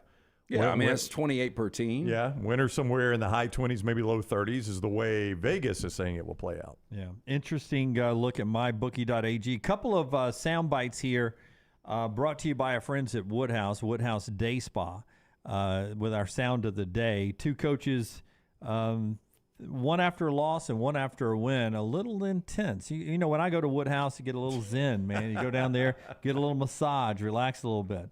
One of Deion's players, Travis, could have used. He actually absolutely could have used a massage after his 129 snaps. I was telling Brown I've got some good NIL ideas for Travis Hunter. Yeah. One of those could be Woodhouse Day Spa, the best day spa in Birmingham. It's located at Summit Shopping Centers. You can choose from a menu of over 70 options, including massages, body treatment, skincare, waxing, nail services. Woodhouse Day Spa, voted America's best day spa since 2009. You can order those gift cards online. So simple. Go to birmingham.woodhousespas.com. Buy them 24/7 online or stop in. Go see Stuart and Casey and make sure you tell them the next round sent you. First, the losing coach from the Battle of the Carolinas, North Carolina beating South Carolina. 9 sacks. Gene Chiswick's defense improved tremendously. South Carolina could not protect Spencer Rattler. Great atmosphere there in Charlotte. The losing coach afterwards, Shane Beamer, friend of the show, not happy about one thing. You know, we battled back, gave ourselves chances, but, just not good enough. I mean, we got to do we have any stats? Anybody? It's kind of the story of the night. Clock was wrong the whole game. We're trying to kick an onside kick to start the second half, and we got to wait on the chain crew because they're eating a hot dog. That's the only disappointing thing about tonight. So I don't know what things came out to be statistically, but not good enough. Yeah, boy, that's sour grapes right there. Yeah, look, they got to eat. Now, a couple of things. Halftime's only 20 minutes. Beamer is a perfect candidate for Dr. B. He is. He needs to get that hair fixed. Yeah, I mean, agree. he really is starting really thin, and he's got an opportunity to jump in front of that. I tell you what's the most worrisome for him, not the hot dogs at halftime and no stats and the clock being wrong the whole game or whatever. 3 of their next 4. He's got Furman this week to try to fix things. But then they're at Georgia, host state, at Tennessee. I think he's looking down that road. You think Georgia will be able to get a sack? Based on what they did Saturday night, and I don't know how you keep against – and by the way, Mississippi State, you got a defensive head coach there. That's going to be – Zach Arnett's got a good defense. I mean, keeping your quarterback standing is going to be tough. A couple NFL players in the secondary. Yeah. So if you're rushing anything, it'll be Pick City and Starkville. They got their hands full moving forward, man. Yeah, and then there's Deion Sanders, cut 1. And this is lengthy. It's about a minute and a half long. But this is after a win. And, a lot of people probably deserved a little shut-up juice, including me. I didn't think they had a chance to make a bowl game this year. Time will tell. But they are the story of the weekend, man. They with a reworked roster, went in and beat the national runner-ups on the road on national TV. And then afterwards, Deion is center of attention. Here we go. Shador broke a single. For real? Shador Sanders from HBCU? Absolutely. The one that played at Jackson last year? The one that played at Jackson State last The one that you asked me, why would I give him the starting job? But no, not you. I got receipts. I know who they are. We're gonna continuously be questioned because we do things that have never been done. That's the way our life has presented itself. We do things that have never been done, and that makes people uncomfortable. When you see a confident black man sitting up here talking his talk, walking his walk, coaching 75% African Americans in the locker room, that's kind of threatening. Oh, they don't like that. But guess what? We're going to consistently do what we do because I'm here and ain't going nowhere. And I'm about to get comfortable in a minute. And just what we accomplished out there today, ain't none of y'all believe that. Maybe a couple of y'all that knew me and know how I get down. They know I'm a winner. We're going to end up winning. Ain't none of y'all thought you was going to be sitting up here. You supposed to be on the other side, interviewing that or coming and asking me, well, what happened? You said this and you said that. Yeah? Now what? Now what? Everybody quiet now. Now what? What's up, Bob? You believe now? You hold on. Oh, no. Do you believe in that? Huh? Oh, no. I read through that bull junk you wrote down. I read through that. I sifted through all that. Yeah. Oh, no. Come on. Do you believe? You don't believe. You just answered it. You don't believe. Next question. Okay, as much as I like Deion, that wears me out. And for him to throw the race card is completely pathetic. Enjoy your win. Let's see how they play the rest of the season. But don't do that.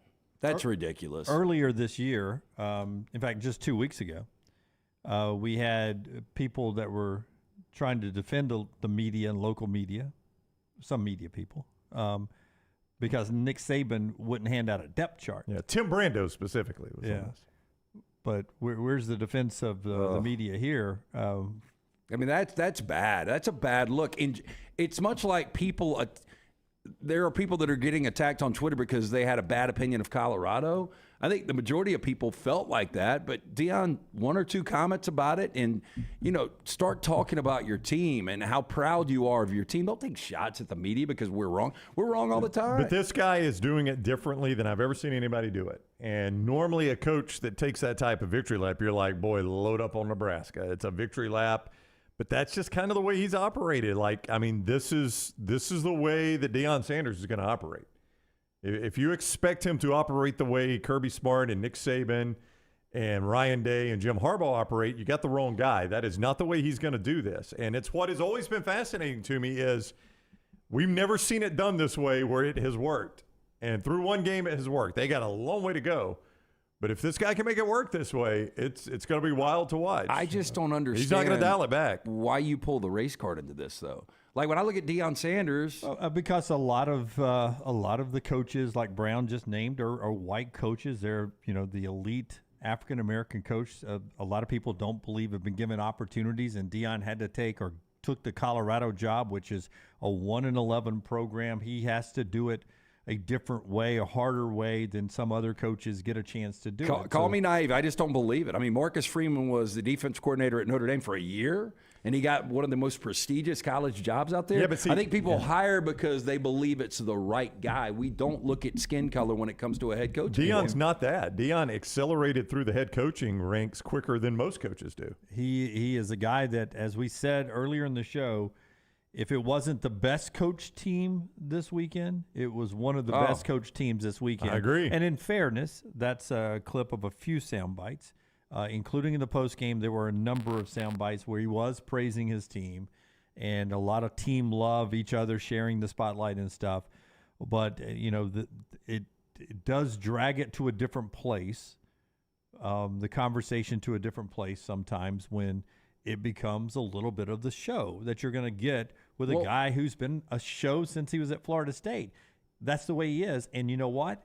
That swagger helped his team win the game. No. The moment wasn't too big for them. Every one of those players believed the moment they came out in those crisp white uniforms, they were going to win. I love the swagger, but I don't think he was ever passed over because of his race. I think he was passed over because of that. I think some people don't like the swagger. It's all about Deion. That is one of the reasons that other programs maybe didn't take a chance. Again, I'm pulling for him. I just didn't like that. Yeah, an elephant would have been scarier is the Nick Saban line in the Deion Affleck commercial. All right, so there we go. There's the live Labor Day Monday show. We'll react to more of the weekend and Clemson Duke tomorrow at 9 a.m. Central Time. Oh, I'll tell you this. We're not done yet. As we're going to do every Monday throughout football season, we're going to go overtime. Nick Saban with Texas coming to town coming up at the top of the hour, and then Hugh Freeze before Auburn heads to Berkeley to take on Cal. Overtime is coming up next right here on TNR. You don't have to change anything. Stay right where you are. A quick hiccup for our affiliates, and we'll be right back.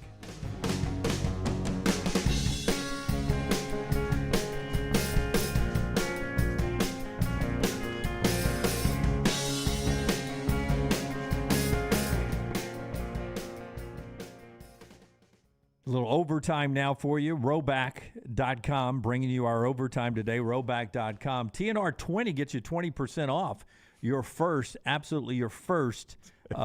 purchase there at Roback.com. A lot of good gear. Yeah, TNR 20 saves 20%. Great deal there at Roback.com. We wear the gear up here all the time. It is fantastic gear. TNR 20 at checkout to get 20% off your first order. Also, our friends at MyBookie, mybookie.ag, bringing you our bonus coverage as well today. With our friends at mybookie.ag, you use the promo code NEXTROUND to get a deposit bonus, Brownie. You do, and don't forget that deposit bonus right now from mybookie.ag is up to $200 on any deposit over $50. $50 or more, use it right away. It's in your MyBookie account, mybookie.ag, code NEXTROUND. You can bet anything, anytime, anywhere. Only with mybookie.ag, code NEXTROUND to get that sign-on deposit bonus up to $50, or excuse me, up to $200 on a deposit of $50 or more. And lanceslock.com if you want to play the games. Lanceslock.com, daily, weekly, and monthly membership, lanceslock.com. Interesting thing to watch here is the extent to which Nick Saban addresses injuries. Obviously, your fear is Malachi Moore, who spent the end of the game in the injury tent and then walking back up the tunnel with the team doctors and trainers, and that would be a huge absence for Alabama if he's not in there against Quinn Ewers in that Texas offense. Maybe the best receiving room or one of them in the country. One of the best Alabama's going to see this year, yeah. So I think that is a huge, huge concern for Alabama if Malachi Moore isn't there, and then what does Alabama do? And you had a banged-up secondary at the end of the game, and I think, we'll see Nick Saban normally addresses the injuries head on at the start of the news conference, so we'll see what he says about that. He did not know anything as far as, or at least didn't reveal anything as far as the extent of the injury or anything like that after the game Saturday. But now you've had a whole nother day. They've evaluated those. If there has been a procedure done, that procedure has been done.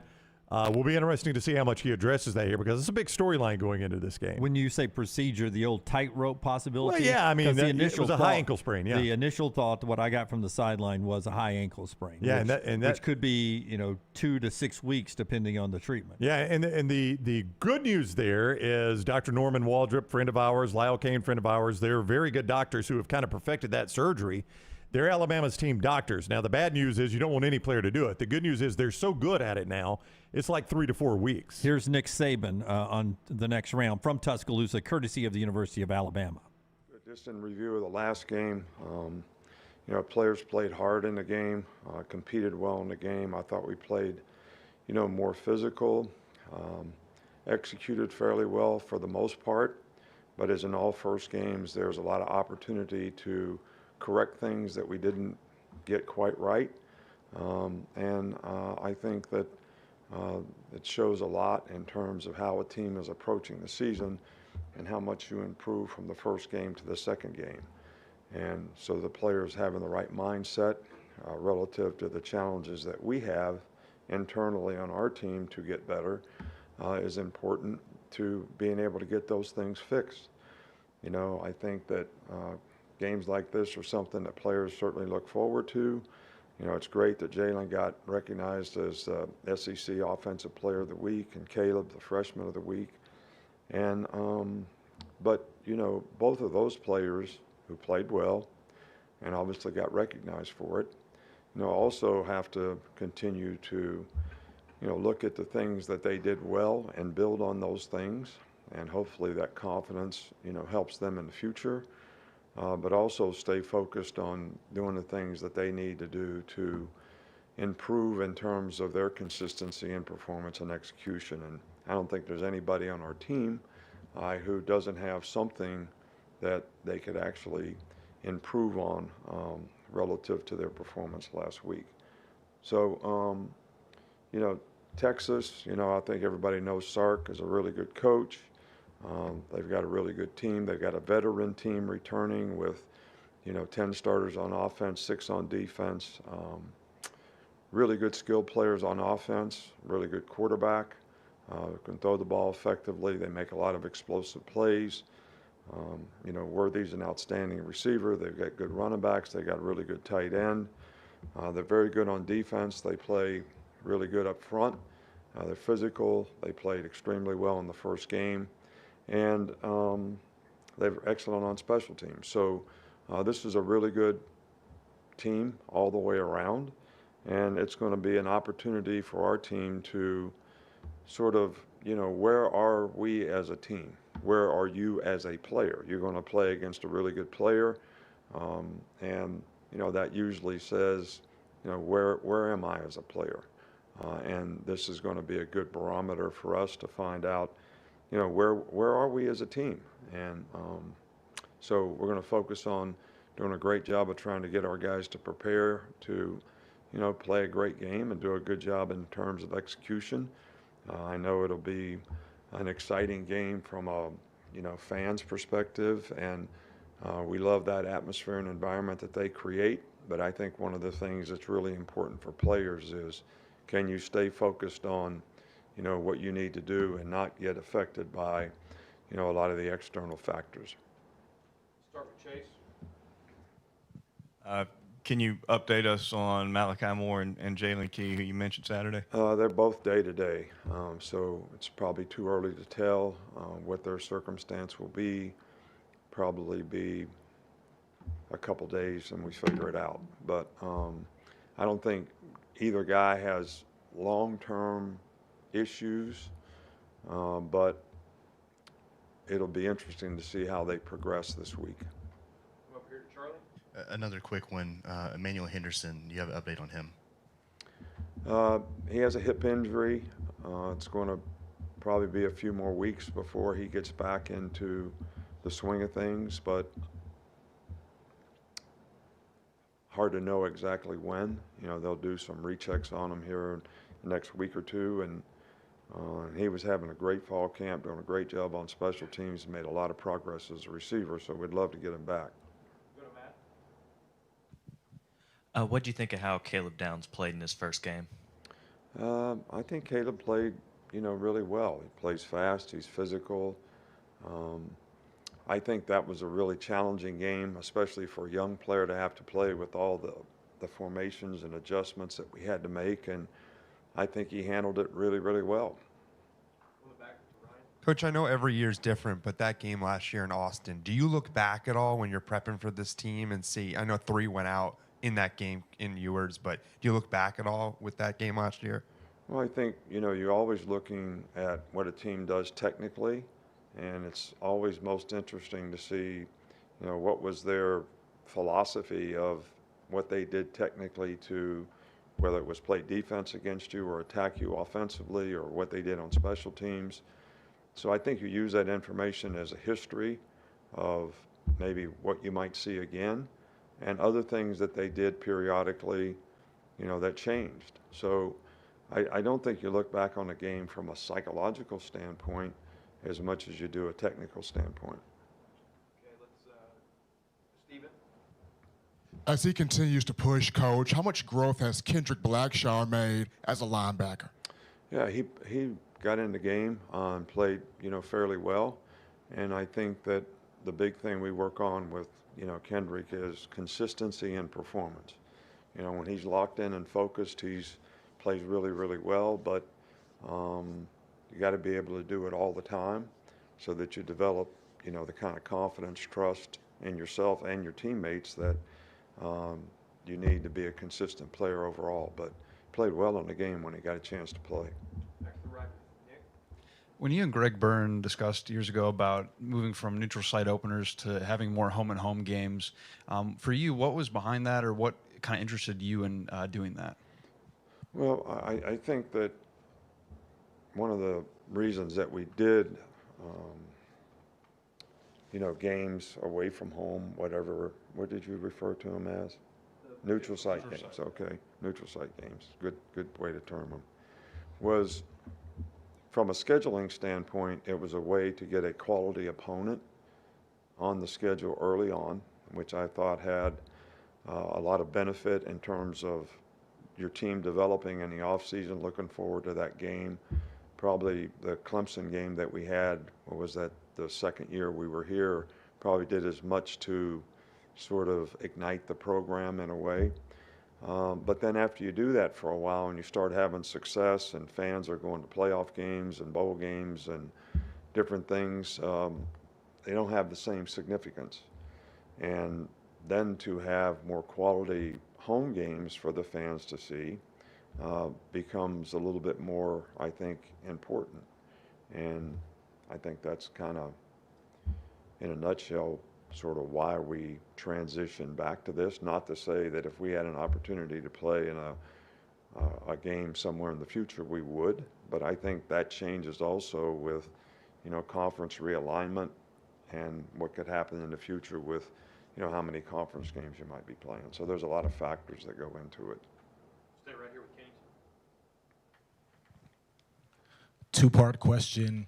What did you see from players like Christian Story, Earl Little, Trey Amos when they were able to step in on Saturday? And then as far as the communication in the secondary, what did you see on tape, and how important will that be against Texas on Saturday? Yeah, I think it's really important all the time, and it's one thing that we're constantly harping on is to get good communication. And, specifically about the players that you ask about, some of them played really well. Some of them have things that they could improve on. And, sort of didn't play with the poise that you need to play with, maybe a little anxiety first game, whatever. But we need all those guys to continue to develop and play well because, right now Smitty's already down and you got 2 other guys that are, not able to practice at least today, maybe someday in the near future. So it's important that we develop young players and that these guys have a chance to develop confidence, which I think just the fact that they got to play in the game should help them to some degree see what they need to improve on as well as build on the things that they did well. Hey, Coach, can you kind of share the feeling you get whenever you walk in that tunnel, you got your whole team behind you, and you step out on the field before a game? And by the way, your hair looks great this season. You know, to me, it's always exciting, the challenge of playing a game. It's especially sometimes challenging when you play on the road and everybody's against you. And it's also a great feeling when you play at home and a lot of folks are for you and the enthusiasm's great. The players are excited about playing, and it's what you work for all week long. And, you know, I'm usually a little nervous, you know, sort of leading up to that, but sort of when we go out on the field, kind of all goes away and you start focusing on, okay, what's next? Here's the coin toss. All right, we're going to kick off, we're going to receive, and then it's one play at a time, and all that kind of goes away. So, but it's exciting. I mean, there's no question about it, and certainly the great atmosphere that we have in Bryant-Denny Stadium contributes to that excitement when you're playing at home. How encouraged were you by turnovers on Saturday that the defense was able to force two and then the offense and special teams held on to the ball? Well, you know, we got 2 turnovers. We had a third ball on the ground that we probably should have gotten. We didn't turn the ball over, which is a real plus offensively or on special teams. So you always want to have a positive turnover ratio, so we're +2, so that's a positive thing. I thought there were times when we could have had a little better ball security, which we will point out to the players. And there were some other opportunities maybe where we could have got some balls out. So when you're emphasizing turnovers and not turning the ball over, those are always things that you're trying to focus on. 2 more to finish, Mike, and then Nick. So what did you see from Tyler Buckner and Ty Simpson when they got into the game on Saturday? Yeah, I think both guys handled the situation well. They executed fairly well. I think it's a good opportunity for both of them to be able to, you know, learn from some of the things that they did, get some really good game experience, both guys. And I thought they both did a good job. What did Deontay Lawson show you on Saturday in terms of leading the defense and communicating everything? Yeah, well, you know, he's a bright guy. He's a signal caller. Didn't disappoint us at all, you know, in the game on Saturday, and we were getting a lot of multiples and a lot of different things. But he did a good job. He had a good game. He played well. He was productive. So, you know, I think it's important that we keep, you know, getting that kind of performance because, you know, linebacker is such an important position in setting the front, stopping the run, but also, you know, getting out on run pass and being able to match the patterns the way you need to. And he's certainly a bright guy and has done that extremely well. Thanks, Coach. We good? That's Alabama's Nick Saban there. All good, Coach. Deontay Lawson is who he was talking about at the end. A lot of hype leading into that game about Deontay Lawson, and he did not disappoint. He did not. Sideline to sideline, Tyler Watts and the Talk Champions pod had talked about a comparison between he and C.J. Mosley, and I saw a lot of that in Saturday's game. I thought he looked very good. Obviously, you're concerned about Alabama's defense's depth in the secondary right now.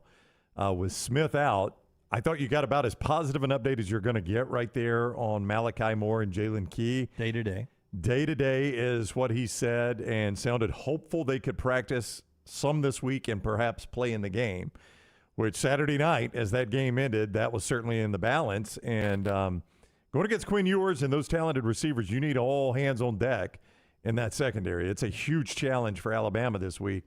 So you don't want to be short quality players like Key and Malachi Moore by any stretch of the imagination. Listen, you can start questioning Ohio State and some other places, maybe Florida State now, with the best receiving rooms in college football. But on Alabama's schedule, none will be better than Texas, that you'll see Saturday night in Bryant-Denny Stadium at 6 o'clock under the lights and the heat of a Saturday coming up. Looking forward to that big game. Auburn as a favorite, about a touchdown favorite, that has now been bet down at mybookie.ag. Promo code next round down to last you saw at 6.5. I saw it at 6.5. Lance says he's seen places at 5.5, but it is certainly dropping. It looks like money's coming in on Cal on that game kind of early on. We'll see where that goes this week at mybookie.ag.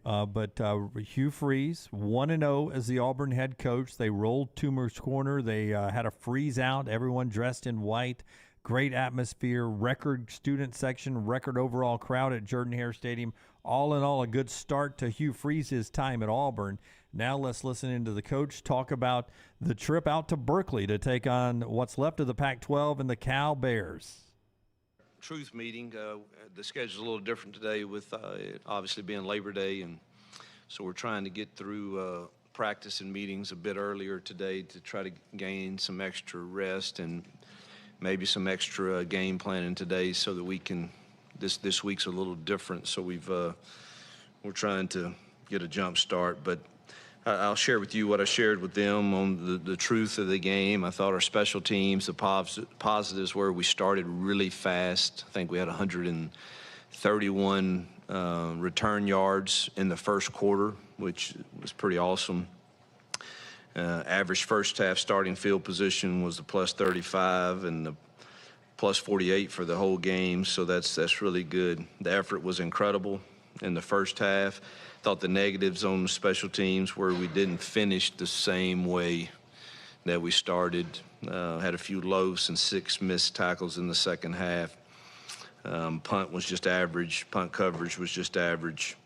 Defensively, I thought 1 of 11 on 3rd and 4th downs. Those are critical downs, and that's a great percentage. Created 13 negative plays, 2 turnovers, and had 0 penalties on defense. Thought that was really nice. The big glaring negative that we got by with in this game, but we will not get by with in future games is alignment and assignment, and that's frustrating to me.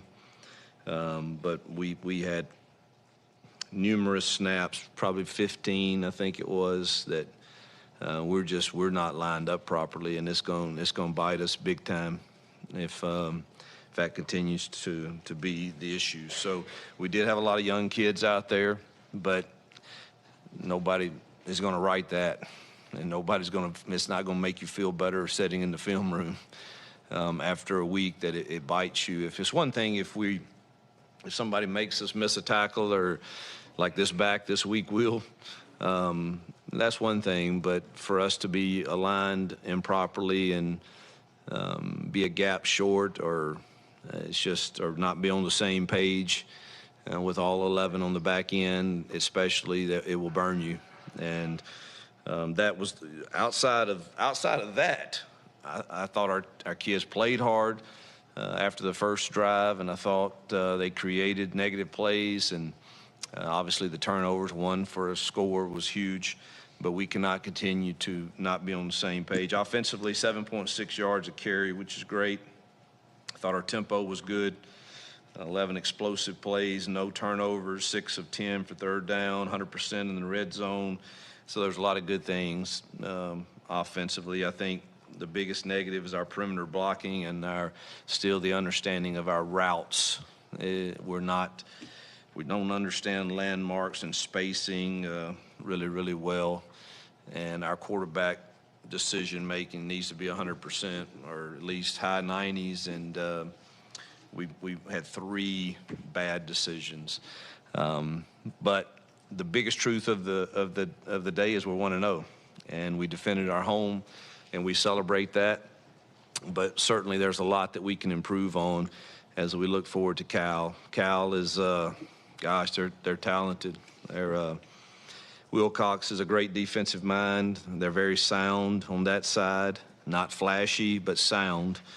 And he does a really nice job there. And then offensively, they're extremely scary. That tailback he's one of the best ones I've seen.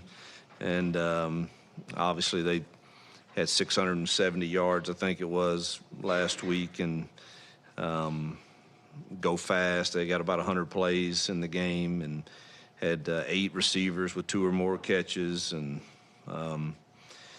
so the starting quarterback went out. The other kid came in and still threw for all these yards. So they've got depth, and I think the tailback is really, really special. And it will be a great challenge for us as we go on the road to Cal.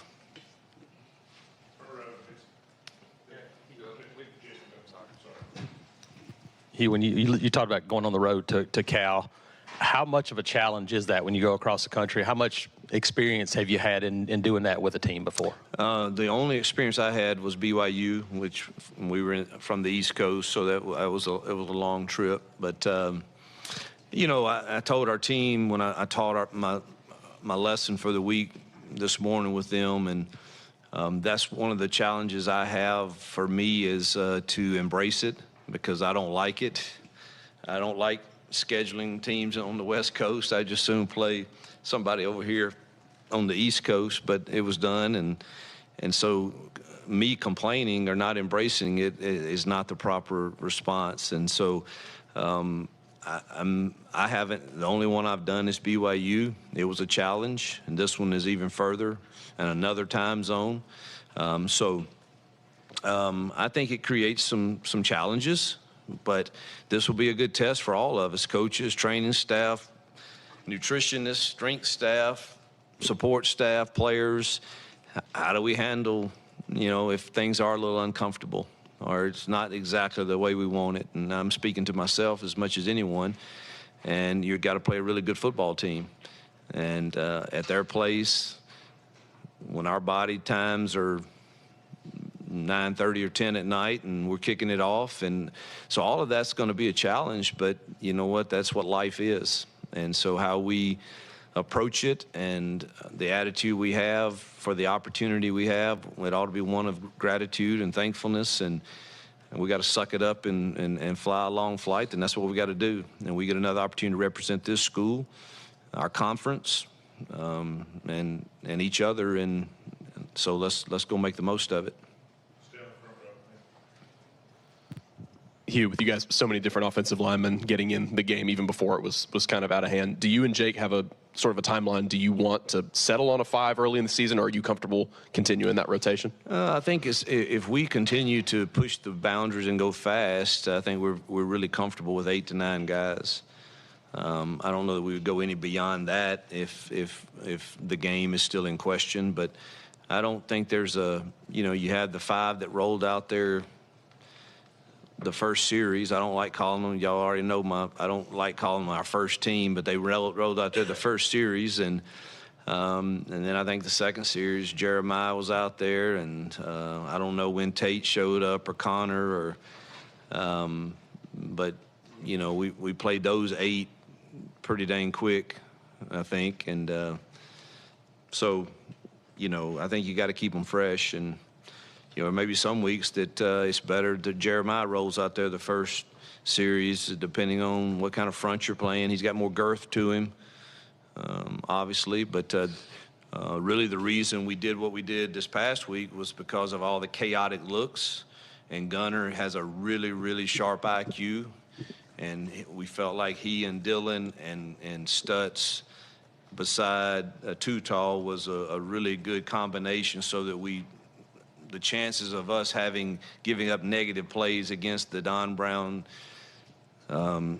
different looks, I thought were lessened by having Gunner on one side and Cam on one side. And that's the reason that's who rolled out there the first series.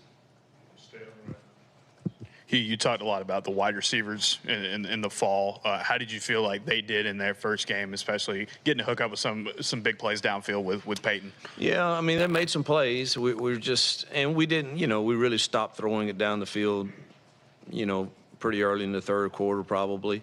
We missed an opportunity early with Jay Fair, but it was really something that we've never covered. We went fast and they didn't guard him, and I think he was uncertain what to do and Peyton was uncertain what to do, and we were all kind of like, we haven't covered that, so that was a little bit on us too, is what happens if they don't cover you. Do you just stop and throw in the ball, or that doesn't happen often. So that was really the only one I thought we missed. We still we don't totally understand the spacing and landmarks and energy that routes need to be ran with, particularly when you think you're not getting it. But it has a vital part of the concept, and we're still struggling a little bit there. We're better, but we've got to continue to improve that. Stay here on the right. was good to see Malcolm. Thought he really looked. Malcolm's fast. He's one of the faster guys on our team. So if he comes, he's been hurt all fall camp. If he comes on, I think that gives us even more capability of deep threats. You've talked in the past about how you and Phillip are going to balance play calling. Now that you're a game in, how did that balance work? How'd you feel with that being comfortable or not comfortable, that whole process? Well, it was easy Saturday. It wasn't, you just kind of looked at the call sheet, and the things we had planned are the things we called, and they tended to work in the run game, and so that makes it's not real, I don't think that was a great test for us. Truthfully, it was because the run game was working and you felt you had control of it, and really it was just me every now and then saying, hey, let me see us 7-man protect, let me see us 5-man protect. It wasn't it was smooth. I think as the games get more challenging will be, how do we operate then? And but I have no worries. Neither one of us have any ego about it. So let's figure out what we can do to help our team win. Hey, Hugh, can we expect Jarquez back this week? We've got the availability of a lot of players is up in the air. So normally I'd rather not even comment on all of them. We got a long list from Nick Mardner to Austin Keys to Jalen to Pritchett to all of those guys are just kind of hopefully can have a good week, and we could really, really use some of those guys.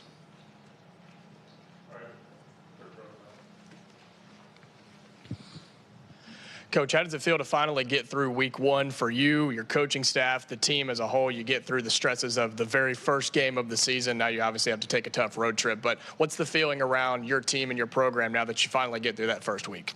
We 1-0, but it's in the trash and over with, and that's kind of the way you approach this profession.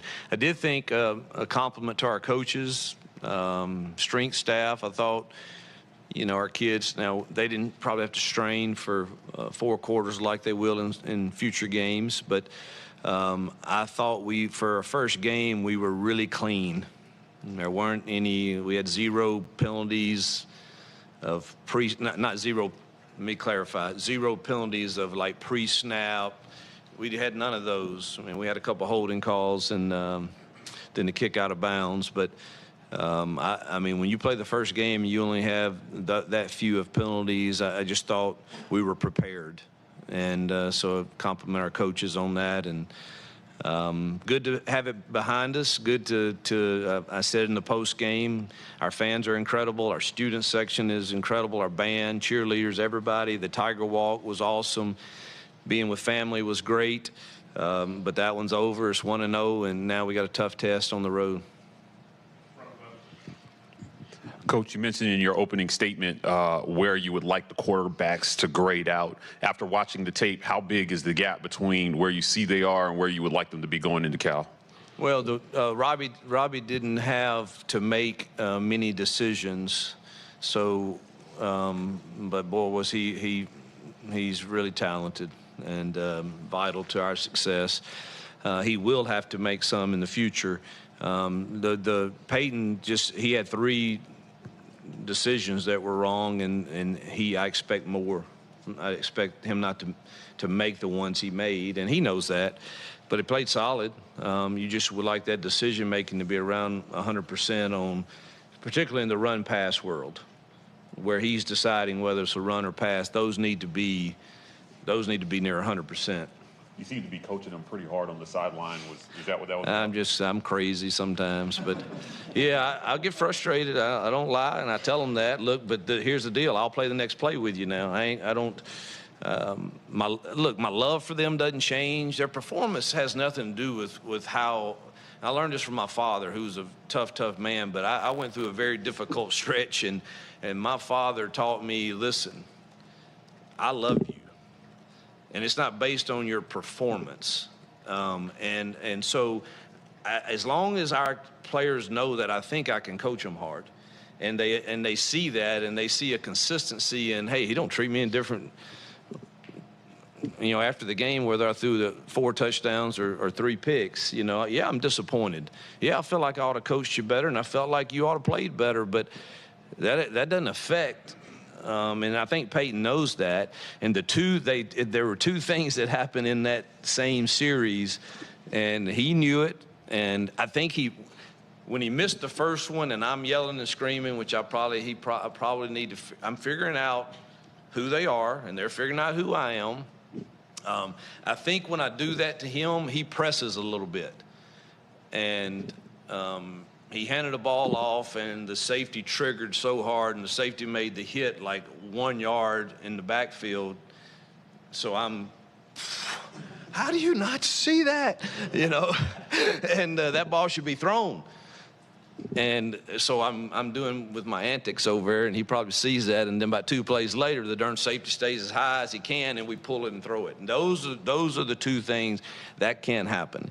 And he's too intelligent, has too much of an IQ, and he'll get that cleaned up and fixed. And I've got to make sure I coach him in a way that is helpful and not and doesn't make him press. Yeah, Hugh, did you go into that game thinking Robbie was going to be like your red zone main guy, or did you just kind of go with the hot hand? I mean, because he was extremely electric. I mean, you saw. I mean, as soon as we got down there, we put him in, so that's on the call sheet. So that's a plan. I mean, it wasn't something that I just said, hey, how about let's try Robbie here? It's planned. So, well, I mean, I don't know. I think every game plan is different. I just think he's super talented, and I think there's a lot of things we can do with him. And I know people are in this world and day and time, you can't play 2 quarterbacks. And, well, I don't know. Maybe they're right, but we're 1-0. And if we go 2-0 doing it, we'll keep doing it. If it starts to, but I think we need them both. But you see how talented he is down there. So sure, it's always going to be a possibility. Now you can't be so predictable, but we obviously weren't in game 1, and there's not enough tape to get really great data yet on what our tendencies are. So we'll come up with a game plan for Cal. As I've said all along, Robbie will always be a part of our game plan.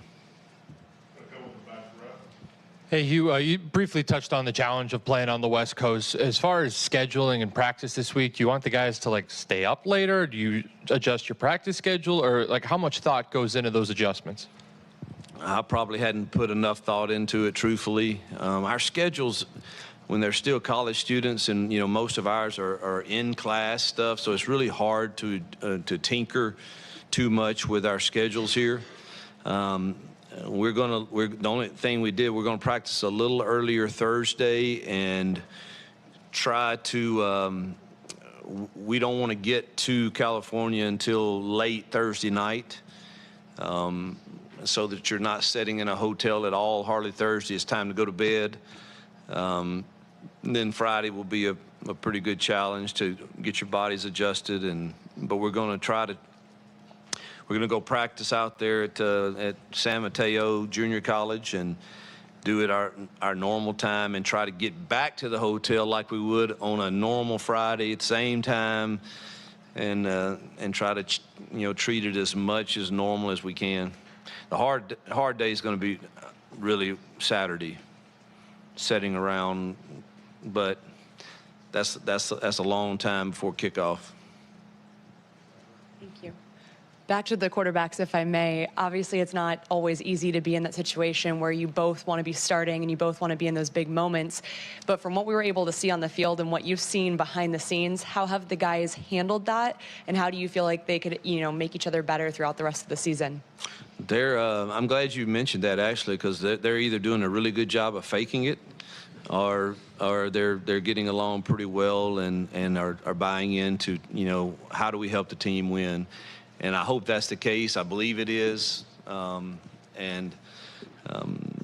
hope that continues. Hi, you on the I do wish they'd quit jumping up and when they jump up together, I don't like that at all. I think both of them could go down with a sprained ankle. Why are we doing that? That makes no sense. But they seem to enjoy it. They're young. They'll be all right. Yeah. You on the punt return, it looked like it was Eugene Asante who had a chance to make a block down the field, but instead he turned his back and shielded a guy and didn't get the 15-yard penalty. Was that a good teaching moment for your team? Well, we work hard on it, and there was 2 of them actually on that play, and then another one where on Sean Jackson's run, Caleb did similar thing, really busted it to get there and kind of high screened the guy right at the end. So I think our staff's done a good job of stressing we need to be penalty. We need to win. We need to win the turnover battle, and we need to win the penalty battle in as many games as we can. And if you can win time of possession, I think that's good also, and obviously those 3rd and 4th downs. And we won those in this game, the penalty and the turnover and the time of possession. But it's easy for those to be penalties if you're not well coached. Coach, talk about Jay Fair in the passing game. He earned some hype this offseason, and I think he got the most targets this game. Can you talk about his play and what he did well and what you'd like him to improve on? Yeah, I think Jay and Var have been the most consistent and solid guys, and I think our outside guys are coming on. But we felt ever since spring that those 2 guys were going to be main contributors and solid performers, and I've seen nothing that keeps me from thinking that's still true. So proud for both of those guys, and hope we've got to expand their roles some. We didn't show a whole lot in the passing game Saturday, truthfully, and hopefully they have more targets coming. After looking at the tape, how did the defensive front do? Again, we have our alignment issues, which truthfully that's not on them because that communication comes from the back. We still just don't get off blocks great, and we just got to try to keep improving that. I thought they played hard and thought they most of the time were assignment sound in the right gap, but man, we got to play with our hands and rip off blocks, and we still don't do that quite well enough for me. You talk about getting away with things in games like Saturday, and a lot of SEC teams had similar games to what you had. How do you keep that from becoming an issue? How do you teach it, hey, this is fixing to be really different? Well, I mean, this is great. I think the best teaching can happen after a win because you can be hard on them and hard on your coaches. And our coaches meeting, truthfully, yesterday wasn't real pleasant. And it wasn't demeaning, but it was, guys, here's the facts. This is reality. This is who we are right now. And thank God we get to celebrate being 1-0 and 1 in Jordan-Hare, and we won't take that lightly, and that's awesome. However, this is what I see. And if that continues, we won't be celebrating a whole lot. I've said I don't know how great we can be this year. I don't. But we ought to be able to line up right and play hard. And that's what we've got to get fixed. I thought our kids played hard. And I thought it was a clean game. And I thought, but you can't line up wrong 15 times. You mentioned Cal's tailback in your opening statement. Just what about him and the way they use him it makes him a special player? Just hand it to him. They don't have to. I mean, it ain't like they have to create some special deal. Just run inside zone or outside zone or counter with him. And if it's semi-blocked well, he's a handful. He's big. He's strong. He's fast. He's got great vision. He is really, really talented. Hugh, on the other side of the ball, you talked about how good of a defensive coach Wilcox is. You mentioned last week, of course, the complexities of Don Brown. What are some of the things that make a Wilcox defense difficult to solve in a game? It's just truthfully not that. I mean, I don't mean this. This is not like last week. We can see everything. but his kids are going to be in the right spot. They're going to be lined up correctly. They're going to play hard. They're going to tackle well, and you're going to have to drive the field and multiple times, and they're going to try not to give you explosive plays, and we've got to try to find a way to find a way to have some. But they're going to be in the right spot. They're just extremely well coached for what they do. It's not a complicated scheme, but they do what they do really, really well. And last week it worked. I mean, they only gave up 40 yards rushing, I think. Had 3 picks. Held them to 2 of 11 on third down. So they had a really, really good defensive effort in game 1. All right, thank y'all. And that's Hugh Freeze today, getting ready for the trip to Cal. Very honest about, obviously I don't like scheduling West Coast games. If it was left up to me, we'd play someone over here. But it was scheduled before, so I was honest with my team. I've got to embrace it. They've got to embrace it. We got to go do it. He's worried most, not about travel or anything. He's worried most about Saturday, waking up and waiting and waiting and waiting. Well, a lot of hotel sitting time because they're getting out there Thursday night just in time basically to go to the hotel and go to sleep. But then you got all day Friday where you're going to mix in a practice, but he said they're trying to keep it on the normal Friday schedule. That normal Friday schedule normally includes travel time, right? So now you don't have that built in. So now we're sitting in the hotel. Now, can I suggest to drive up to see the Golden Gate? Go see the bridge? Go to wine country, go see Sonoma? I wouldn't do that, but I would take him to the bridge. And then, your body clock is going to wake you up early out in California, and you got a long time to sit before that game kicks at 9:35 Central Time. Long time. So that is going to be a big-time challenge. And we've always heard coaches say they love the 11 o'clock road game. Love it. Less time to sit in the hotel on a Saturday, get up and get moving. They hate late-night road games because you spend so much time in the hotel, and you know how it is. If you just kind of lay around all day, it's hard to get going sometimes. Oh, yes. It's a big challenge. It really is. They got to figure that out on Saturday. Yeah, I mean, I do it every week. I could teach them how to do it. You want to mix in some snacks and stay hydrated. That's right. Watch a few games. Walk outside every now and then. Throw some water on your face. Take a nap every now and then. Try not to take a nap when I'm watching the games, but it does help. It does help. All right, that's our overtime today. Thank you to mybookie.ag, mybookie.ag, promo code next round, and Roback. Roback.com. TNR 20 at checkout at Roback.com. We love the Roback gear here. We wear it all the time. You can get yours and save 20% on your first order with code TNR20 at Roback.com. You believe, Rockstar? Do you believe? You believe? Believe in what, sir? You know what I'm talking about. I know. It's the guy said believe in what? Not you. Lanceslock.com for a play tonight on Duke hosting Clemson. That's our end of week 1 night game tonight on this Labor Day. Until next time, we'll see you at 9 a.m. Central tomorrow. McCready and Siskey live on the Disrupt the Media platform in about, what is that, Brownie? Well, it's going to be about an hour and 15 minutes, though. Neil was teasing earlier, Ole Miss schedule change. They might be a touch late today, but sometime around 2 Central. Yeah, just shortly after 2 Central. Yep. Until next time, though, see you guys.